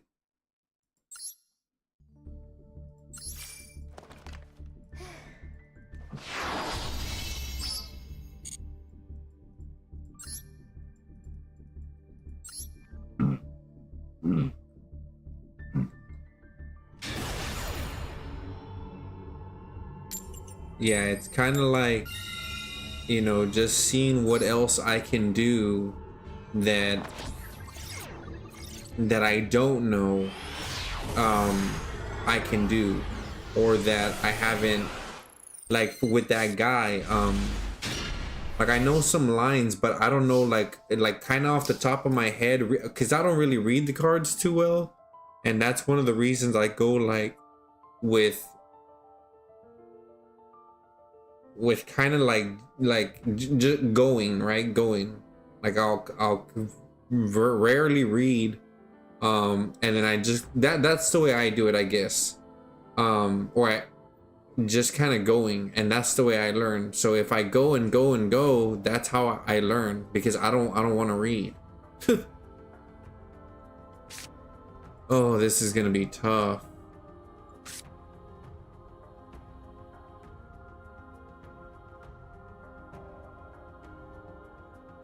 If he negates it, he negates it. There's not much I can do about it.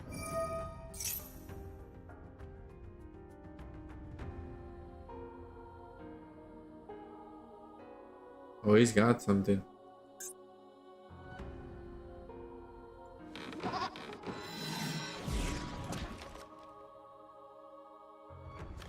I think he's disconnecting. Oh, he's back.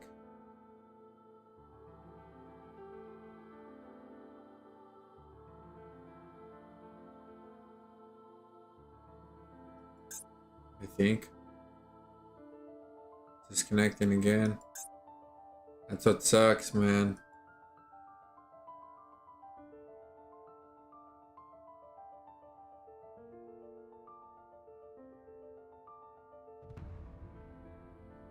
Okay, he's back.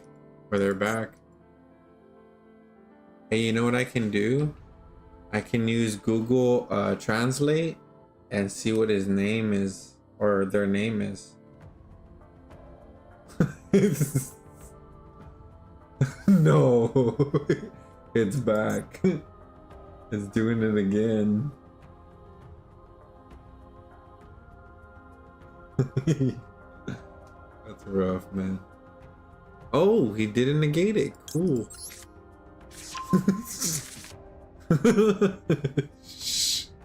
It's doing it again. Really can't play. That's what it. Okay, see this? The letters up here. It's Chinese, and it stands for really can't play.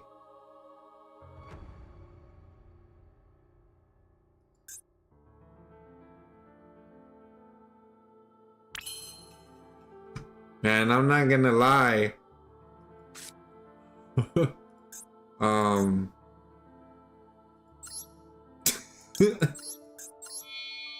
Look, there it goes again.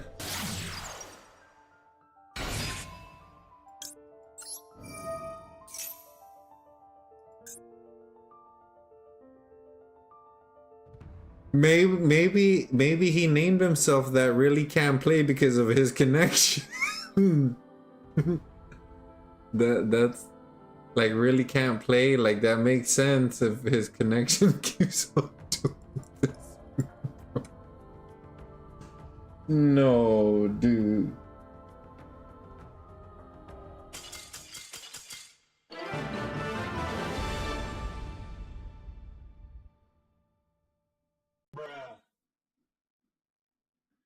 Right? Yeah,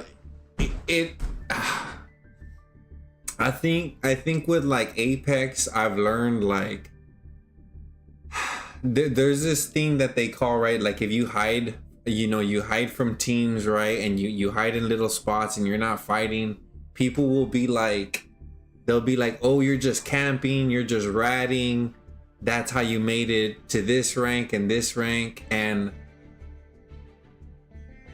the thing with that is like, yeah, you could literally camp, rat, whatever they want to call it, but in that right there, and you get positive or mitigate the negative points. We did not make the rank system, right? The people that are masters at Apex for the most part, and Predator, which is the highest rank, if they got a rat or camp, they will do that. They did not make the rank system. They just got a great idea of how to play it. And whether that be like getting into fights or camping, ratting, they're gonna make it at like whatever cost. So literally what I was thinking with this player was like, if I want to make masters, right, if I want to make masters 1 in Yu-Gi-Oh, like if this player's connection is going out, then waiting, like if I got a board and I'm running down the timer to see if his connection will run out, then as horrible as that may sound, I will do that to run to see if it's gonna time out. And which it sucks. It sucks for him. I get it. But this is like in football when they're freaking kneeling. There's like 2 minutes left. They're in the lead, and they don't have to go for the touchdown. They don't have to go for, you know, the field goal. They'll kneel and go the timer. No, I get it. I do that same. I just play the matches to see what happens. Oh, okay. Yeah, and see, but see, that's cool. It's just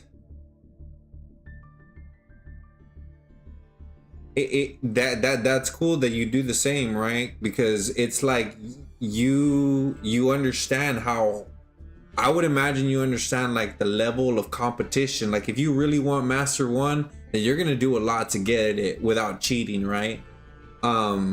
If it's in like, you know, the rules of the game, go for it. And that's how I would imagine some masters become masters, or Master 1 even, right? But since you, I think the way you, when you put I just play the match and see what happens, like that's hardcore. It's good for you, I guess, because you've already made masters multiple times. This is your game. It's like me in Apex, right? I'll go try to respawn my partner in in an open field where there's fighting going on next to me, because if I really wanted to, I can more than likely make a high rank in Apex solo queuing, right? I don't even need partners, but that's because I know that game so well. And so hopefully one day, you know, playing the match and see what happens, that would be cool for me, but one day, right? But yeah, so that's kind of, right now I'm kind of like nervous. Right now I'm kind of like learning and trying not to make mistakes so I can hopefully make masters, maybe Masters 1, we'll see. But yeah, but once I get there, yeah, just playing it is like yeah, that I could see myself doing that. Tyrone, What up, buddy? Welcome. Hopefully I said that right. How you doing, buddy? There's nothing personal about that since it's an online game. Yes, for sure. There's nothing personal. It's just using what you have to the best of your ability, knowing how to play the game, and using what if you see that connection going bad and you really want to make the high tier and you're not that you don't really know how like to make like in a good way like sorry, you're not great at it, you're not that good either. Man, run down the timer and hope that he quits. Hope that connection gives out, because if it does, you just won the game. And then play the other, keep on going, right? But I think that's like a definite, like one of the definitions I think of a master is like you've mastered the rank system, right? And you've mastered what kind of happens in there, and you do things that are within the rules of the game to achieve that goal, right? The master rank. That's the way it goes on in Apex. I would imagine it's similar here, right? But in real life, that's considered slow play, which is illegal. Oh, no. Yeah. Okay, so in real life, no, for sure, you would have to, because I've played in real life, and yeah, you got a certain time. There's actually a time limit. So in competition, what they would do is they would put a timer, and I think not, I could be wrong, but it was like you have a certain, I think towards the end when it's like one of the last match, like one of the matches that's taken a while, not only do you have, I could be wrong, a regular timer for all the matches to be done, but also if it's like I think I've seen where it's like the last two guys and they'll have like a certain amount of time for their turn, and then the other guy goes and he'll have a certain amount, like whenever they pass each other turns, they only have like, let's say 30 seconds or a minute. They only have a minute to do their move, and then he'll pass it, and then he's got a minute, and then he's got a minute, and they'll go like that, something like that. The only thing is at some point, bruh, ain't nobody ever. Oh, thank you for the follow, buddy. I appreciate it. Yeah, I get it. Ever just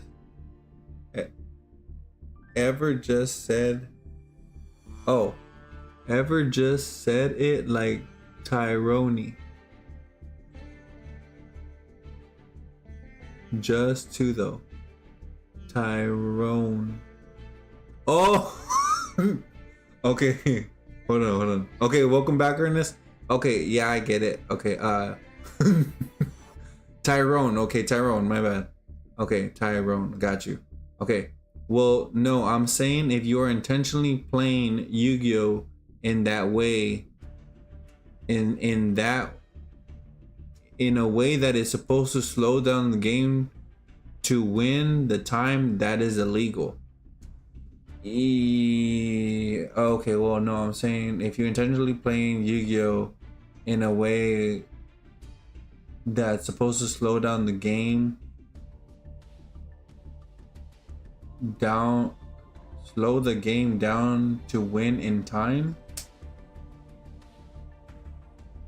It's hard to catch, but one pro admitted to slow playing and got banned for a couple years. Oh yeah, you mean like,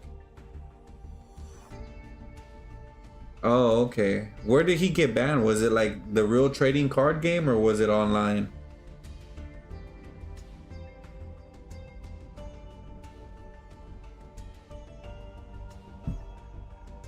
Oh, okay, the real TCG. So yeah, more than likely in real life. So if you do it here, like you're given a time limit here, and if you run down the time purposely, then I don't see where that's violating any rules, because they give us a time limit to play here. But in for real, then yeah, this is a sim slow play, not a real thing. Yeah, exactly. It's we're given a time limit here, right? We're given a time limit. We don't make the moves, and that's our fault, right? But yeah. So this is a sim. Slow play is not a real thing.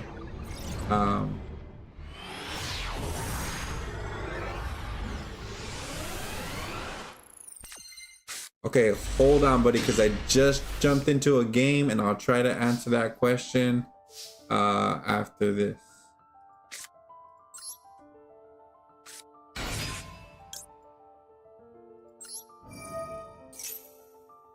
What? No way, dude.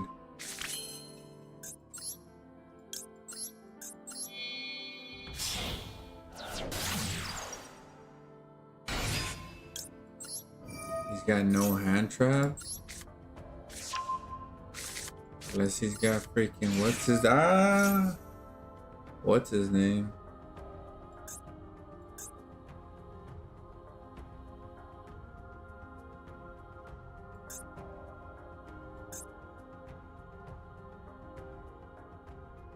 Oh, for my hand. Oh, okay. All right, hold on. Once I'm done with this match, I'll answer. I'll try to answer respond to chat. Oh,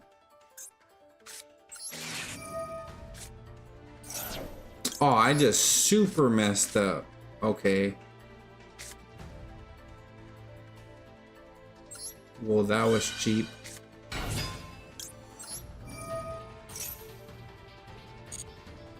Dang, that was trash. Okay. Okay, this sucks. Very bad.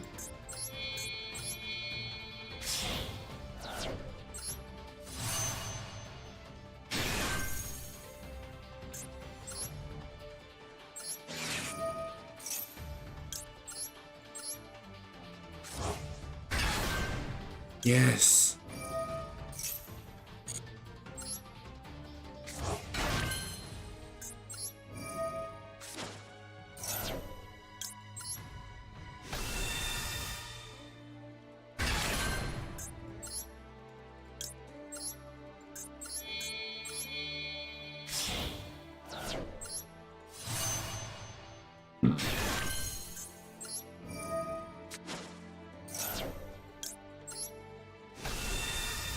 Move your freaking fly is still in here, bro.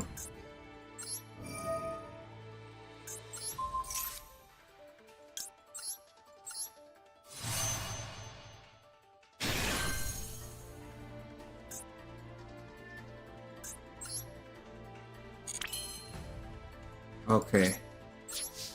Alright, let me finish with this match and then I'll look at chat.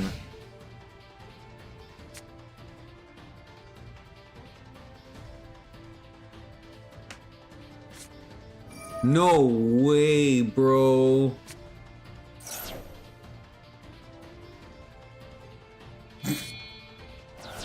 Dude.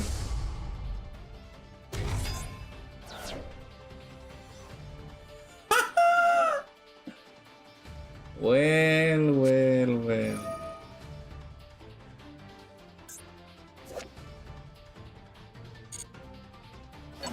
Yeah. What is he trying to do?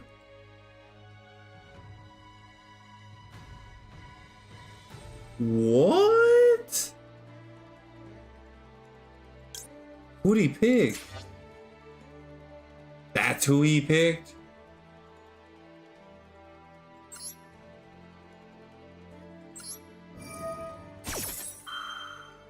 Yeah, he's I don't know why I don't know if he couldn't pick my other one. That would have been a better choice.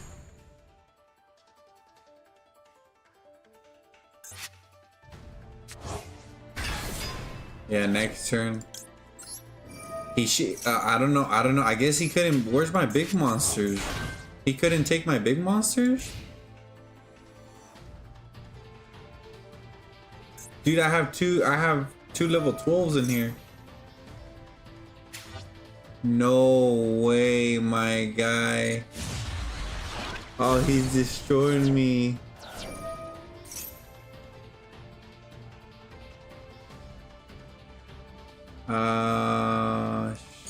Shoot.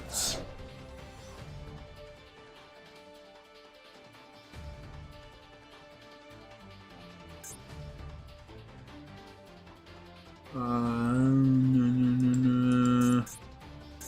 This sucks. No way. I'm dead, right? Oh, wait.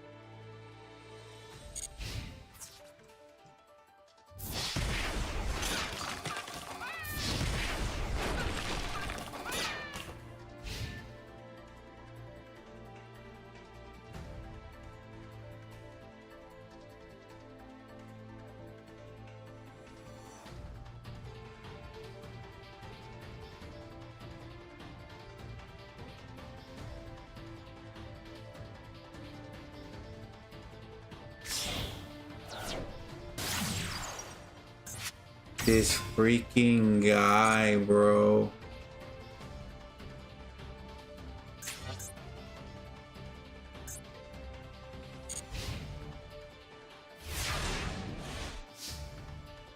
Okay. Yes.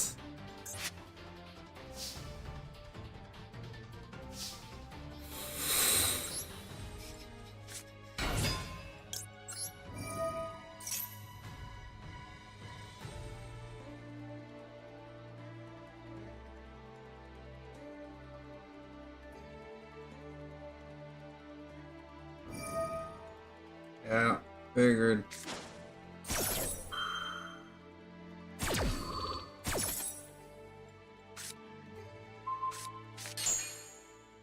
He returned it back to my hand?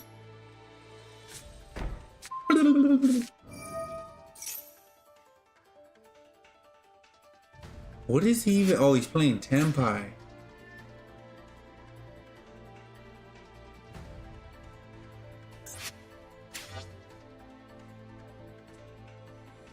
Yeah. I didn't know he was. I didn't know he was gonna return it back to my hand. I forgot that's what that card does.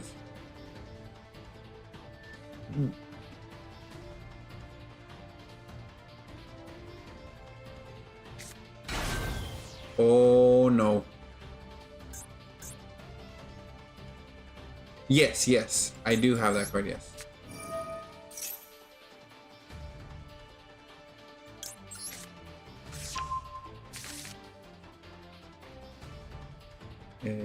It's the best D-Link in the game. D-Link?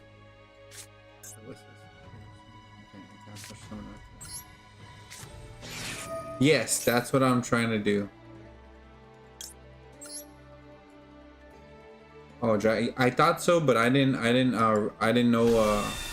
I freaking used the wrong dang card, but oh, that never mind. Okay, cool.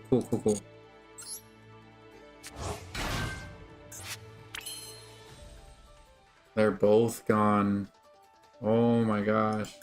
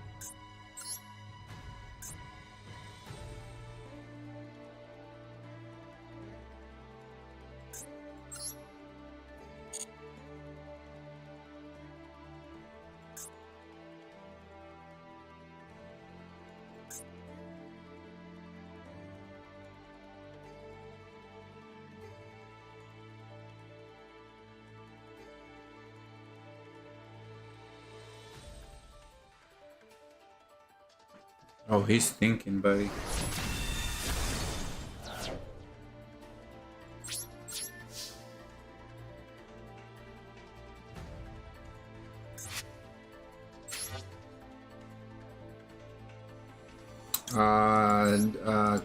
Country? USA.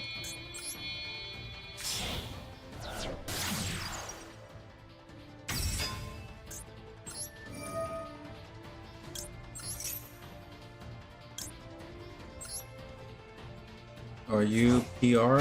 I don't know what PR means.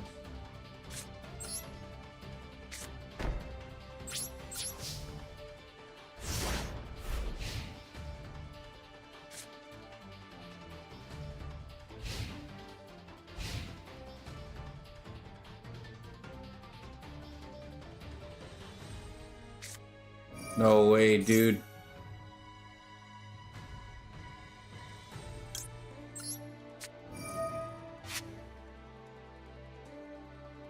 No, I am. I don't. To be honest, I don't know what I am. Movie Flip and Fly. I don't know what exactly I am because I don't know my dad.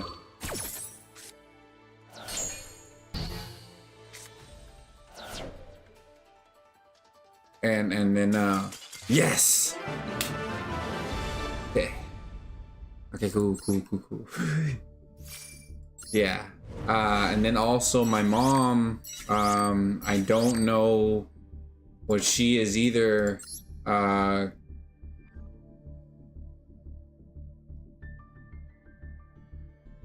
don't know my mom, I don't know my grandpa, and I think my grandpa passed away when I was I don't even know. My mom's dad passed away, so I don't really know what I am. Yeah, I don't know. I was born in USA. That's what I know. I'm an American citizen. I know that. This freaking bro, this fly, when I turned on that trap, look here, he's messy. He's so messy with me. He's probably, I don't know.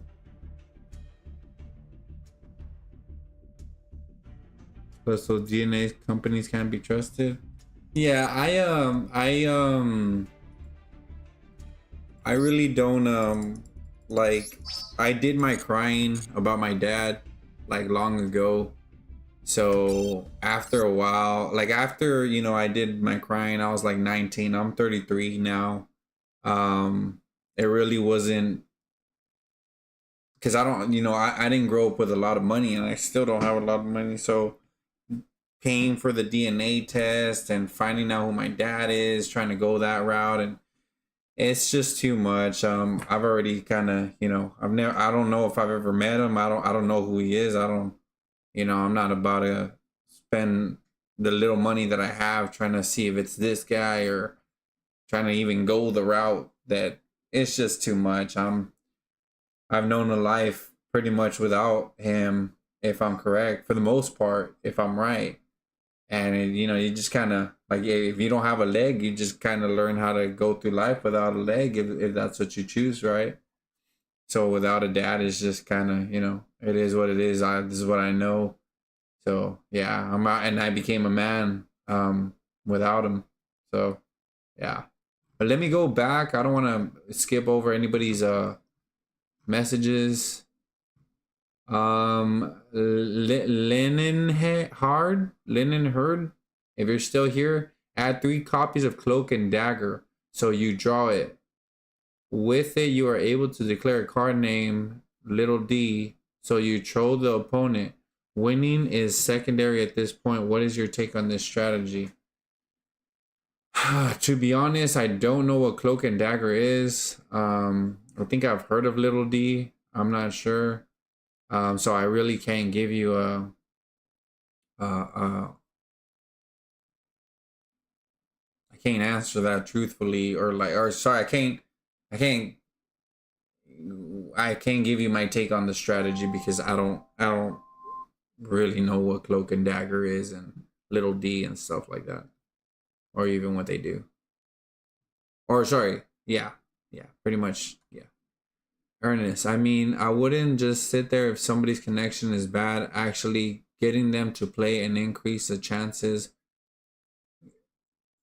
Actually getting them to play and increases the chances of connection failing, at least in my experience. Oh, okay. No, well, so basically, like, I wouldn't, like, let's say I have a full hand, right, and I see the connection going bad, and I'm not playing like at all, right? I'm still gonna try to make my board, but once I have like my board set up and it's like, you know, his connection's going rough, and it's like I already have a board, I've done all I needed to do, right? Then running the time down some and then passing my turn, that would be like more like ideal for me to do. So, you know, maybe his connection might give out, maybe it doesn't, but I still set up my board, you know what I mean? And I didn't run the time so low to where his connection does work, and then, you know, I didn't finish doing my plays, or I don't have enough time to do, you know, my next play with the time that I'm given. So yeah. But I didn't I wasn't aware of that. Actually getting them to play increases the chances of connection failing. Okay. At least in your experience. Okay, Tyrone, there's nothing you can really do about anybody else's internet. Yeah, that's kind of true, yeah. And like plus people sometimes will fake a DC to break your focus. Oh wow, that one I didn't know. I had a guy do that to me today, and I would consider that a slow play in and of itself. Oh shoot, I didn't even know you can do that. No hand traps except board breakers, Tempai, yeah, freaking guy. But I mean, this guy is using spell card Monster Reborn. Yeah, I just thought it was strange how he didn't revive my level 12s, any one of my level 12s. That big level 12, if he could have, maybe he couldn't, I'm not sure, would have been a better deal than, better for him than my level 9. But then again, I don't know if he could revive the level 12, the level 12s. He's going to revive one of your cards, which doesn't have an effect on his turn. Gotcha, but it will next turn. Yeah, faking the DC don't really do much to me, but I do get the idea though. Cipher must be synchro. Oh, that's why he couldn't take it. And see, I thought, no, I'm not. I did think something like that. I did very like a little bit. Yeah, and I guess something similar happened with the level 12. I'm guessing, because he couldn't take Cipher if I'm correct, because it has to be synchro summon.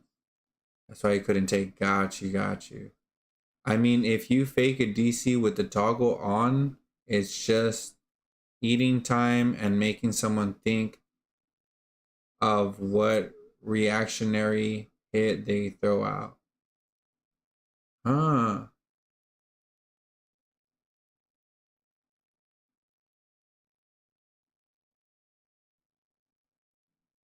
With toggle on. Huh. In reality, it won't do much. I got you. When you also consider how much you have to grind, in the new season, it drains you. Not terrible. Say okay. You main that card too. Yes. You gotta familiarize your own card. Yep. D-Link stands for yes. You don't. What about? Are you PR? Puerto Rican? No, we do have a friend that comes in here that is Puerto Rican. My friend, a bigger Dark GGS. He also plays a Master Duel. He is Puerto Rican, and you'll like if I ever talk to him on like let's say we're playing Apex, Apex Legends, you'll hear the accent, the Puerto Rican accent. If I'm correct, he does have that. Got you. I got you. Or Burikua. Well, that one I don't know what that one is. Burikua. I think he's the only Puerto Rican that I could be wrong. I feel like I'm wrong. But yeah, he is from Puerto Rico. Now I feel you. Plus those DNA companies can be trusted. No, it's completely understandable. And little D is dueling training. Hello, little D is dueling training? So what was this other viewer talking about? Declare little D dueling training? Yeah, I still don't know what he was trying to, what the whole, what's the strategy on that? But yeah, okay, I caught up with chat. I'm gonna head out, y'all. Thank y'all for hanging out. Hopefully y'all enjoyed. For those that don't know, I do try to stream every day on YouTube and Twitch at the same time. Usually on for about 5, 6, 7, 8, 9 hours. What ways you can stay notified is the 2 notification bells on each platform. Also my basically all the big social medias now I'm posting that I'm going live. Facebook, Discord, X platform, TikTok, Instagram, and it's all of it's for the most part it's Galvi_TTV. If it's not, it's Galvi TTV. So yeah, stay notified like that. But I hope y'all have a great night, great day wherever you are in the world, and hopefully I'll see y'all next time. For now, take care. Have a good one. Peace. Freaking fly, man. All right, man. It's been a good stream. Thank you, Ernest. Thank you. Hopefully, I'll keep trying to grind and see how far I get. I had a good time chilling and everything. Awesome, buddy. Grateful to read that. Hope you have a good night. Likewise, Ernest. Get some good rest. I'm gonna try it, and likewise, hope you get some good rest as well. I'll see you next stream. Sounds good, buddy. Take care.